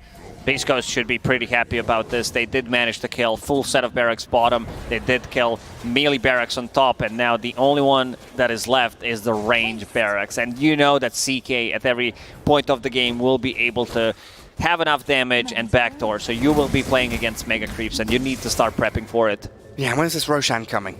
50 seconds until fast spawn? If it's another quick one, could be good for Beast Coast. And you were right, ET with the cleave talent. He was thinking for a very long time. He was thinking about it. Asking he got level 20, level 21. He checked Dota buff, see what the other ET players are going to go for, and yeah, trying to farm the Ganem Scepter. It's a late game security. You're a real menace. I was like, pause the game, bring your coach over, tell Axel to come in. He's like, is it griefing if I go cleave talent? I was like, no, go. You're against a PL, it's fine. It took him over 2 minutes to pick up level 20 talent. It did, yeah. A lot of consideration went into it. Beast Coast focusing on this lane shove. Keep every wave across the river, because all they have to do is enter the base from one point. get to that final barracks, look for tier 4s, and put this massive net worth lead to use. Level 25 CK, 10 seconds Phantasm duration. It wants to be able to get those lanes pushed in. 5,000 HP on this hero. And Gojira, very aggressive with his maneuvering there. Gonna get caught up by the Fissure and the Aftershock, but he's got a Ghost Scepter and try and get away from this PL. Hexed up for a touch, but full staffed out is KE1 inside the Nether Toxin, not worrying too much about it. And Whisper, he's in there with the RP on the Phantom Lancer, but they're unable to really follow through just yet. K1 as he small, BKB's wearing out. DJ in onto the Lina now, and they killed off the Lina. Fnatic, an opening now for them. Another massive kill. Someone needs to be inside the base. Brow's going to be the one TPing. Roshan spawning in 15 seconds. C-Smile does have buyback if necessary. RP landing only on Phantom Lancer. He needs to go for different targets. Very difficult to just burst him, especially if there's already a couple of illusions. So this is third Roche. Let's see what he has in his inventory. A couple of seconds and then he'll pop back up. What is it? Refresher and cheese. Tier 4 items coming now as well. Fnatic, they scout the Roche. They are 5 alive. Lina dead for a minute. It's another opening for them. Tomato's in the pit. Beast Coast, do they know what's going on? Seems like they do. They covered the whole mini-map where they are and got it correctly. They've got a read on it. Top lane being defended by Viper. Yep, he's sending out illusions to those range barracks. Viper trying to defend. They will clear them out. Dubu also TPing to death. A slow extended Roshan from Fnatic. Now leaves Tomato and Bryle open to initiation. Beast Coast, 20 seconds still with no Lina. But the jump in the pit is a real... Jira made the slots already. He got the Aegis. He gets it. Steals the Aegis, and Bryle shredded by K1. Tomato, he's fighting Gojira now. They'll kill off the Tiny. He's still not dead. Chasing Will die Gojira. eventually. Dies to the damage over time, while Stinger caught out with the stuns of DJ. But Jabs forced to BKB, and K1 C-Smile wants to go for mega creeps. He's up on that top lane, killing off the final barracks. He's going to wrap around in behind. Oh, dusted up, C-Smile. He's open up on Jabs. Huge damage onto the Viper as they land in with a Solar Guardian. But Fnatic, they've been backstabbed in. The Echo Slam's good. They find the kill. They get both Whisper and C-Smile, and they're not down. Now it's time to strike. Get into K1. Tomato's Phantom Lancer. This is where he shines. Late game, chaotic team fights. No Lina, no Magnus. K1 hexed up, turned into a piggy. They're going to try and barbecue him here as K1 is hunted down with a Fissure blocking him in. Fnatic will surround him and the Centaur coming in clutch as well. Stops up the CK and kills him off. Oh, look at the base. There's 3 waves approaching. They need to do something about this. So CK dead, Lina dead, and Magnus. All 3 cores dead. Problem is they need to push out those waves. Bryle, they did manage to take the cheese away. Not sure who got Refresher because there was way too many units in that Roche pit. I don't see it, so someone... cheese on Bryle. Someone might have popped it. Aegis got taken by Gojira. And yeah, not sure about that shard. It's there. It was on the Dawnbreaker. She used it. We could see that in the fight. These fights are very chaotic. Fighting really against the Phantom Lancer in late game with the Dazzle. Like, Dazzle deals a ton of damage. Every single time PL and the illusions connect onto one target, every single heal deals a ton of damage. Zap! Take him down. And then you've got Dawnbreaker. And coming back in with Solar Guardians. You've got buybacks out of heroes like the ET. Fnatic, they're playing like they need this one to go to TI. Because they do! Because they do, yeah, you're right. Oh, this fight was so long and extended. Yeah, all the way back towards that dire base. And DJ holding that Echo Slam for the perfect timing to make sure Fnatic win the most important team fight of this tournament so far for them. Tier 2 tower crumbling under Tomato's damage. Still a massive challenge for them to keep the creep waves away from their base though. Megas are trending towards the dire top lane. Bottom going to push in shortly as well. And now that Beast Coast have everybody alive. It was a good choice from Beast Coast not to use their buybacks. Tiny getting caught. Can they save him with the Ghost Scepter? He's got the Witchbane to dispel it off. So Gojira needs the Crimson Guard to buy time for himself to survive. And Fnatic, oh, they're smoking in the back. They found a little hidey hole in the trees while C-Smile, he popped the smoke on DJ. So they knew the Lina was lurking somewhere. Mado's out of mana, they need to fall back. Look at the drawings from Whisper. He wants all 3 lanes to be pushed in so he can go and find an RP. He does have Refresher, he does have Ninja Gear, so smoke for now, going also into Shadowblade. Smokes for days. Wants to be able to find a really good opening for them. Oh, this soft push from Beast Coast. Getting harder and harder. The CK Illusions going straight for tier 4s. Outpost grabbed as well. Fnatic on their last legs. Still holding cheese on Bryle. Earthshaker smoked up as well with his Ninja Gear, swapping it back and forth between that ceremonial robe and reducing that status and magic resistance. So good on an Earthshaker who blinks in and Echo slams. Only 3 buybacks. CK will be the 4th one, having it in 20 gold, but Tiny, Shaker, and Lina having it. And they have Boots of Travel on Lina, so she can be the one tanking up some of the damage, coming back into the fight. If they want to play this safe, they can wait for the next Roshan, but I feel like Beast Coast might want to strike before. Maybe it's too late. Like this is a potential comeback from Fnatic. This is a PL game. This is absolutely a PL game for Tomato, even against Mega Creeps. So I think you're right, Beast Coast want to put this one to bed. Bonk it on the head, as the panel would say. As they do get in on top of Bryle, but he's force-staffed away. Beast Coast keeping all of these lanes in the Dire base, though. And an RP jumping onto Jabs. He's small there towards the Viper. There's the Grave. The Grave comes in time. Buys a bit of space for Jabs now to turn on to Stinger. The RP again. Whisper, he's on 3 of them, and K1 cleaving in. C-Smile shreds through the PL. And Fnatic now there is no buyback remaining. 1 buyback from the Viper, but that's got to be game. Fnatic so close, and K1 drops the 4 RTZ. Arturito saved up by Beast Coast. Oh man, they actually wrote it in the old chat. They're keeping EG's dream alive and also killing Fnatic's dream to go qualified to TI through points, so they will need to find their way through regional finals or the last chance qualifier tournament. But yeah, Beast Coast keeping themselves alive in this major, making a lower bracket run. This is how it all starts. This is how it all starts. I mean, Gojira has already renamed himself from Schofield. Going to have to rename himself to Gajira at some point because it's been spectacular throughout this series. Honestly, who's been your highlight from this series for Beast Coast? Whisper, no doubt about it. Like his positioning has been on point. His Batrider performance in Game 1. His what did he even play? I forgot in Game number 3. Batrider, Magnus. Game 2, my memory's failing, but he's had a spectacular time. He had such a good game that I forgot how it blew your mind, and you forgot how good it was. What he was playing as Game 3 comes to an end, the series comes to an end. Beast Coast with a 2-1 victory as we head over to the panel. It was an absolutely intense ending to this insane series, and guys, for Arteezy. For our team. Old Janet. Old Janet. No, not for you, Quinn. Good Beast Coast win. Good Beast Coast win. Very good.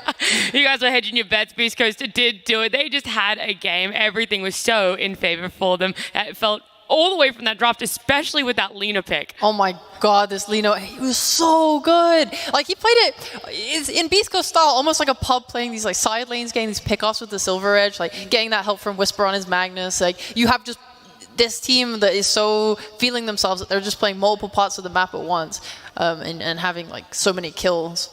Yeah, I've played many a scrim against Crystallock on the Lina. Just I don't know what just happened. His Lina again. Was so impressive. He's choking again. Bro, you weren't even playing and he choked. Crystallock's dope on Lina, especially. Yes. Great insight, Quinn. Thank you. I think what's also super impressive this game is like 5-10 minutes in, K1 Hector's like 6 in net worth. He's having a terrible lane, terrible game. He's getting Vipered, and they still, like, then 10 minutes later, suddenly top of the net worth. Like, he made the best rotation top where they actually killed the PL with, like, this early TP. He's just like, my lane's screwed. I'm taking over Magnus's lane. They kill PL, and he's suddenly just farming his way back in the game. The rest of his team just giving him this time and room to actually catch up. Yeah, I mean, the Viper, we talked about like the scariness factor of this hero and how it's like being kind of creepy to play against. You don't know if it's going to ruin your game, but there's the flip side in which if the Viper doesn't execute really well, at some point he's just this useless fat flying snake who can't really do that much, you know? He's just kind of wandering around as the enemy farms and he's like, man, I wish you'd come near me so I could spit on you, but they just don't come near, you know? I want to do like a segment where you just describe each hero. Who even does that, honestly? Yeah. Why do you feel the PL, though, wasn't as impactful for this Game 3 compared to Game 1 when Fnatic had it? I think a lot of it was the other heroes just not really able to being able to really bring that oomph. Like PL is like running around in fights, he's still doing annoying PL things, but there's this Dawn with like 5 net worth, like not really doing very much. There's a Viper, you know, you're just weakly trying to spit on people, but they're just like walking away. Like the Dazzle just got insta-gibbed in like every fight. Shaker had no gold. Like I feel like the supporting cast was just not like in a position to really do much. So it's like a PL versus the world, and the world won. We're going to have a little bit more time to talk about this game, but for now, Banks is joined on the stage by one of the Beast Coast players who, like I said, doing it for RTZ. Yes, they were certainly doing it for RTZ and NA, and I guess that's what we should start with here, C-Smile. Is there anything you want to say to the NA fans out there, to RTZ? Si tienes algo que quieres decir para tus fans americanos o RTZ? No, en realidad solamente estaba viendo memes anteriormente que por lo que había pasado el año pasado que EG nos salvó para ir al TI y creo que es como una devolvida de lo que hicieron, ¿no? Él dijo que he said that he was seeing some memes from what happened in the last year. And now he said that he paid his debt. Like That is true. The debts have certainly been paid. Now, I also want to ask, just in this game, right, especially that last game, was there a moment where you thought Fnatic were going to be able to come back into that? Y te pregunta que si este juego sintieron que estaba más presión para Fnatic y para hacer el comeback todo.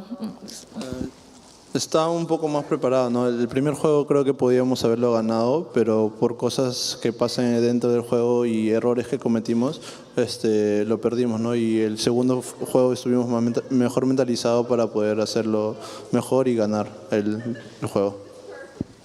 So he said that first game they think they could have won it, but they came more prepared for the second game, like mentality and stuff. Yeah. Good stuff for sure. But also, you don't have your coach with you here, and I wanted to see how that was impacting the team. ¿Cómo sintieron de no tener tu coach acá? ¿Cómo impactó el equipo? En realidad es como que el coach igual estuvo claro que desde Perú y Venezuela donde son, estuvimos hablando con él anteriormente al juego una preparada y el nuevo coach es amigo en realidad, ¿no? Y es como que lo conocemos y él muy bien sabe cómo jugamos, así que fue una buena ayuda. So the actual coach was helping them from Peru and Venezuela. They are talking with the coach before the games, but also this coach they have now is also a good friend of them and know how they play, so he also helped them. Well, it certainly worked out, that's for sure. Now, also, you're going to be in your next game in front of the crowd, a North American crowd that you've just helped out with getting EG through. Do you think they're going to be more on your side now? Do you think you're going to win the crowd over to cheer you on to a victory against outsiders? Que agora vão jogar delante de la audiencia norteamericana y si te parece que van a alentar para vosotros porque ayudaron a EG. Creo que jugar con audiencia es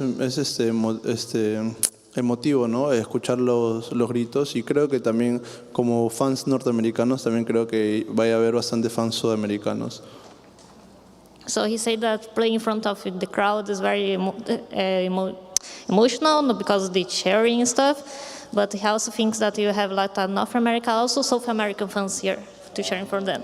Well, then we'll definitely see the crowd on your side. C-Smile, thank you very much for your time. And thank you very much for our amazing translator. It's good that we get to hear from some of these players we don't normally hear from. Let's get ourselves back to the desk to break all this down. Couldn't have said it better myself, Banks. It is always nice to hear from these players, but we get to talk about the game a little bit more now. And even though we talked about the Viper, the PL not really doing a lot in this Game 3, there was a moment where Fnatic looked like they had a way back in, that they could have taken this game. Do you guys feel that, or was it just this superficial buying time and they didn't actually have a chance to take Game 3? I think there were some glimmers of hope but I think Beast Coast responded pretty well to, like, you know, you like mess up some, you get a little overzealous, you're trying to win the game a bit too fast, you feed some kills away, I think start to slip away a bit, and I think Beast Coast responded well to that, and not like overfeeding, not doing these crazy psycho buybacks, trying to like win the game immediately, you know, but instead like taking a chill pill, being like, you know, it's fine, we're still up a bazillion gold, like just wait a bit and take some normal team fights as 5, because realistically they weren't losing team fights, it was just like a bit of, you know, silly overextending here or there. And even when it came to the high ground pushes, they felt pretty calculated, like they were playing around Whisper's Magnus with the Skewer pickoffs, like he would jump in, Skewer one back. It wasn't like they were just, you know, feeding Fnatic all these easy kills to get back in. What did Beast Coast have to do when it came to like these timings and these items to ensure that even after they overextended, they could still grapple this game back? I mean, I think their itemization was really good. I think that is like a big part of it, that even though they like fed some kills away, they're still chilling. They have like multiple Ghost Scepters, multiple Force Staves. They have this Crimson Guard and a Tiny, which is like a really cool and unorthodox item decision.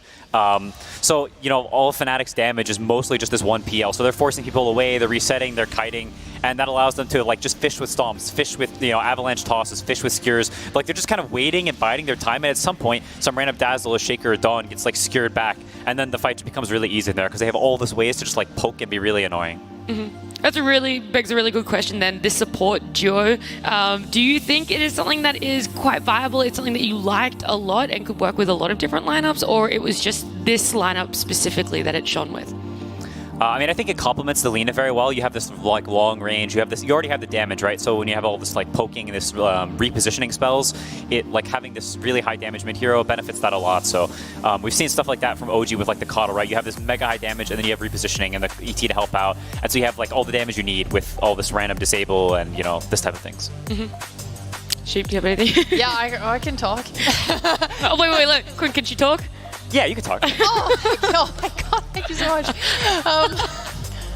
What I really thought about this game was a comparison to like a game from yesterday. Can't remember specifically, but there was, when playing with a Viper in the off lane, I really like having a mid that can make plays for you and like kind of bring like fights to you, because like you said earlier, Quinn, Viper's really slow, and like when you have a Dawnbreaker who's really far behind and is rushing a BKB, they're not doing anything for you. Like if you're a Dawn, maybe you want to go like the Shard Blink so you can kind of make initiations, or maybe you want to go Deso so you can scale as a core. She didn't have either of those. She did a BKB rush, and we saw like a real lack of impact in that regard. So it's like no one's really enabling each other, and I think that was a part of why they struggled so hard.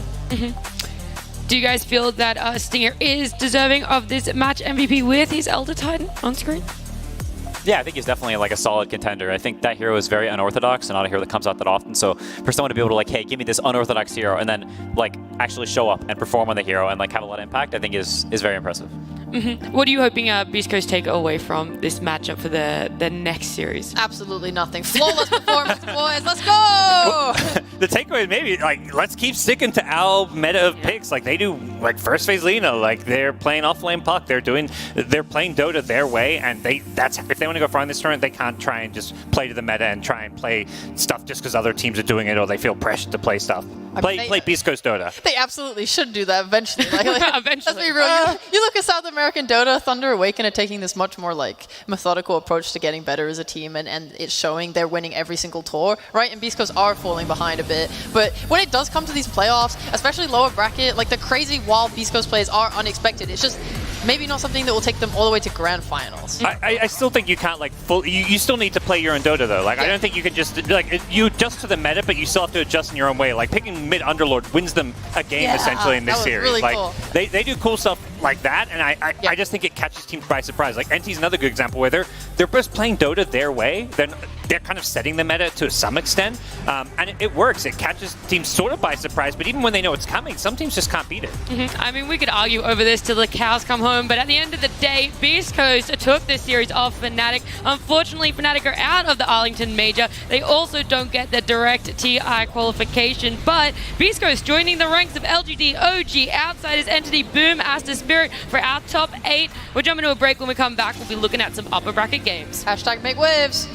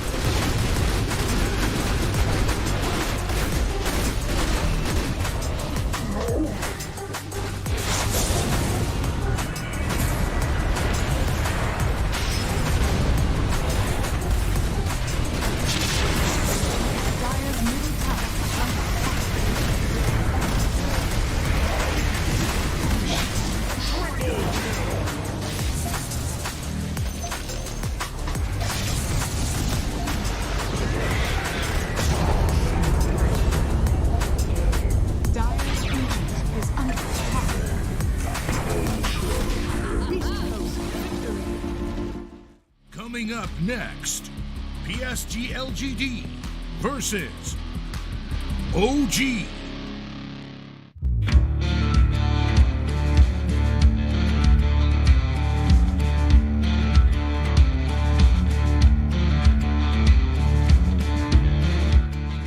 We've got some more Dota 2 heroes to be drawn. We've had some really bad people who can't draw, and we've had some amazing people. And now, for Sajideen, I'm sitting here going, you are supposed to be good at this. You said you can draw. Supposedly. Well, I haven't seen it, so I'm saying Allegedly, supposedly. yeah. Allegedly is definitely where we're going. You got an idea in mind? I guess maybe Okay, so you're we'll like wing more it. freestyling it. Yeah. I like it. Okay, pick your color to start off with, whatever you want to do. You have the blank canvas in front of you to give us your almighty Dota hero. Okay, so I actually don't know how to draw this, but let's see. Don't know how to draw this. This is not yeah. the greatest start. We're starting with an orange. It's a line. I'm going to try and work out how we're going with this. Is that the butt? No, that's the face. Oh. And then it's just. Ooh, okay. It's just like a little, like, it's supposed to be a frog, but. Oh. So he's even gone like fiery eye styled as just well. Fire frog. Fire frog is there. Yeah. So you're going to name him Fire Frog? Yeah, I am naming give me him. the name Fire Frog at the top. Okay. So Ice Frog, you have now a competitor in the Dota scene, Fire Frog. Oh, you're even being fancy with the eye. Okay. Fire frog. Fire frog. All right. So what's his move list going to be? Where are we going from here? Okay, so I think I'm gonna start off with Super Tongue. Would it stick to the enemies and pull him to him, or Right. pull So them to yeah, him? so it will stick to and then pull the two. It's almost like a podge. And then the second move is gonna be called Leapfrog. Oh, I like it. So even if they do get away, he's coming at you. Right. So it's just like, I don't know, like let's pretend that's like the frog. Woo! And leap. I love it. A leapfrog, yeah. Okay. So it's like a bit of like a jump movement, and then if you do it near your allies, like over your ally, you give them a little bit of like a buff on movement speed or something. So not only are you leaping Maybe forward, attacks. you can bring them with you like to charge in. Yeah, I would say maybe attack speed. I like. Okay, as well. attack Yeah, so a little like attack speed, like bump on. Okay, and then the next one is like spike splash. Okay, let's just go like because the little spikes on the back. Yeah. Spike splash. I like that. You're very creative with this, Nikki. I'm And enjoying then this. yeah, so just had practice with some of our mods before. So how's this working then? So it's just like a little like AOE, Okay, AOE, explosion, nice. but it doesn't do damage, right? Instead, it gives like a bit of like a armor reduction for whoever gets hit, and it stacks up to 3 times. I don't know. Very arbitrary, specific. Yeah. Okay, I like this. Stacks This is it good. like 3 times. The ultimate is called Tadpoles of Fire. Some of them, I think, from what I understand, like they can like, depending on things that happen. That's what's gonna happen to our little boy over here, our little fire frog over here. Is he's gonna send out like an AOE thing of like little fires doing damage, like small damage over time of his little tadpoles for Also, every like tick damage. Yeah, tick Okay. damage for any enemy that gets hit within like the set radius.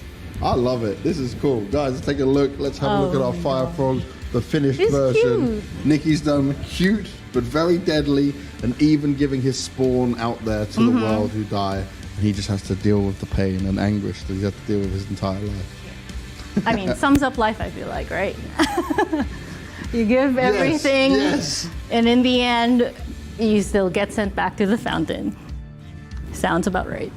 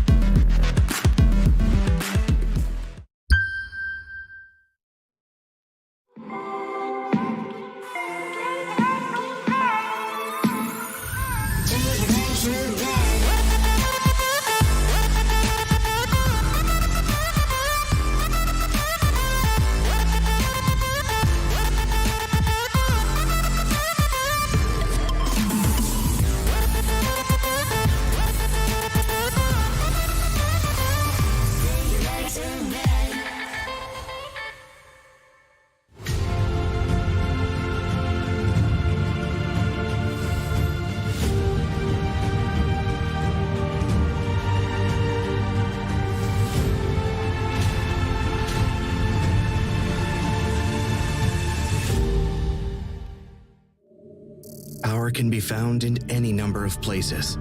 Scientists will tell you that it comes in newtons.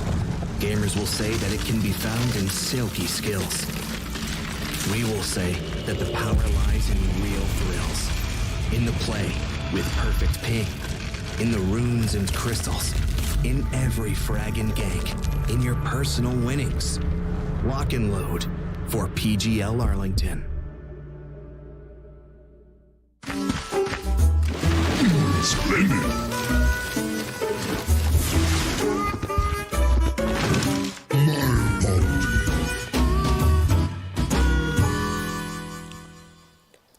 Hello, everybody. It is the Dota 2 Arlington Major. We have some upper bracket matches coming at you today. To start, it is going to be OG versus PSG.LGD.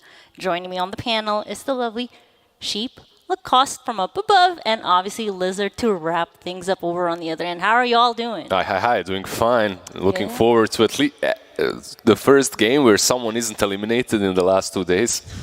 Yeah, there's a lot of misery going around. Yep. This should be good. I'm sad, though. I'm very far away from you, Lizard. It's fine. Thank you. We're not that far. Please don't. You had a good little power nap today, too. Every day. It's very important. 15 minutes power naps keep you healthy, keep you going. Yeah, just hog that whole section of the couch in the green room. It was great. Half the people were standing. Just kidding. I'm just kidding. How are you doing, Lacoste? How was the journey Doing from good. above? This is a very hyped series that we just casted, and this one's probably going to break some records in terms of viewership. OG against PSG.LGD. You know that there's going to be fans from all over the world looking at these two teams, trying to crack the code for PSG.LGD, how they're so damn good. And OG, if there's one team that could potentially bring them down, that's definitely OG. Maybe. I mean, Sonic's... I'm scared. Sonic's actually did bring them down, though, one game this tournament, and no one else has. Last time OG faced off against LGD, it was like a 2-0 semi-stomp. Like, game 2 especially was pretty awful. Is that some NA copium? Sonic's literally the second best team here, right? Wow. They're just so good. Like, we just had Quinn on the panel. Yeah, it doesn't matter because they're the only ones that managed to win versus PSG.LGD, right? Yeah, like, it's insane. He's able to play in the tournament and panel at the same time. Also, doing prep for PSG.LGD series is kind of rough because you need to only talk about positive stuff because there's no anything bad happening with the team. And if you check their stats, everything is almost 100%. It's like, oh, this combo is 100% win rate. Everything else is very close to 100%. I mean, if you look at the game they lost to Sonics, it was like a lot of kind of unga bunga type strat. You had a bristle IO. You had like a lot of sustain to keep them out on the map and just keep running. Like they had a DK, and combined with the bristle, it's like a really good way to take early objectives and just try and push an advantage. Like this is an idea that might work. Run at them. How did you call it? Unga bunga? Unga bunga. I feel like that was the description of OG's first TI1 run. What was it? 8 run? TI8? It's a shame it's a completely different roster now. It's crazy. a completely different roster, but perhaps there's one guy there. He can bring the papers. He can kind of bring the old strats back in. Yeah, I was wondering about that. I think at the last major, No-Tail, he was around coaching, giving that buff. Is it... I haven't really seen him walking around. Do you know if he's in... I don't think I haven't seen him, but the same thing did happen during the Stockholm Major. No-Tail was there with the team, and Chuash plus Misha, they were off-site and being able to help out the team quite a lot. They did talk about it during the DPC, because it's a lot of people, you know. Right. Just the whole organization having behind you and having 8-9 people roster, something that Team Liquid also has been doing, having multiple coaches, and whenever OG talks about their coaches, they always give them the shout out. You can see in the game their nicknames like for Chu, for Misha, to be able to feel them like they're still part of the team. Also Seb's grandson. Right. Yeah. I mean, even that's the benefit of having the teams in the back. Is I turn around, I'm like, do I see No-Tail there right now? No, I don't. But I do have here a little preview graphic, a little head-to-head between two of the offlaners for both teams, because offlane has been really hot right now with this current meta, especially with the triple offlane. We've been seeing Entity rocking too. Yep. You can see that averages are slightly favoring Fate Beyond, but that's because, like Lacoste said, almost anything that they play, they win with. They have nearly 100% win rate on every single hero, and Fate Beyond, Lacoste will agree. If you remember, a year ago in the seasons, he was always kind of more farming oriented, right? Like he would get his profits and dead profits, and that's what's in the meta at the moment. Yeah, like being very, I don't know what to call it, like being very consistent. You always can expect that Fate Beyond is going to do his own thing. If it's necessary, he's going to be carrying the game, as we've seen against RNG when Ame was 0-8 on Spectre. If you can come back from that, I think you can do anything. Well, before we continue breaking this down, we do have Banks on the stage with a couple of the players from each team to show us in.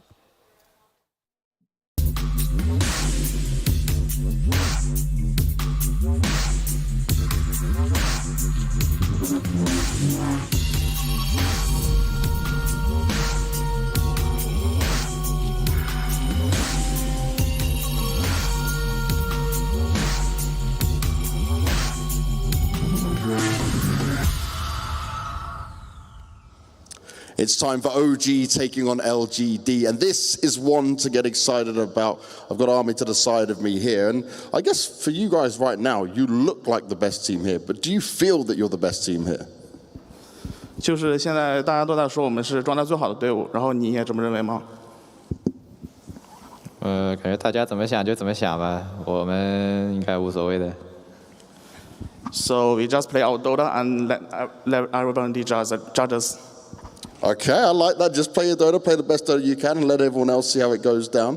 But you faced OG a couple of times recently, right? Here in Arlington, in Riot as well. Which OG is better, the stand-in step or the full roster? 就是我们最近跟 OG 也对决了比较多的次数，在利雅得大师赛，还有在阿灵顿 Major。你觉得有没有 Seb 的，就是 Seb 进来替补和他们 OG 的原班人马哪一支 OG 更强呢？感觉都很厉害吧，他。就替补也没改变他们的战术，其实都是蛮棒的队伍。So both OGs are a very good team. Whether Seb is standing or not, their strategy is not changed a lot. They are still a very good team. We respect them a lot. That's what it's about, having the respect from as well. But interesting, you say the strategies don't change so much. Do you think Seb might have cooked something special for this game, though, to try and get the win? Sorry? Do you think Seb would have tried to make something special, strategy-wise, to get the win? Do you think Seb made something special to try and get the win? OK， 就你觉得 Seb 在这场 BO3 会整活，会搞一些新的花样吗？应该不会吧？他的英雄反正对他们来说蛮关键的吧，应该不会搞些别的东西出来。你再说，回应两个。应该不会。Hopefully not. I like that. Hopefully not. We'll have to wait and see. Tiger's probably going to have some other answers in here. They're very respectful with their answers to you guys. You've played against them a lot, though, right? It's a tough team to go up against. What makes them so tough to fight against? I think LGD is probably the most consistent team in Dota. I respect them a lot. Before I started playing Dota, I was actually watching Wings Gaming, and at the same time, I actually cheered for them the last TI because I think they deserve it the most. No disrespect to Team Spirit, but I think LGD has been always the TI and so consistent, so it will be a treat to play against them today. Oh, all respect all round, I like it. And throwing back to when you were a little bit younger, before you were on this stage yourself. Now, when it comes to the games you've played against them recently, though, right, they have been getting the win, they've had the edge over you. How much are you able to learn from that, and how much has Seb been able to help with like the extra preparation to try and get this win here today?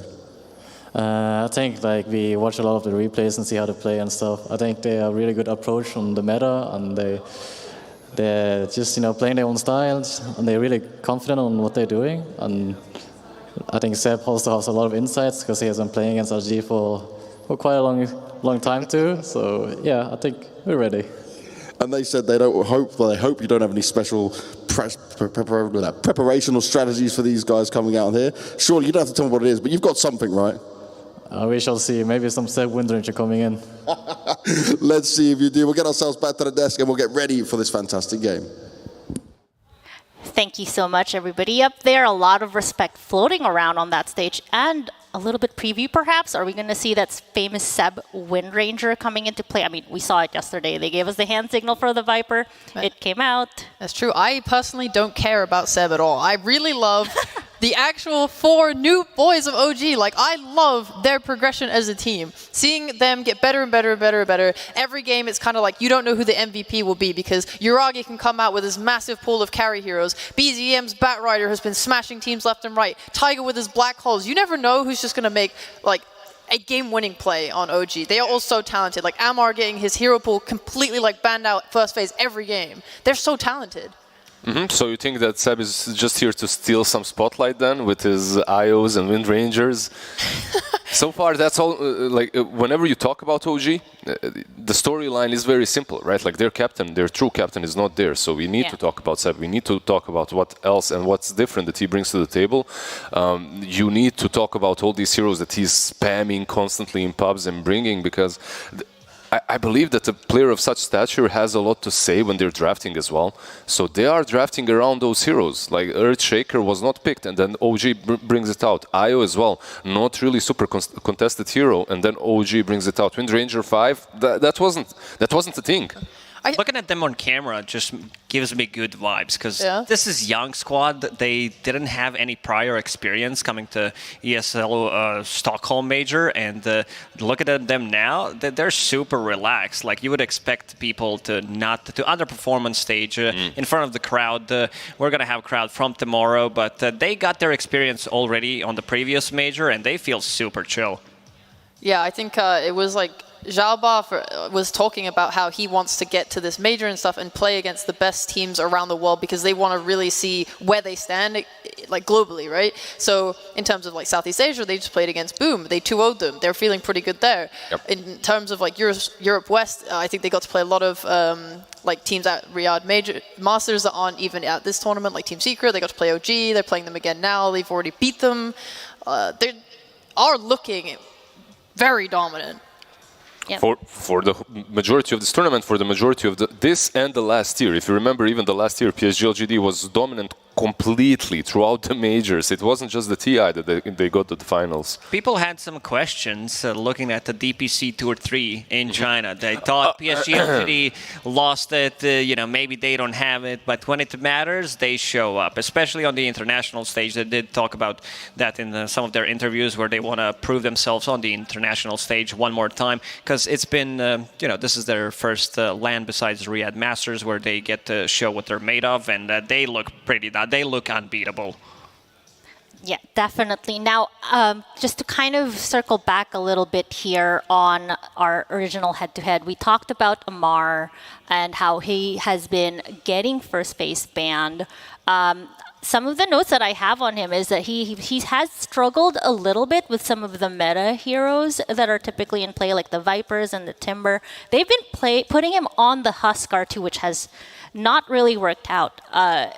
It's OG, right? Yeah. It's OG trying these different strategies that Ame said he wishes they don't. He wishes that they just play their standard stuff so that they can have a normal game of Dota. I feel like PSG.LGD right now in a fair and square draft that's 50-50 for both teams wins versus anyone here, just by pure execution and understanding of how the meta should be played. But also the bans, like you're talking about this Huskar, it didn't come out of nowhere.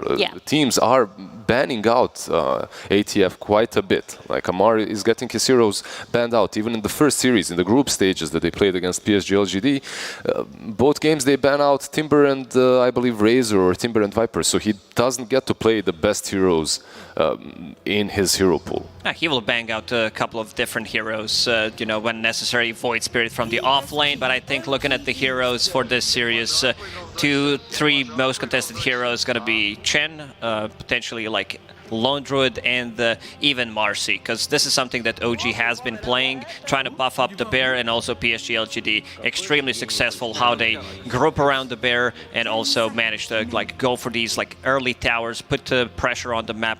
PSG.LGD, a team that plays around timings, one of the scariest teams to play from behind as well. I would say besides Team Spirit, because they always tend to play from behind. I don't know how they get to those Ws, but a lot of the time they're just playing from behind. This is their style. PSG.LGD, most of the time they are ahead, but if they're playing from behind, it's just different beast.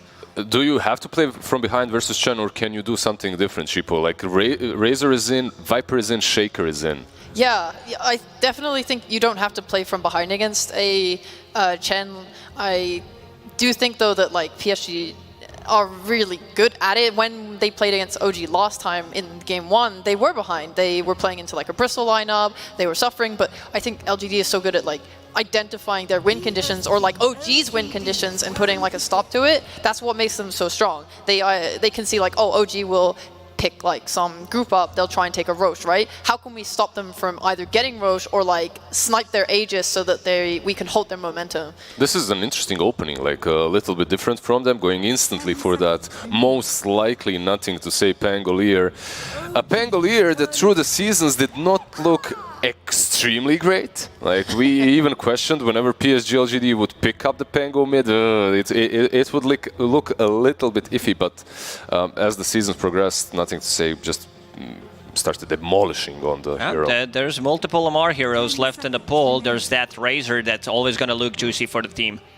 I just have a feeling that PSG.LGD, they're really letting all the good stuff go through. Like they're letting the Shaker go through, they're letting the Razor go through. For me, this meta, this whole tournament is Chen, Shaker, plus any of these static offlaners, your Razors, Vipers, DPs, right? If it's not the Shaker, then it's the Tusk, but it's always the Chen plus one of these two. Isn't it cool to see like tournament meta evolving though? Because OG were a team that you would ban their Razor Timber every single game or Viper because you know they're just going to first pick it, and now we have Chen coming in and being higher priority than that. And they're not even going to go for these zeros. Okay, Bloodseeker, yeah. They know this Pango most likely, as Lizard said, is going to be core, so that means Bloodseeker as a core will be potentially countering it with the Rupture. It makes Pango's game very, very difficult. And also, this can be played from the offlane. This is one of a Mars hero. And to be honest, like Bloodseeker overall has been banned out in quite a few games. Why has he been banned out? Because these tankier style heroes are in the meta. With the shard, he can actually chew right through them. You see Bloodseeker just destroy a hero such as Bristleback on that position 1 as well. So it makes the drafting a little bit easier for OG in that way. So something a little interesting that I've noticed here is OG has banned out the Ancient Apparition, which is a very specific hero that PSG.LGD likes to play. And who was it I was talking to? Was it like Gunnar or something? Saying that this meta is very strong on playmaking supports, and we're noticing that on the early bans on the side of OG with the Warlock gun, with their Wyvern gun. So just putting it to the panel here is what sort of support system is like besides Snapfire that LGD grabbed can they be looking for? I like what OG is doing. They're banning out every wise hero. He has like one of the lowest hero pools so far. In the tournament, he's played 8 different heroes, and so far they banned out 4 and they took 1. So that's 5 already gone. Look, it's a different approach, right? When you don't know what to ban against the team, you just ban all the supports out, all the position 5s. This is, I feel like the first time in I don't know how long that I've seen 4 position 5s banned out. It's gonna be 5. Probably it's gonna be 5. Right. Probably gonna be Enchantress because you do have a Chen Enchantress matchup, and Y has been really amazing on Enchantress, making the rotations on a mid lane, stabilizing the lanes, and also being able to scale when necessary. I think he's one of the best Enchantress players to break the smokes and not die so far in the tournament.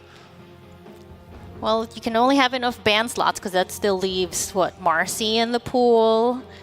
Yeah, both Y and Xingqiu are able to play that Marcy pretty effectively. It's quite aggressive, but I don't think you need to deal with this Chen any more than you already have on LGD's side. Snap and Pango are both quite good, and they're also really, really good at contesting Roche, which is like, they're already kind of dealing with that future problem. And on the side of OG, do you think that Marcy would be decent? Like with the Chen, we've seen her do quite all right. You send the creeps in, you rebound off of them. It's very simple to make those early game plays like that. Every single time I see Zhao 8 on camera, I think about that joke from Reddit, like, why is Zhao not hungry? Because Zhao 8. And it's just too funny. Well, what did he eat, though? He might eat OG for this one, because this man, Director 8, he comes prepared for every single series. You know, I actually heard that before Sonics played LGD in group stage, Jack Chen rubbed Xingqiu's belly. Oh, really? Yeah. That happened? I heard that, yeah. So maybe that's the... That's the answer? Yeah. Possible. That could be it. Lucky belly. Maybe that's what No-Tail has been doing. Anyways, Windranger and Razor banned out by PSG.LGD. Respecting that Seb Windranger, and also when you pick up that shard with Rupture, it's also like free damage on Rupture, which is pure, so pretty good. I just wonder now, like, you're probably putting this Pango on core. You don't have to reveal your offlaner. We're just going to look for that other support hero. I like... Bloodseeker's kind of put an interesting idea into drafting for me recently, watching. Like, a lot of these teams have been playing around 4-staffs really heavily. Like, I don't know if anyone has noticed this, but... There's a ton of 4-staffs. There's so much emphasis on save, and Rupture disrupts that idea so heavily. Like, I want to see like how an LGD kind of deal with that, where you can't just use 4-staffs to save your heroes. This Alk, potentially an idea. You can regen through the damage. It's not that great though. I don't even know what role they want to play on specifically. Like, they're keeping things very close right now on PSG.LGD. I've mentioned that they love the Pango, nothing to say, but I'm sure that they could switch it up to something like a position 4 because they're playing into a Bloodseeker, right? It would be decent to dodge that. But OG, yeah, there you go. That's the IO. They get the IO Storm combination. That's something that they have played in the group stages as well. Storm does check some of the boxes that they've been lacking. It's some kind of a lockdown, because IO Chen, it's very defensive, it's very snowbally, but very difficult to gank with. So they, I mean, if they are looking for an offlaner for Amar, which, I mean, Bloodseeker can still be an offlaner, they could shift things around and put the range carry, because PSG.LGD just responded with Alchemist. It's a lot of minus armor. Every single hero on PSG.LGD does have minus armor. Are you worried that on the side of OG, the damage isn't truly there? Like, you have the Storm to deal the damage post-laning stage, right? Everyone else, it kind of feels that they won't be able to take down targets that quickly, at least. Yeah. Could be lacking damage, so from a safe lane, they need some kind of a carry that's going to be able to take these earlier fights.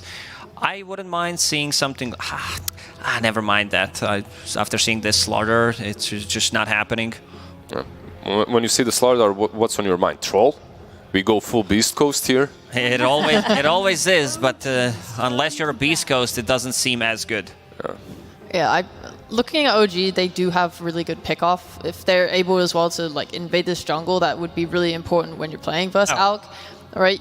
Usually you have setup in some kind of like support or like a puck or anything, and then you bring the IO and they relocate in. This Storm Spirit in the past has paired really well with heroes like a Vision, like Monkey King, who can find someone, Boundless Strike, you zip in, there's a reload coming in, everyone's suddenly there, and that's like how you take your fight. It's kind of awkward because your setup in this situation is like a Rupture, but you want to save that for Pango. If they need a hero to group up with, I think Luna is a really good option, because it gives them like mixed damage, someone that likes to play around with the team, and it would check some of the boxes that OG is missing.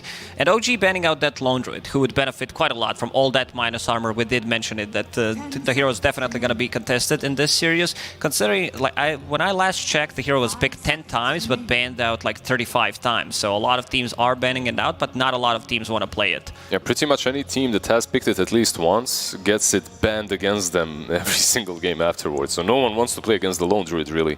But one thing that's kind of obvious on the side of OG is their lack of stuns. And they do go with the Troll versus Slardar. I mean, I threw that idea out there towards Lacoste, you know, I kind of threw it in front of him. you don't. And I saw that he dodged it like super hard. He's like, no, I don't want... If you're ever listening to me being on panel or cast the games, this is the hero that always gets mentioned and always loses the game. Exactly. I lost the faith in Troll, but let's see how it's going to do here. I mean, in terms of laning stage, it's good. We've seen the build for exact same matchup in the Beast Coast, where he was playing into Pango, getting that Battle Fury BKB into Aghanim Scepter to be able to dispel himself. I assume this is going to be the same Ida build. You want to get rid of Corrosive Haze, and you also want to get rid of Disarm. Yeah. And for PSG.LGD, do we still think, like, so far OG, they banned out, the last two bans are carries. Your Lone Druid, your TA. So they're expecting this Alchemist actually to not be on that safe lane. Do we agree with that, or... Because they're pretty versatile with this draft, right? Like, they can go in any direction. It, right? I think like a Faceless Void could be really good for them when you have the synergy with the Snapfire ult. You have the amp from Slardar, and it's a way to just kind of control this like storm. You can like chrono or relocate. Troll's gonna want to ult and just become unkillable, and you can stall that out. So if you're saying that, you're thinking Snap plus Alchemist supports? I'm thinking, yeah, because Alchemist has been very popular on that position 5, and or perhaps, yeah, Jug is the last pick, and the carry has been picked, yeah.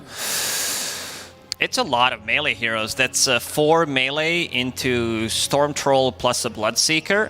There is a lot, like, OG might be lacking some damage. This is a bit of a slow lineup when you look at the Troll and Bloodseeker from the offlane.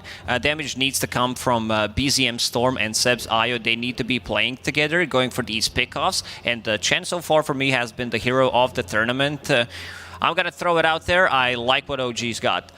Do you agree, Sheep? I like a lot that Troll is very hard to kill with the Io and Chen. Like together, their burst heal is going to make it so like this Troll's most likely going to get his ult off and become very hard to kill. I'm not sure if LGD have the damage to like nuke him before that. Like OG, one of the signature themes I've seen in their drafts this tournament has been making their heroes hard enough to kill that everyone can connect in time to like counter initiate. Everyone going for OG. I feel like I must go for PSG.LGD. Join us. But I'll join them. I actually like the Storm here the most. I don't like the fact that OG has very limited stuns on their side, like almost none. But I feel that Storm could do quite a bit in a game such as this one. Whew. Well, there you hear it. The panel unanimously voting for OG here. Now let's see if our casters agree with this assessment. We have Sunsfan, Jenkins, and Quinn. Thank you very much. Sunsfan here with Jenkins, and the one person to actually beat LGD at this entire tournament. That's me. So, that's the old Quinn Dota. How's it going, buddy? It's going good. I was the only team to beat them, and that feels good. Great. You beat OG as well. I also beat OG, but not the only one. He's very good to actually be on here. Yes, this is the perfect panelist indeed, or the caster, I should say. Yeah, it's a cast. Interesting strategy from OG, basically banning supports for the first 2 phases. I don't think I've ever seen that, I feel like. That was very strange. And it feels like LGD, I mean, it feels like they can play whatever they want anyway. They can flex basically any hero. Yeah. I don't even know how you like pick ban against this team in general. Yeah, I mean, I'm not sure I understand the Alchemist 5, to be totally honest. I've seen some people do it here and there, but it didn't strike me as something that was like particularly amazing with LGD's heroes. They do have this like massive oomph, like super strong physical damage with like acid and corrosive and stuff. So there's some like overlapping identity there, but I am not sure I really understand the pick, to be honest. Oh, look, they've got the train set up here. Yeah, they're ready to go. And again, LGD have lost 1 singular game the entire tournament, and this is now the upper bracket 2nd round as OG. I mean, I think the thing that boggles my mind the most is everybody went for OG on the panel, and there's a Troll Warlord on their team. I know Lacoste has a lot of history of talk. I mean, I love this hero as well, but I've also horribly lost faith in it because it just feels like it always loses. Yeah, everybody hates on this hero, to be honest. I mean, we lost it. When we lost to OG, they had Troll Warlord.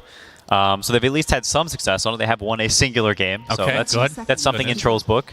Yeah, I mean, this is a decent Troll game. Radiant doesn't have much like of this spammy, pokey stuff that Troll doesn't like to play against. They have a lot of like sort of unga-bunga melee heroes that are going to be like real close range that Troll can beat on some. So there's some merit for it.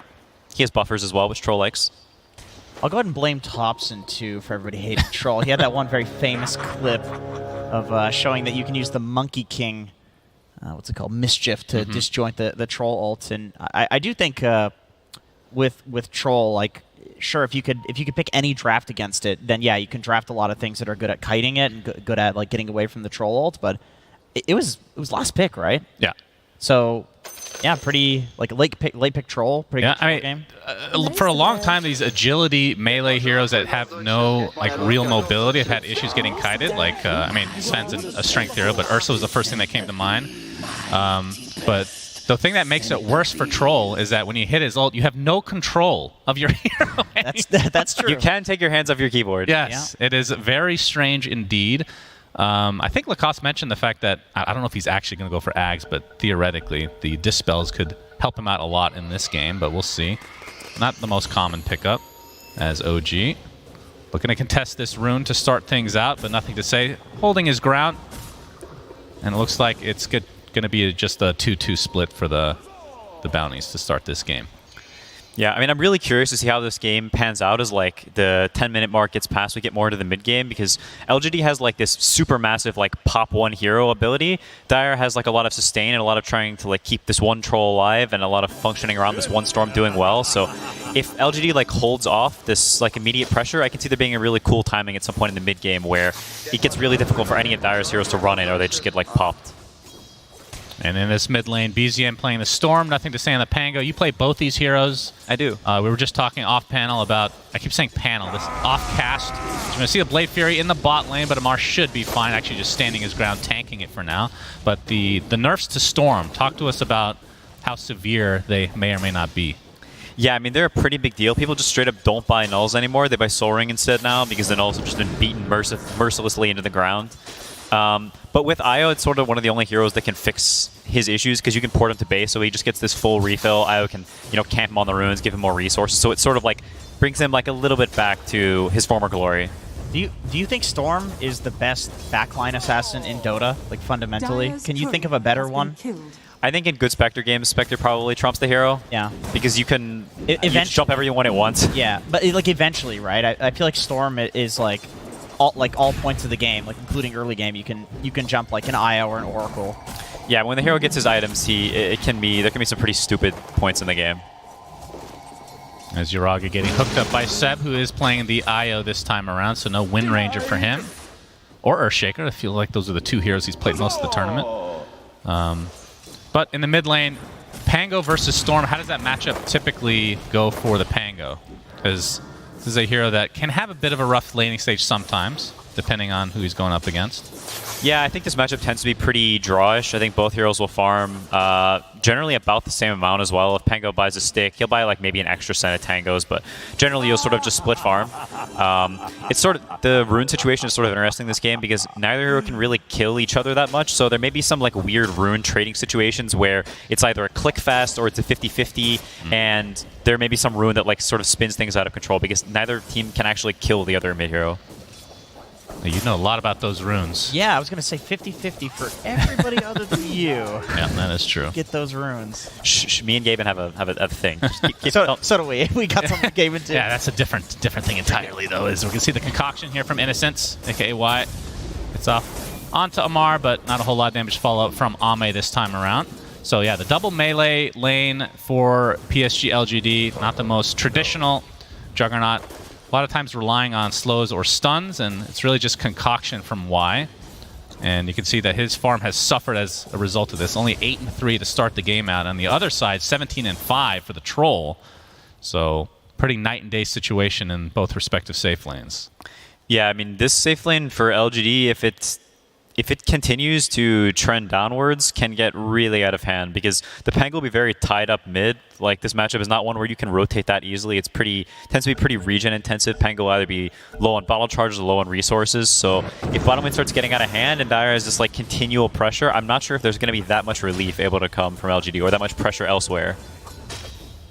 I think it helps to have this last pick troll versus Slardar lane. Obviously, that's a pretty hard counter, and when your offlaner's Bloodseeker, you mentioned that the mid lane is very regen based. Like, Amar's just fast move speed for this entire game, for the entire laning phase, unless a ton of regen is being spammed.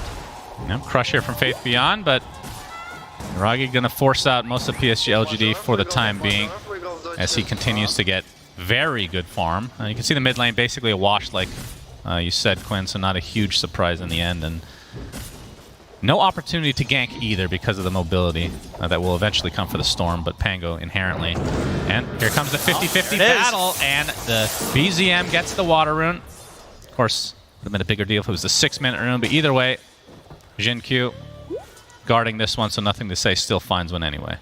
Yeah, he'll go walk on up there and chill, but bottom lane is pretty rough right now. I'm also not sure if this lane gets much better, as Alchemist's strength as like a support in lane tends to be going for these kills, and I don't know if you're killing this 8 armor Bloodseeker with boots, or if, I don't know, this Chen has some creeps, maybe at some point he gets this some ice ogre, and that will like spell disaster for bottom lane. I don't see this lane getting that much better over time, and there's definitely a possibility that there's like this mounting pressure that is pretty hard for LGD to deal with.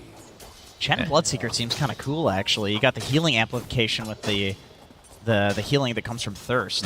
Like, he's just full HP constantly. And the position 5 Alchemist, what do you guys think of this hero as a 5? Like, in terms of itemization, is this... Like, obviously you're just there to get stuns off in the landing stage, but when you get some items, is this actually an Ags giver at any point, or is it going to be too much of a struggle? Like, if you see it as a 4, you assume that's kind of the role, but... Yeah, I feel like you're probably buying some medallion, crest, maybe 4-staff type of deal, just like whatever the game needs. I don't know if you're rich enough to buy Ags, and Ags isn't even particularly good on any of Radiant's heroes. It's like good on Juggernaut later, but... How dare you? Pango's great. Sort of. Great Ags. Just have a moment of silence for that Ags. I thought you were going to continue with the Ags point. Nothing to say. He's going to pop. No, going to fake his ult out as BZM, obviously with the zip available, wouldn't have any trouble getting away here. A little bit of a bait. He uses mana. I feel like last pick, or having the Alchemist 5 is more of just a flex thing. It's just like, okay, well, we have some random stunning support. You don't really get to do the Ag stuff. People always theory craft it, but then it never plays out. Yeah. Neither does the offlane Alchemist either. You just go carry build in the offlane. Like, everybody goes Radiance anyway. That's kind of sad. Yeah. I agree. The Ags thing, it seems kind of dead. I don't think we've seen an Ags even on Alchemist himself after supplying the rest of it. So many theory crafting situations when that first patch came out. The rune has been controlled. Yeah. I mean, you could see Zincu earlier trying to move down bottom and get some kill to happen, but it's like all of Dire's heroes are always full HP, iOS TP ready. It's very difficult for them to actually kill heroes right now. I mean, you can see them trying mid, trying for some stun, fog, but it's like very annoying. I mean, you can see it's 0-0 at 630, right? It's not that common. Yeah, trying to defend this ward that's attempting to be dewarded by Nothing to Say, but BZM forced out, and right click goes to Nothing to Say. It's a weird little ward battle right there. Just delaying a little bit. It's all this min-maxing. Zamar, he's very close to level 6, and when that Rupture comes online, obviously you can just Blade Fury TP, but top lane, we're going to see the bash come through with the cookie from Jin Q, and Yuragi already very low, but Seb is hooked up. Concoction coming from the roaming Alchemist, and Faith Beyond looking to finish this off with another crush. Yuragi still getting regen, but this looks to be first blood going the way of PSG.LGD, and making Alchemist look pretty good, actually. What a beast. He's getting a courier, too. He's just waddling around, just getting these stuns off, stunning himself half the time, but hey, worked out. It's all about the other half. True. I mean, I think this is something that LGD is maybe better at any other team at, is like just because they're losing some lane or some heroes behind or they're countered, like whatever, it doesn't really matter to them. They'll still read the situation and see that, hey, they're both level 5, Troll's not actually that strong right now, he doesn't have his phase boots on him. Like, they read this very specific situation and they get this kill, which means like a lot. Where some other team might just generalize the hate slaughter against Troll, we don't gank here. Well, Ame trying to contest this little stack here. He's going to get a decent amount of farm from it. Obviously could get ruptured now, but there's not going to be that much backup, looks like. As top lane, Seb takes a tumble via Y again, with a zip in from BZM. He's going to get stunned immediately thanks to the Rolling Thunder. But Jin Q, one more right click will do it, and they find it as Yuragi takes him out. But with that Corrosive Haze, he has to be very careful, especially with the Io still dead. Concoction is there. He's going to pop the ult a little bit prematurely, loses control of his hero, so it's going to continue to chase. Nothing to Say. We'll see if they try to turn this around as another Corrosive Haze comes. Gets the Whirling Axes off. Now Nothing to Say has to be very careful. And the Concoction not going to come out in time to save his life. But we'll go off anyway, but a nice turnaround here from OG as they're going to find 2 and lose none. Unless you count Seb dying before that fight even started. Yeah, Nothing to Say.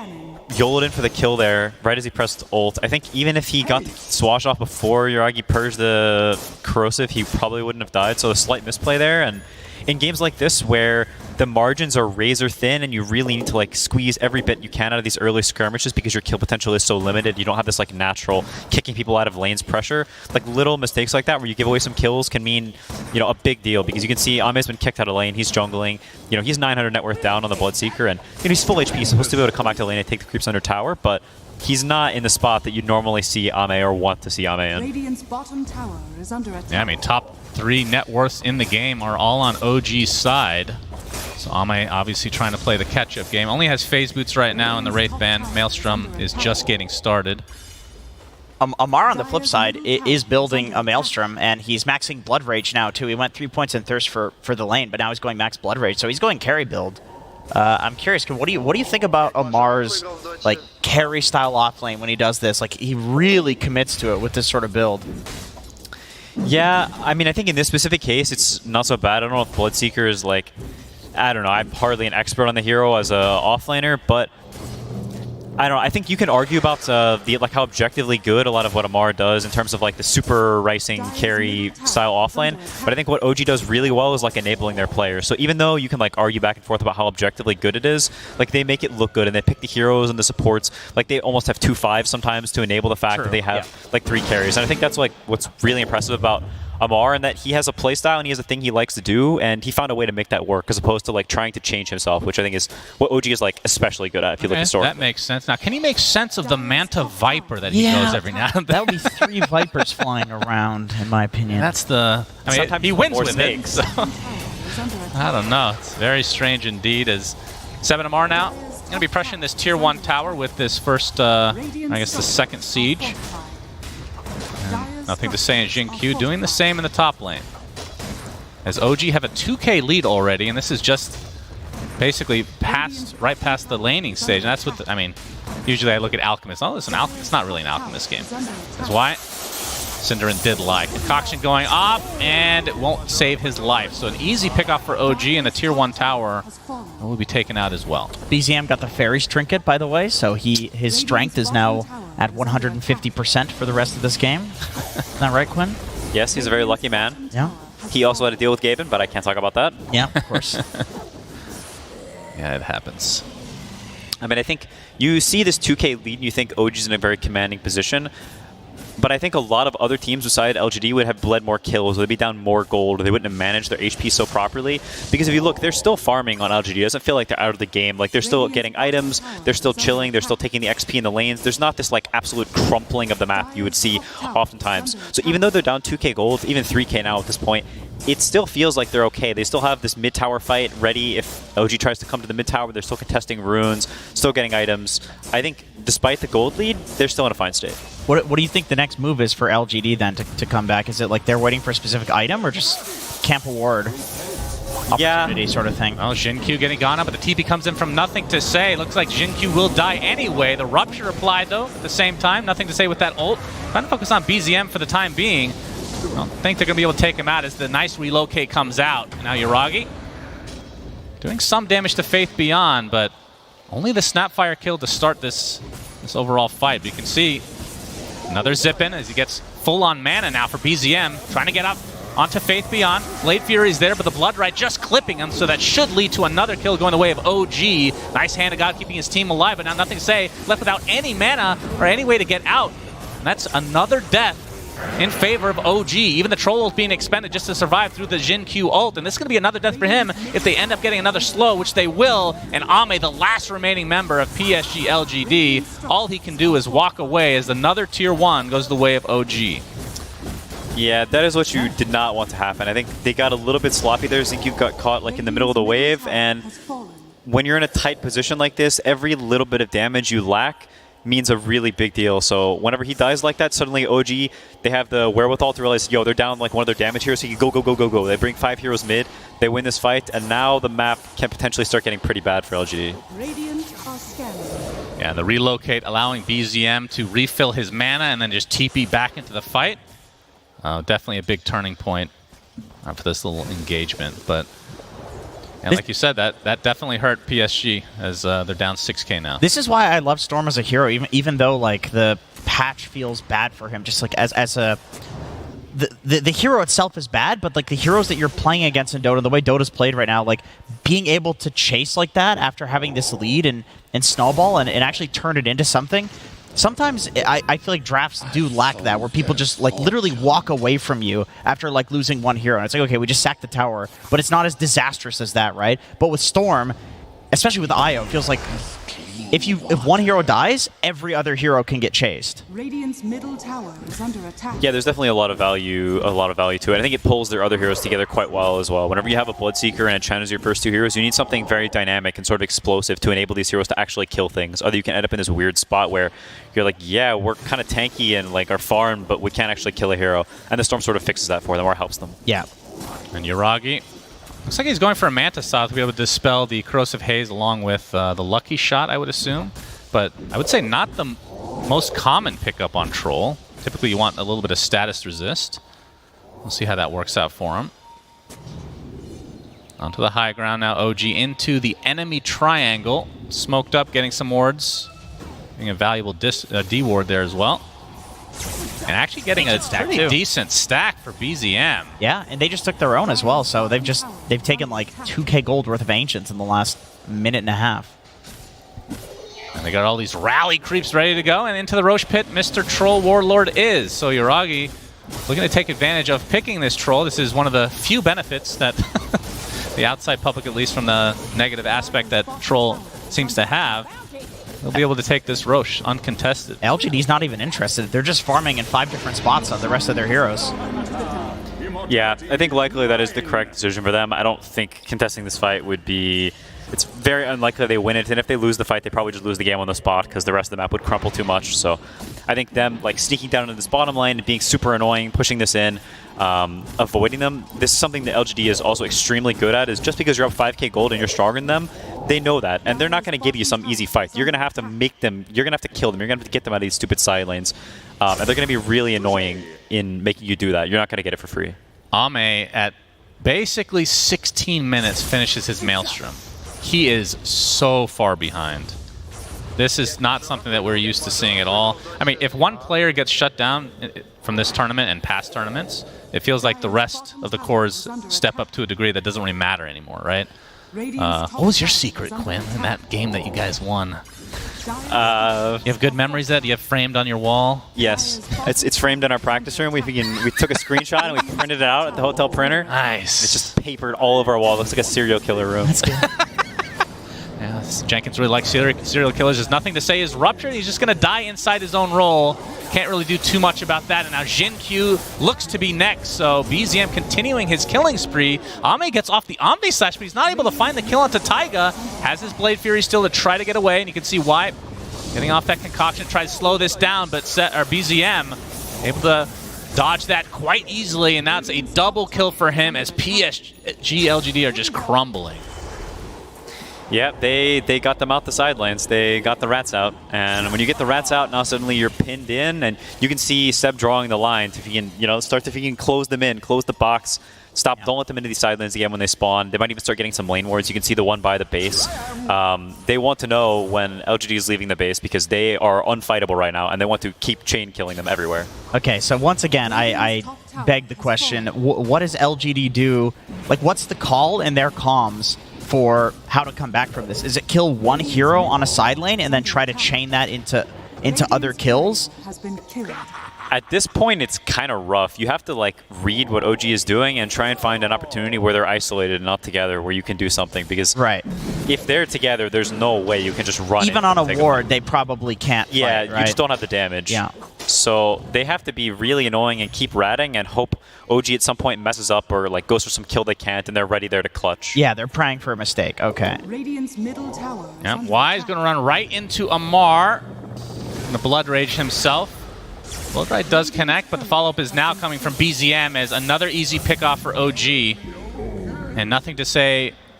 Looks like he's going to go to the south and TP out. And of course, Pango into Bloodseeker, something we didn't really mention, is absolutely miserable. And you have to go Linken's, which feels bad because it just puts you so far behind in terms of just having the regular items that you want to go for on the hero. He is also playing into an Orchid now as well, which I really like this from BZM. He had queued up the Sanjin Kaya, but he switched to just going Kaya into Orchid, and I think it plays into what Quinn was saying, where like LGD, what they want to do is they would just want to be rats and play the side lanes and try to force OG to split up. So BZM is just doubling down on essentially squashing the rats. He is rat squashers united out here, just right, hunting them down. I think what Vithian is doing right now is actually pretty cool. He hasn't like grouped up. He's not looking for some fight because he knows OG just clumped together. He's staying in the enemy agents, taking their creeps. In the whole time while Y was dying down in the bottom lane, Ame was pushing top out. Okay. Oh, I think that was the finished BKB, or maybe not. No, just the. He went for a Manta actually on Yuragi first time. I already mentioned that. Thanks for listening, Jenkins. Okay, don't listen to you. Yep. Start doing a nice long conversation actually by myself. Because I mean, despite how unfightable OG is and how much they're dominating the map, oh boy, they actually haven't been gaining gold recently. Yeah, concoction on yourself. That's that's when you truly feel pathetic. There's nothing you can do.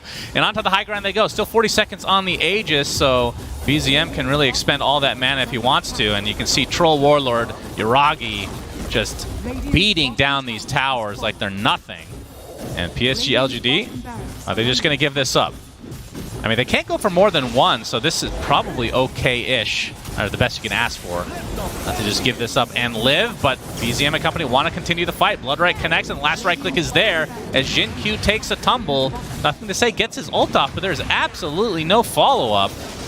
And OG, now that the Aegis is expiring in 6 seconds, will likely just back off here and go for some tier 2s.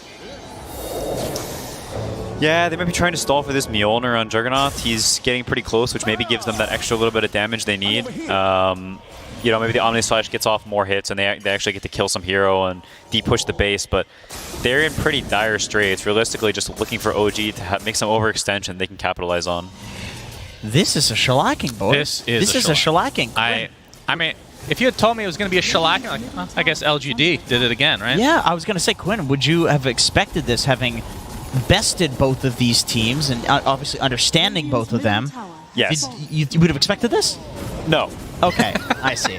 Maybe after draft I could see it, because I don't understand the Alchemist 5. I mean, I just tend to trust the director is the thing, you know? Yeah, well, the initiation is here, and look at that damage on Faith Beyond. He absolutely melts, and Ame finally comes and gets the Omni Slash, but a lot of the illusions and the creeps are just tanking it. The Blade Fury to follow, but I don't believe he has a shard, so it's not really doing that much damage. Buyback from Faith Beyond, nothing to say, able to get off a nice ult. Several stuns, but again, not a whole lot of follow-up, as Y will just be stunning an illusion.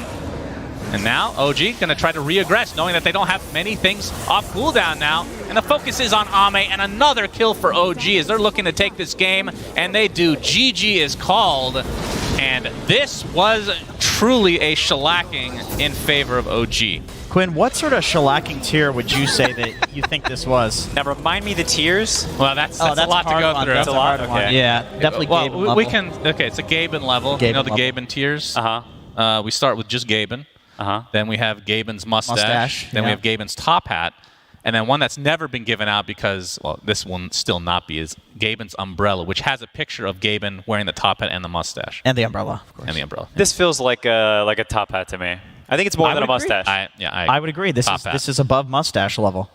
Yeah, so OG taking this game in completely convincing fashion at the, is that a 20, what does that say, 21 minutes? Yeah, they smacked them. Wow. That is one of the, I mean, we saw a 13-minute game from RNG in the group stage, but this was more of a shellacking still, I think. And what does PSG.LGD need to do to respond? Not picking Alchemist 5? Do you think that was the big negative from their lineup?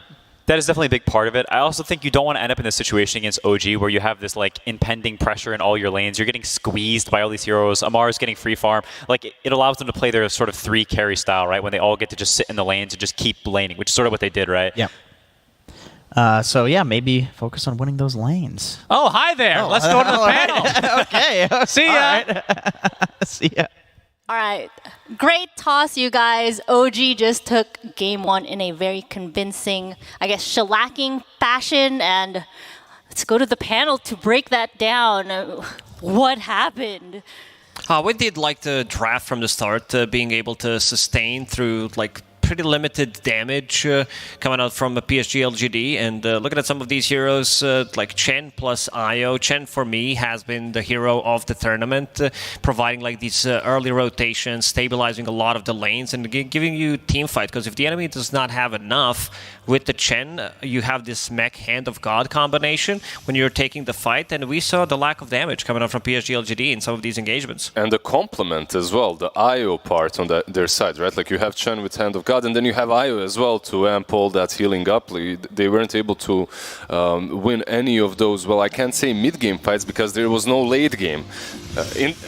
Relatively, this fight right here, they go in, they do some damage, but it's just not enough. The Hand of God was on point, same with the IO heals. But overall, I have to say, Shippo, Hi. Did the drafts feel a little bit weird for you as well, or is it just me? I just hate the Alk 5 only. I think the rest of it is honestly fine. I think LGD played a jug draft into OG last time they played up, and whilst they were a little on the back foot, the idea of like Ame using jug to split push really hard to reach his item timings and try to come online and win, it was like they pulled it off very good. I think the problem was they weren't able to contest like the Roche. When they got the Roche, they weren't able to kind of snipe their Aegis. They weren't able to set up for the next one. They're losing their map space. I think OG did a really great job of, they smoked into the triangle, they de-warded it, and they just basically made LGD's map really dark. You don't know where they are, you don't know how they're set up for Roche, and they just get that Aegis for free.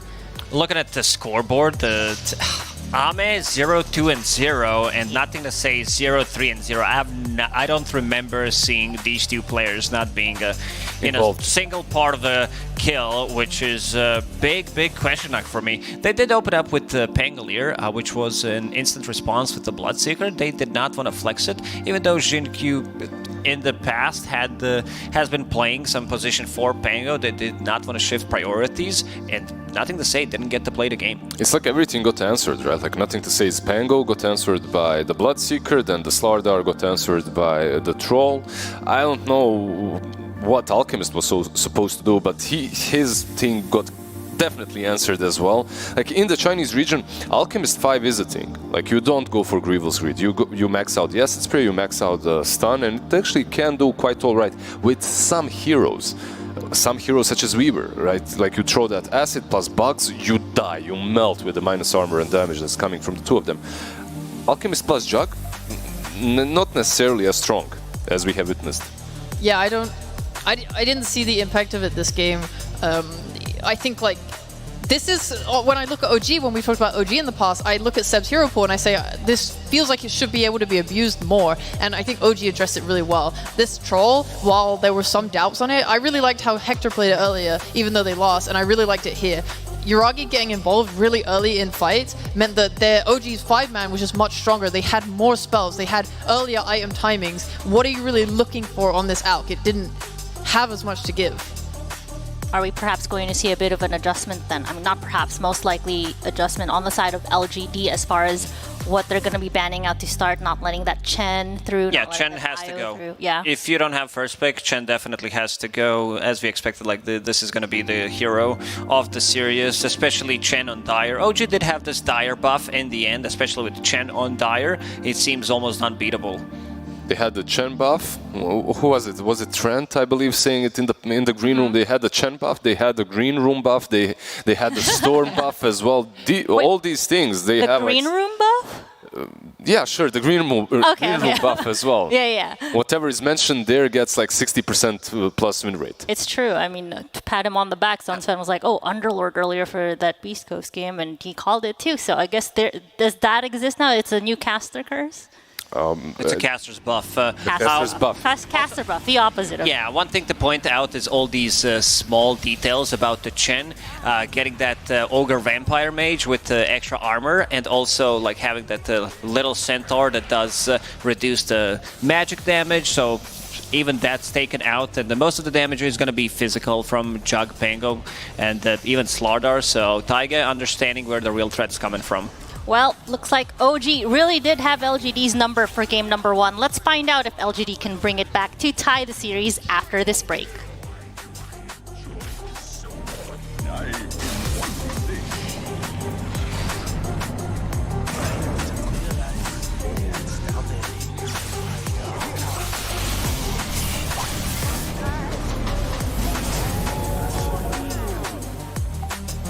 Radiant's middle tower is under attack.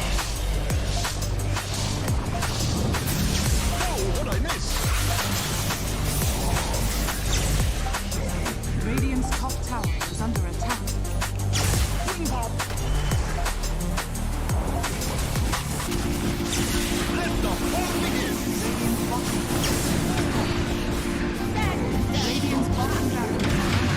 Radiant's bottom barracks is falling.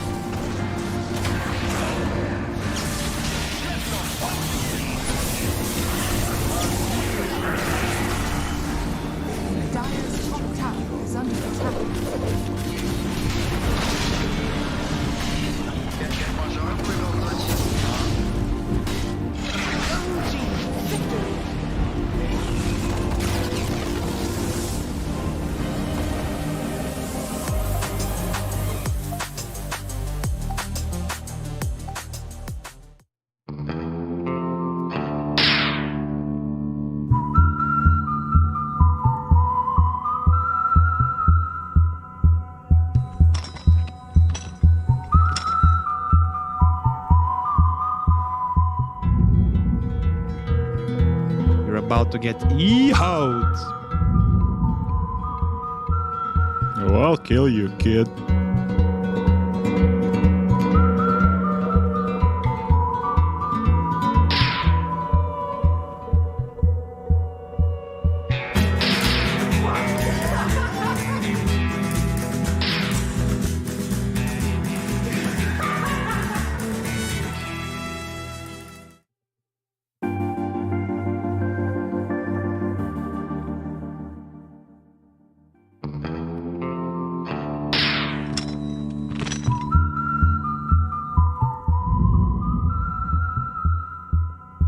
今天不是你死就是我死。明天的今天就是你的忌日。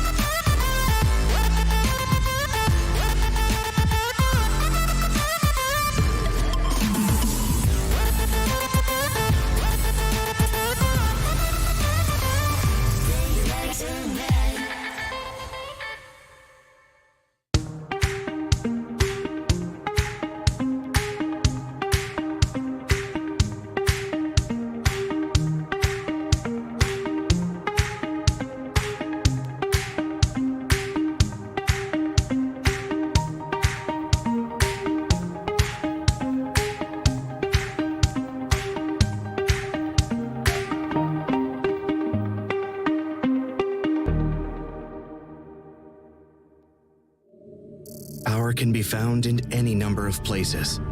Scientists will tell you that it comes in newtons. Gamers will say that it can be found in silky skills. We will say that the power lies in real thrills. In the play with perfect ping. In the runes and crystals. In every frag and gank. In your personal winnings. Lock and load for PGL Arlington.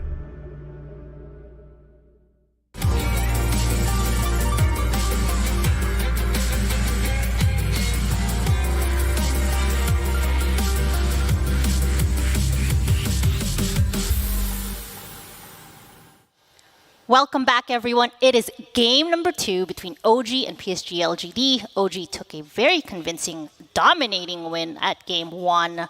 I'm going to slide into my panel here, and first question I have to ask, are we going to be seeing OG ban out those supports once again to start? Because that seemed to shut them down, right, Sheep? Yeah, for sure. It was a really nice idea. Like, I think them putting them Y on Alk though was just not it was just not a good idea. It didn't execute well. It was his first time playing it this tournament. I don't know if they were just trying to kind of BM OG a little bit since Seb's been playing it, but it clearly didn't work. I think it depends a lot on who has first pick and second pick, but I would like to see them take his hero in the first phase so we don't see that same situation happen again. Just adjust a little bit game 1 to 2. For me, it's like the Alchemist was a problem. Obviously, it didn't really do that well in the laning stage. But the biggest issue, the bigger issue for me is that you're opening up with your core. You're not opening up with something like a 5, right, or a 4, whatever. And then your cores are getting countered much earlier. For me, that's the bigger issue than having an Alchemist 5. Alchemist 5 has been played in the Chinese region. Like the stun is actually pretty strong. The acid spray is strong in the lane. But like we talked about before, Nothing to say Pangolier. Yeah, not a lot of impact, right? It also comes down to them playing against the Bloodseeker in the lane, one of the few heroes that does have a lot of sustain, having extra movement speed, can run away from Juggernaut's Blade Fury, and also a lot of armor. This hero, one of the highest armor heroes in the game, and one of the lane dominators, so gotta be very careful how you approach this second draft. They definitely need to make a bit of a switcheroo, I would say. I would love to know who has the first pick, who has the dire buff, but looking at how this draft played out, OG definitely put in a ton of work. Like it felt like PSG.LGD fell into a trap. Yeah, it really did. And it's also weird because they had the Chen, and yet they're picking the Alk and the Slardar, who don't really like playing into a massive group up lineup, Slardar especially. You see someone like Zai playing it, even Amar, right? And they'll be on these side lanes with their Mask of Madness and playing very like threateningly. With this, it's like, yeah, okay, OG is a 5-man at your mid tower at 12 minutes, opening up the map so they can go and get Roche. How are you can't fight into that. You don't have a BKB. They had like some idea with the minus armor. Like when you look at that team, there's so much minus armor from the Slardar, from the Snap, from the Alchemist. But the problem is like that minus armor doesn't matter. You're never strong enough to even take a fight. And even with the minus armor, you can't kill them because of all the sustain that they had from Io and Chun. Now my question is, will the supports be just banned out by OG again or not? Yeah, I also want to point out the itemization, because the way OG played is, if you look at every single item, these are all items from cheap components. Vlad's Mech, Soul Ring, Holy Locket on Io, like casual Orb of Corrosion on Yuragi as well. Like Storm, he got his first item Kaya to have some extra mana, playing with Io, replenishing his mana as well. So like building up this momentum, and OG setting things up for a really strong laning stage, and I expect them to do the same thing in game 2. So something that stood out to me that was brought up by one of the casters, I want to say it was Quinn, is Amar being on the Bloodseeker. Mm-hmm. Pretty much like was set up to be the third carry of that game. So besides banning out all of the supports, Amar's the first carry. The first carry, okay, sure. All the time. I mean, he's staying on top of the net worth. But this is the style that OG plays. Like they do have a bit of a greedy drafts from time to time that they need to build up. But this time, because laning stage went really well for them, definitely didn't feel like it. Something similar to what Team Spirit was doing in one of the previous tournaments as well, like with Collapse, one of the bigger tournaments, like a TI as well. You could see that they're distributing their farm among their cores very evenly. And Amar on a Bloodseeker, like Bloodseeker is a hero that can go in either direction from any position, and you could argue that he kind of does the similar thing whatever he builds. The only difference is the amount of space and the amount of farm that he's taking, or amount of time that he spends farming, right? But in a game such as this one, it doesn't ever come into play because you're constantly running at them. And we saw Seb drinking some coffee. Man didn't even fully woke up yet, but did manage to break down, they managed to break down and kill PSG.LGD in game number 1. Looked very one-sided, and I can only imagine what happens when he's fully awake. Yeah, you old man boomer like us, you know. He's been on the panel recently. He knows, like, coffee is a necessity here. I mean, I'm just worried about my pubs with triple carries. People are going to be like, it worked for them. Wait, like, you're telling me that's not already a thing in your pubs? I mean, I guess, but we just fight over lanes. I can enable every pub player right now. I spoke to a pro once at TI. I won't name him names, but he said to me, I asked, how do I win games from the offlane? How do I climb MMR? He said, just carry, bro. Just pick carry. That's how you win. You never rely on your team. So you heard it here first, chat. Just never.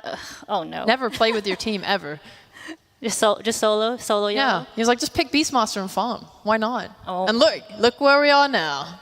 Yeah, Beastmaster is an interesting one. Like in the Chinese region, it's not really that contested. Meanwhile, in the Eastern Europe, I don't know, in Western Europe as well, the hero is a bit more popular, right? Yeah. Meanwhile, in China, we had a different meta from the get-go. Like the first couple of weeks, PSG.LGD and all the other teams, they've been drafting something that's different to any other region. Trient was one of the most contested heroes in the first stage as well. Kind of fallen off since then, but What I'm trying to say is PSG.LGD in that draft didn't look like anything to me that they've drafted before in the seasons, right? It was a little bit different, and it's a best of 3 series. You are allowed to experiment a little bit in that first game. Yeah, and I mean, I would not to continue harping on it. It's also a very rare ban situation to see all supports coming into the first phase ban the way OG did. So yeah, you should harp on it because it's something that you really don't see very often. It's an interesting thing. It does just feel like in general this tournament, LGD have taken a new approach to drafting. Like we saw Nothing to Say's Winter Wyvern, right? He played it twice before this tournament. They're clearly experimenting or trying things, looking at other teams and what they're doing and implementing it, right? We saw them picking up the Earthshaker. We saw them now trying an ALK 5. I just think now it's time to focus up. Yep. I mean, this is going to be a deja vu from game number 1. OG, they are dire once again. LGD second pick once again. So in the best of 2, when they had second pick, they would ban out the Razor or the Viper. But this time around, like Lacoste said, hero that should be very contested and is out now, right? The Chen. So that means Puck is available for OG if they want to straight pick it. I mean, PSG.LGD probably expecting Puck to get out here. There's still Razor as well, so maybe a bit of a mind games happening. OG didn't decide to go for Razor. I think during the DPC there was like, oh, if it's available, they're gonna go for it. But I think Puck, they're gonna go with Tiny. So the thing about Puck is, if you do go for the Puck, there's the Tiny answer, right? Like there's not only the Tiny, there's a Lone Druid answer on the side of PSG.LGD that they might go for. So instead, OG goes for the Tiny. They could still go for Puck here, though. Yeah, it looks really good to have something to break the coil. You don't care too much about Marcier's rotation. Viper doesn't provide with any kind of lockdown ever, pretty much, against Puck, so you will be able to dodge that, and looks really good. Or if they want, the other approach is whether they need to get the hero in the safe lane that could potentially sustain against Marci and Viper, because this is one of the hardest lane to play into. It's just way too difficult.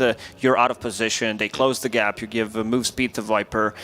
Just Marci, who's going to bring a couple of mangoes to lane. Keep feeding the Viper. Very difficult lane, whatever you play. So maybe not now, but I'm leaning towards Puck still. Yeah, Puck now for OG. Perhaps somewhere in the future, an Enchantress is an option as well on that safe lane, because you cannot win by brute force against Marci and Viper. However, by playing the lane in a little bit of a different way with Tench, getting the right creeps, it can become at least a little bit easier.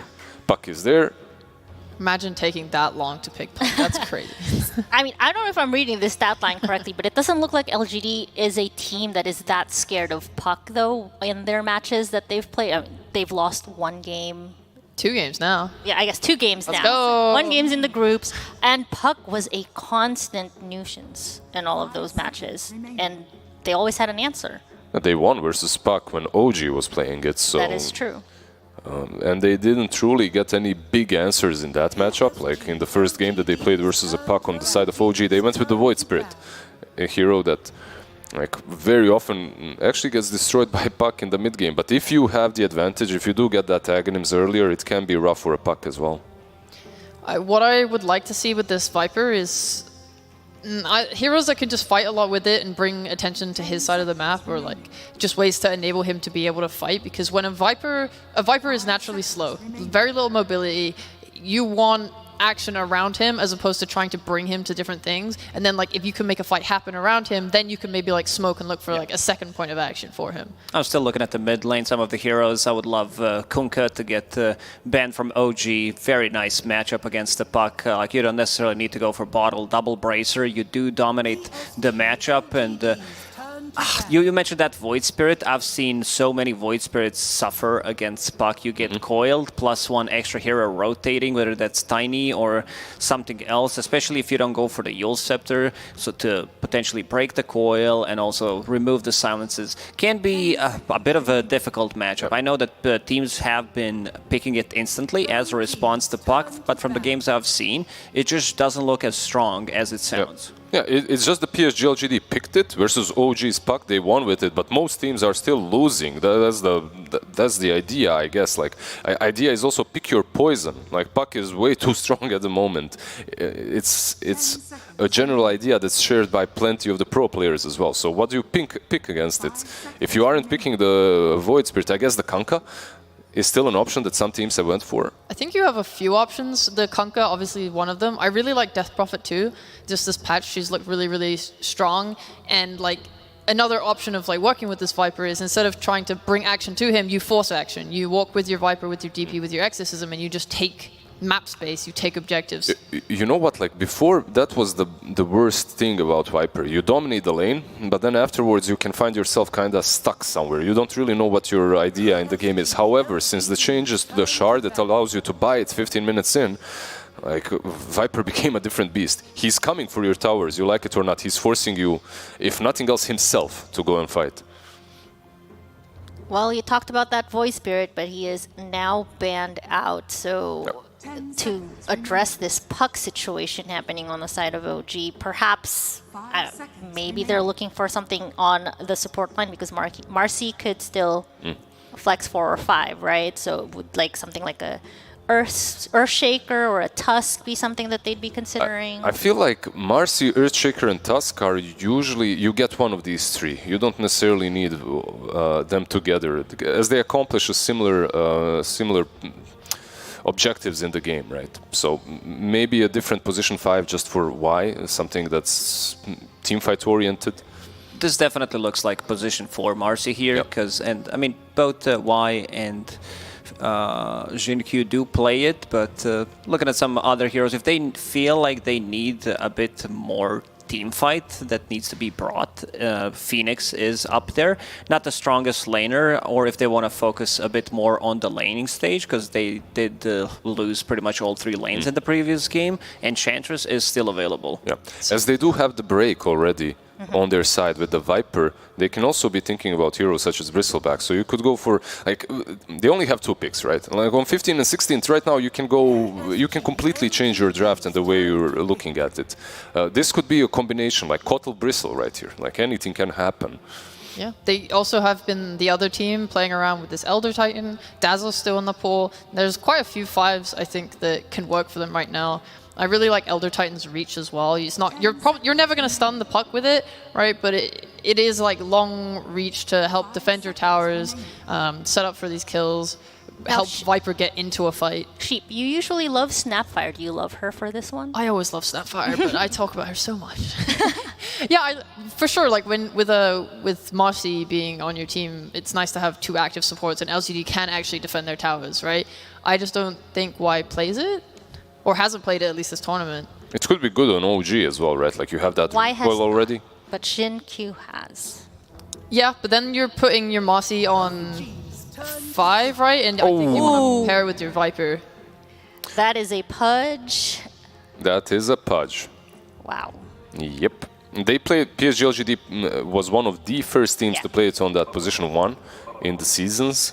It can be on the mid lane as well, but yeah, it's an interesting one. How do you feel about Pudge, guys?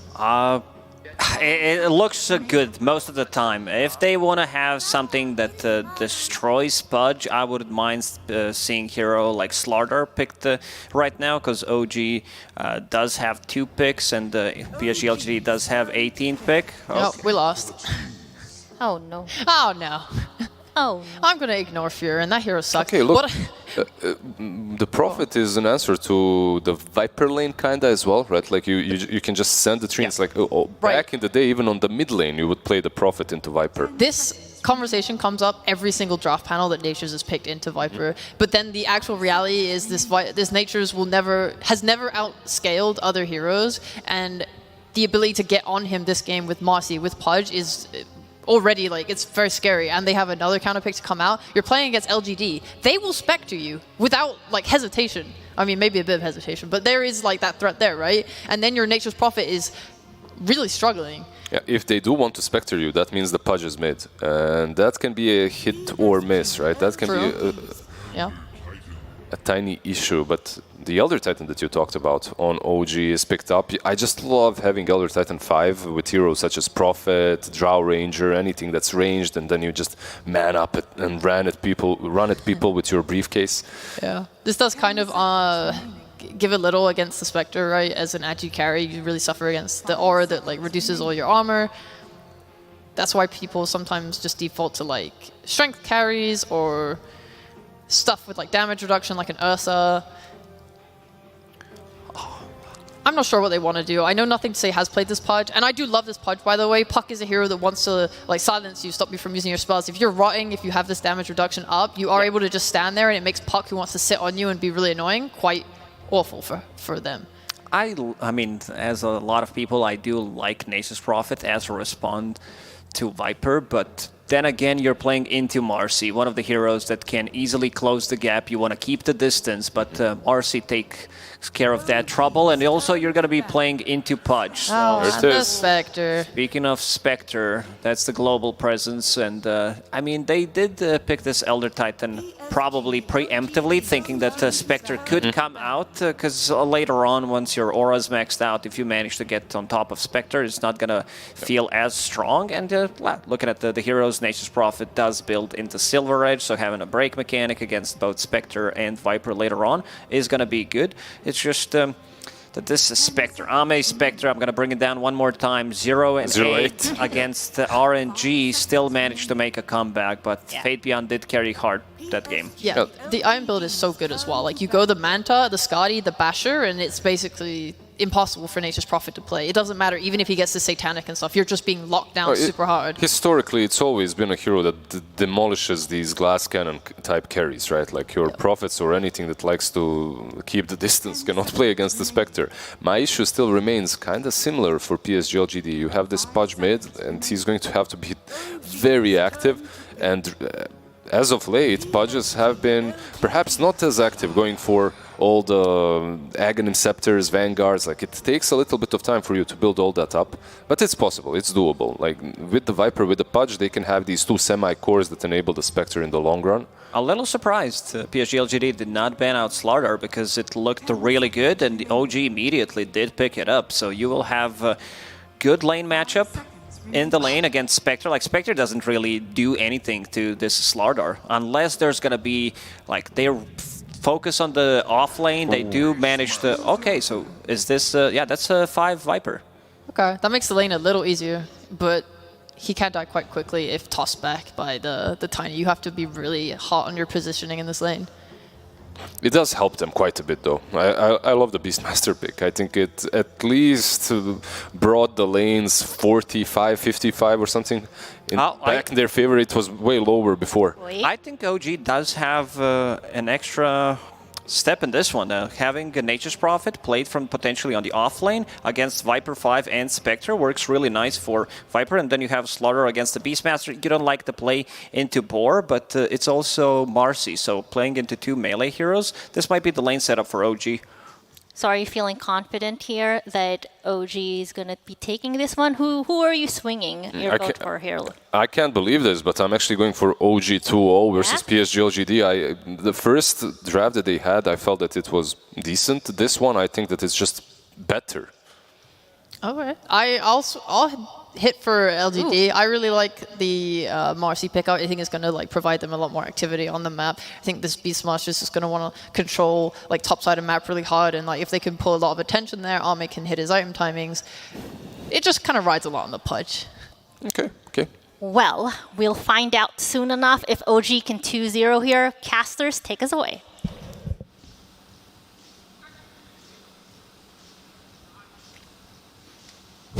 All right. We did it. We did the worst intro in major history. Congratulations, guys. It was because Pudge was standing like that, to be clear. Yes. To be clear. It started with the animation from Valve. Right. We were in game number 2, OG versus PSG.LGD. OG with a 1-0 lead, which was shocking. More so, not because they lost necessarily, but because they lost so badly. Yeah. And now we have the Pudka, and I'm glad that, for once, I'm glad that Jenkins is with us, because you are a Pudge expert, or self-proclaimed at least.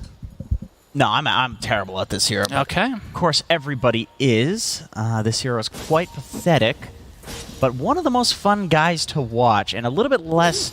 It was like kind of like a 10 out of 10 on the pathetic scale before, and now that Flesh Heap is an actual ability, very literally, and the fact that it's not completely useless, he's like a 7 out of 10 on the pathetic scale until he gets the Ags, and then he's a god. Okay. Quinn, what are your thoughts on Pudge? I think the hero is better now that it's been in a long, long time. I think the hero is actually a viable core some games. I've seen there's a lot of Chinese players who have experimented with Pudge versus Puck. It's like actually a counterpick. Ori has done this sometimes. Nothing to say has done it some in China and pubs and stuff. So they clearly like think that Pudge is a counter to Puck. I'm sure they had this in mind going into second phase. That's part of the reason why they gave the Puck away. I'm curious to see how it pans out because there are heroes that Pudge is not very good against besides the Puck. There's Amar, right-click battle. The hook comes in from Nothing to Say. And some damage being done to Amar, and you can see why with that support Viper getting out the poison attacks. Will this lead to a kill? Looks like indeed it will. Who gets the first blood? Trying to give it to Nothing to Say. One more right-click does it, and that is beautiful for the mid laner on PSG.LGD. The tip. One last hit, he's going to get his bottle. He got the treant as well to start things off, so a great start for him. And like you said, China has had the most success with this. Obviously, we cast a lot of Europe and especially NA, and it was quite bad in those regions. Really yes, there was only 4 Pudge, and it's very bad. I don't think you played any core Pudge this DPC, right? In officials, I do not think so. Yeah. But in Scrim. How did those go? Yeah, how did those go? Top secret info, my friends. Okay. Only Gaben gets to know. Not so well. Not so well. That sounds kind of bad. Guys, don't fucking spoil my my secrets here. But yeah, what do you guys think of both lineups? I think this Beastmaster pick is pretty salvaging for LGD. I think before that pick, their heroes were sort of very like vulnerable to getting run at and ransacked by this like Puck Slardar sort of like all around in the fight and being really annoying. So I think this Beastmaster gives them more like structure and allows them to sort of stand together and like actually fight back. It gives someone to help this Pudge.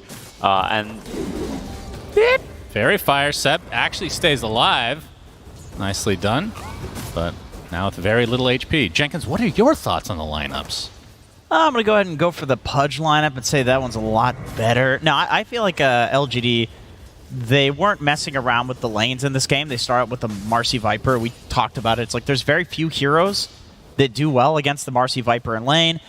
Nature's Prophet comes out, and then they flex so that there's the Beastmaster on the off lane instead. I thought that was pretty cool. And I do feel like Pudge is actually a Puck counter.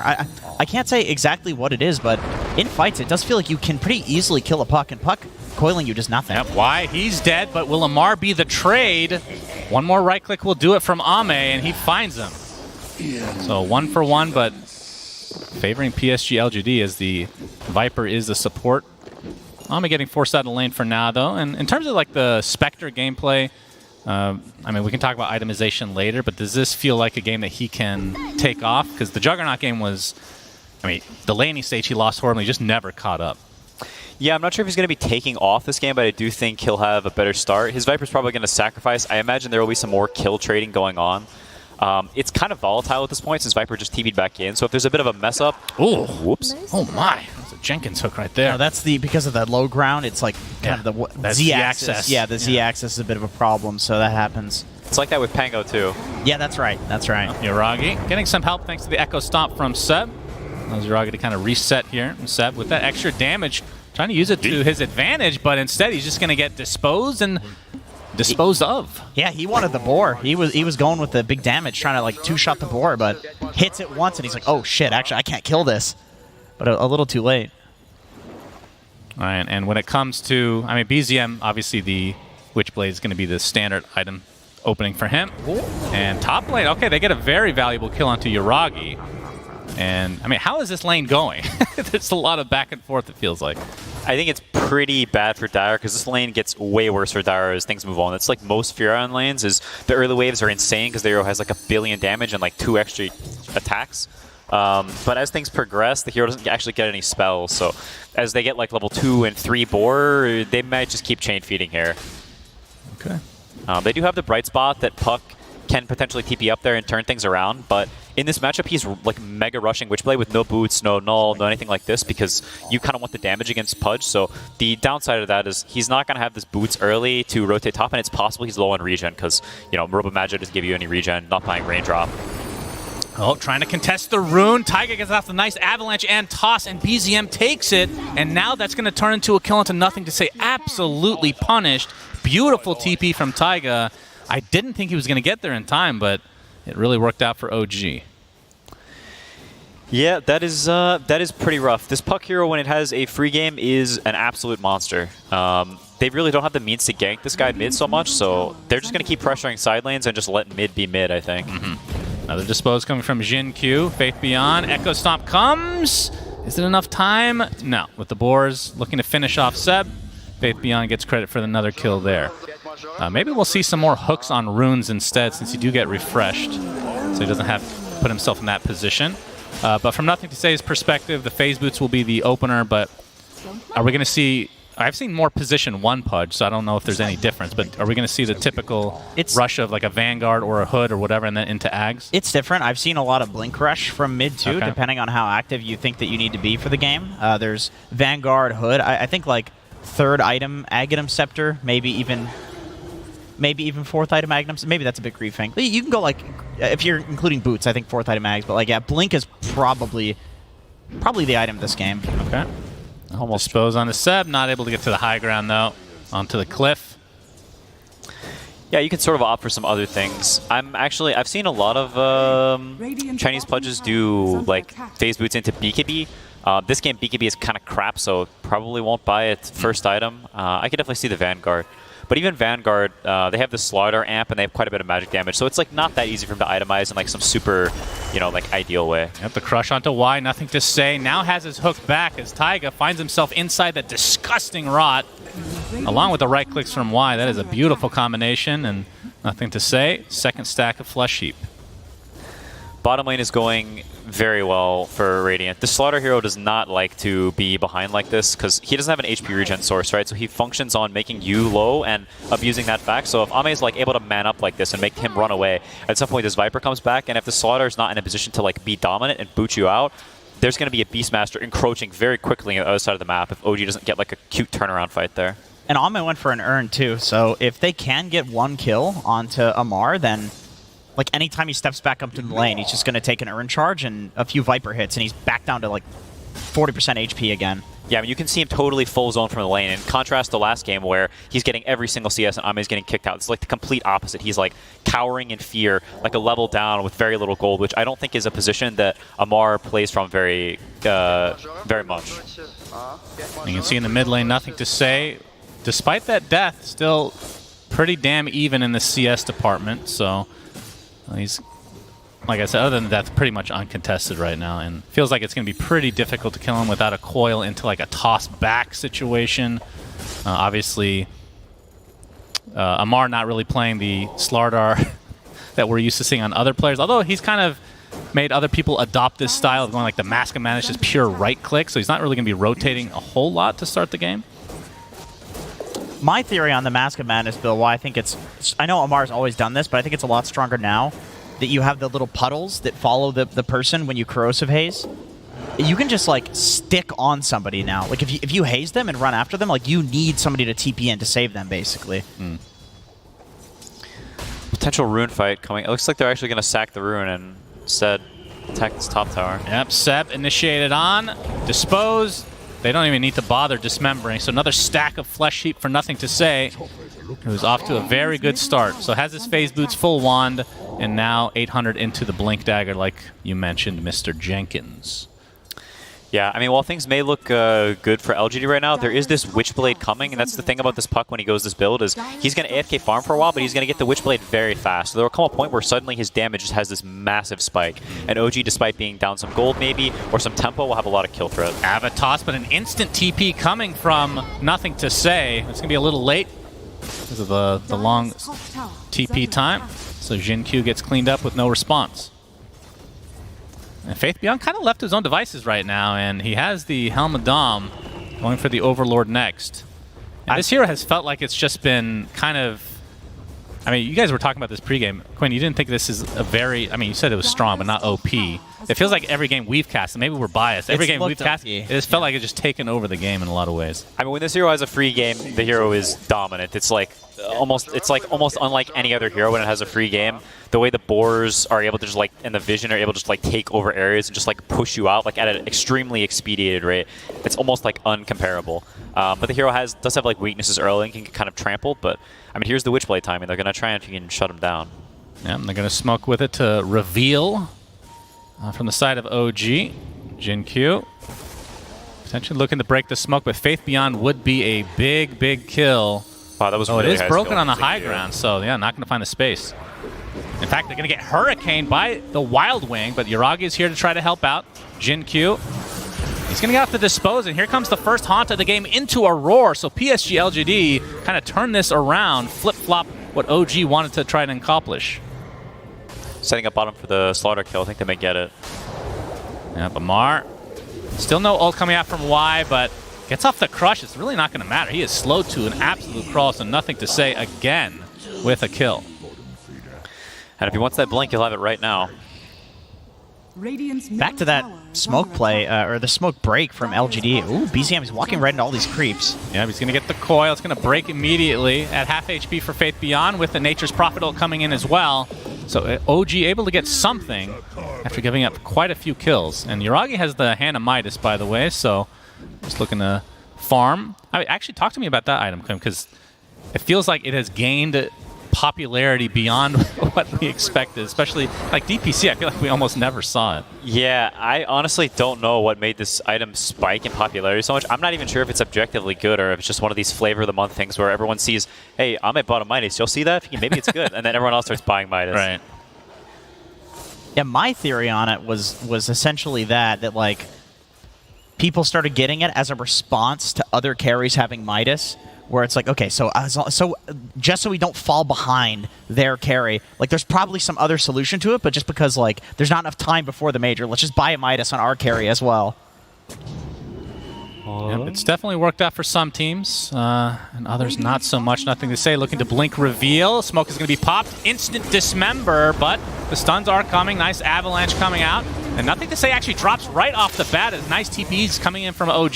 They're only going to lose their support Tiny for now, as Seb looks like he's walking away, but the coil expended onto 2, but the instant roar to try to counteract this, and this is going to get punished potentially onto the puck, and down goes BZM. So maybe not on the same page as the rest of his team, but still, they found the pudge at the beginning of the fight.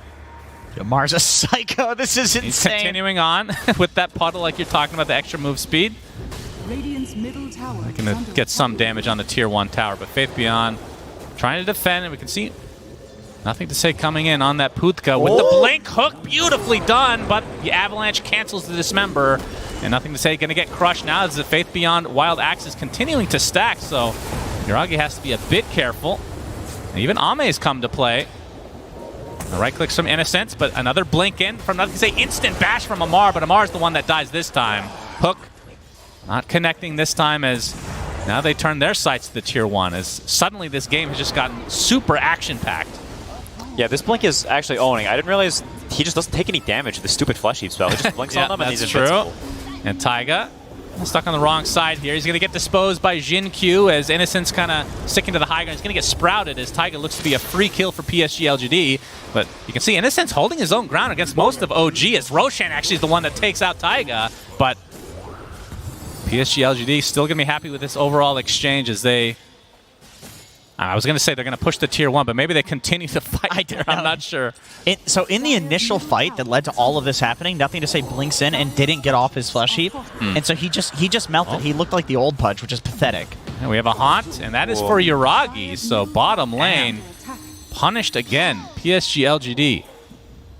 Yeah, that was a really fast setup from Xingqiu. He showed on bottom lane, and like half a second later, Xingqiu TPs. You see him pinging on the map, and they immediately haunt on this. Like, it's a super clutch play. And in a game like this, where your heroes get rolling super fast, like there's going to be a point where they get to this super dom, they get to this Manta, Pudge starts getting a bit more HP, and there's a world where Dire's heroes can sort of get trampled. Like, you get jumped one time and obliterated, and the map can sort of fall apart.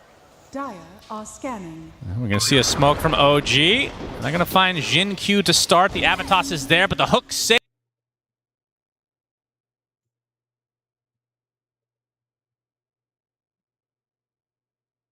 Wave. Obviously nothing to say, can't do too much more as Jin Q gets off the rebound, but that last right click is enough to take him out in the end. But the turnaround now into BZM with the Dismember. Avalanche should try to cancel it. Illusory Orb is out, but he's taking too much damage.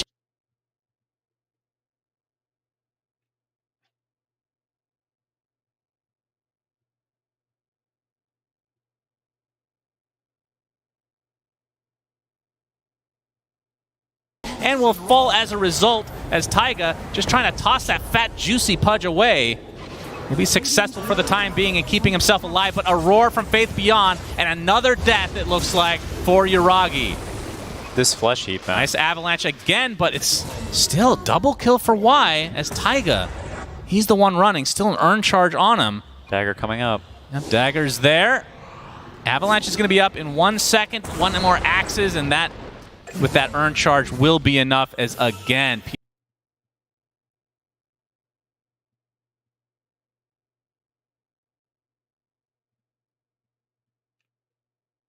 PSG.LGD getting a great exchange. Yeah, it's definitely worrisome for OG. With this Banta and the Beastmaster timing coming up, they can also take Roche very easily, and it's not particularly easy for Dire to contest. They don't have any blinks yet. Slider might be starting to close in on his, but he's quite behind, so if Radiant plays in formation, they play around the Beast units, they play around this Pudge like looking with hooks and blink dismembers, it can be really hard for Dire to potentially contest a Roche. Yeah, nothing to say. Working on a BKB as the Ogre Club right now. And I mean, for a mid-Pudge, how important is it for you to be towards the top of the net worth? I know it's a weird question, but it feels like with the Blink build, you're kind of fighting a little bit more and not farming as much. Yeah, I think staying up with the rest of the game in terms of net worth is like quite important. It's not a hero that functions very well with no items. Like if you're fat, figuratively and literally, then you... I know a lot about that, thank you. You looked right at me when you said that, appreciate that. That's not true. Don't listen to them. He looked straight at you. The hero likes money. Yeah, that's also me. Thanks. Yeah, that's he looked right at you again. That was very... This is slander. Well, OG, or I should say LGD into the pit, and they get a free Roche. And that is an Aegis for Ame on that Spectre. And I'm a little surprised they only have a 2K lead, if I'm being honest. Yeah, Furion has that Midas we talked about. Yep, true. Little mini Alchemist game. Gulping down that gold. Stop saying everything's Alchemist. Everything's an Alchemist game. You said that about Doom, and Howie was like, no, it's not like that. He agreed. No, he was just joking on camera, and then off, he's like, yeah, I just wanted to let you know I really agree. Nothing to say. Almost done with the Mithril Hammer, so essentially a recipe away from the BKB, which you said it's not the greatest BKB game, but to be able to channel Dismember is kind of required. Yeah, it is a very big deal. They only have the crack to cancel it or a Slardar bash, and it's quite hard for Slardar to just run in this game. I feel like after the BKB, nothing to say probably just goes for like all armor items. Like, yeah, Shiva's. I mean, Lotus is a bit of a like, you know, more of like a support item. You know, maybe Shiva's AC. That sounds cool. Sounds a bit like a core build. Yeah. You want a core build. Yeah, you want to be a core. Yeah, okay. that's right. Well, smokes on each side. The Tier 1 tower not able to be denied. So LGD get another bounty their way. Yep, TP coming to Marcy. Very important there. Super Dom has been acquired. Oh, we got the Blink Dismember, but the instant cancel again.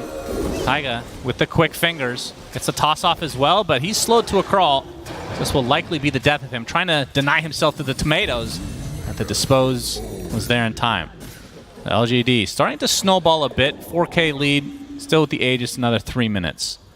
Yeah, I mean, this stage of the game, if a team ever reaches this point where you start to have to leave your triangle because you can't fight it, things can start to disintegrate very quickly because now you're you have to split up to farm, otherwise you get no gold, and you're splitting up so you can be picked off very easily, which is sort of you can see right now. Zinq knows, and he's looking in these tree lines. Yeah. They might even haunt for vision if he doesn't find him right now.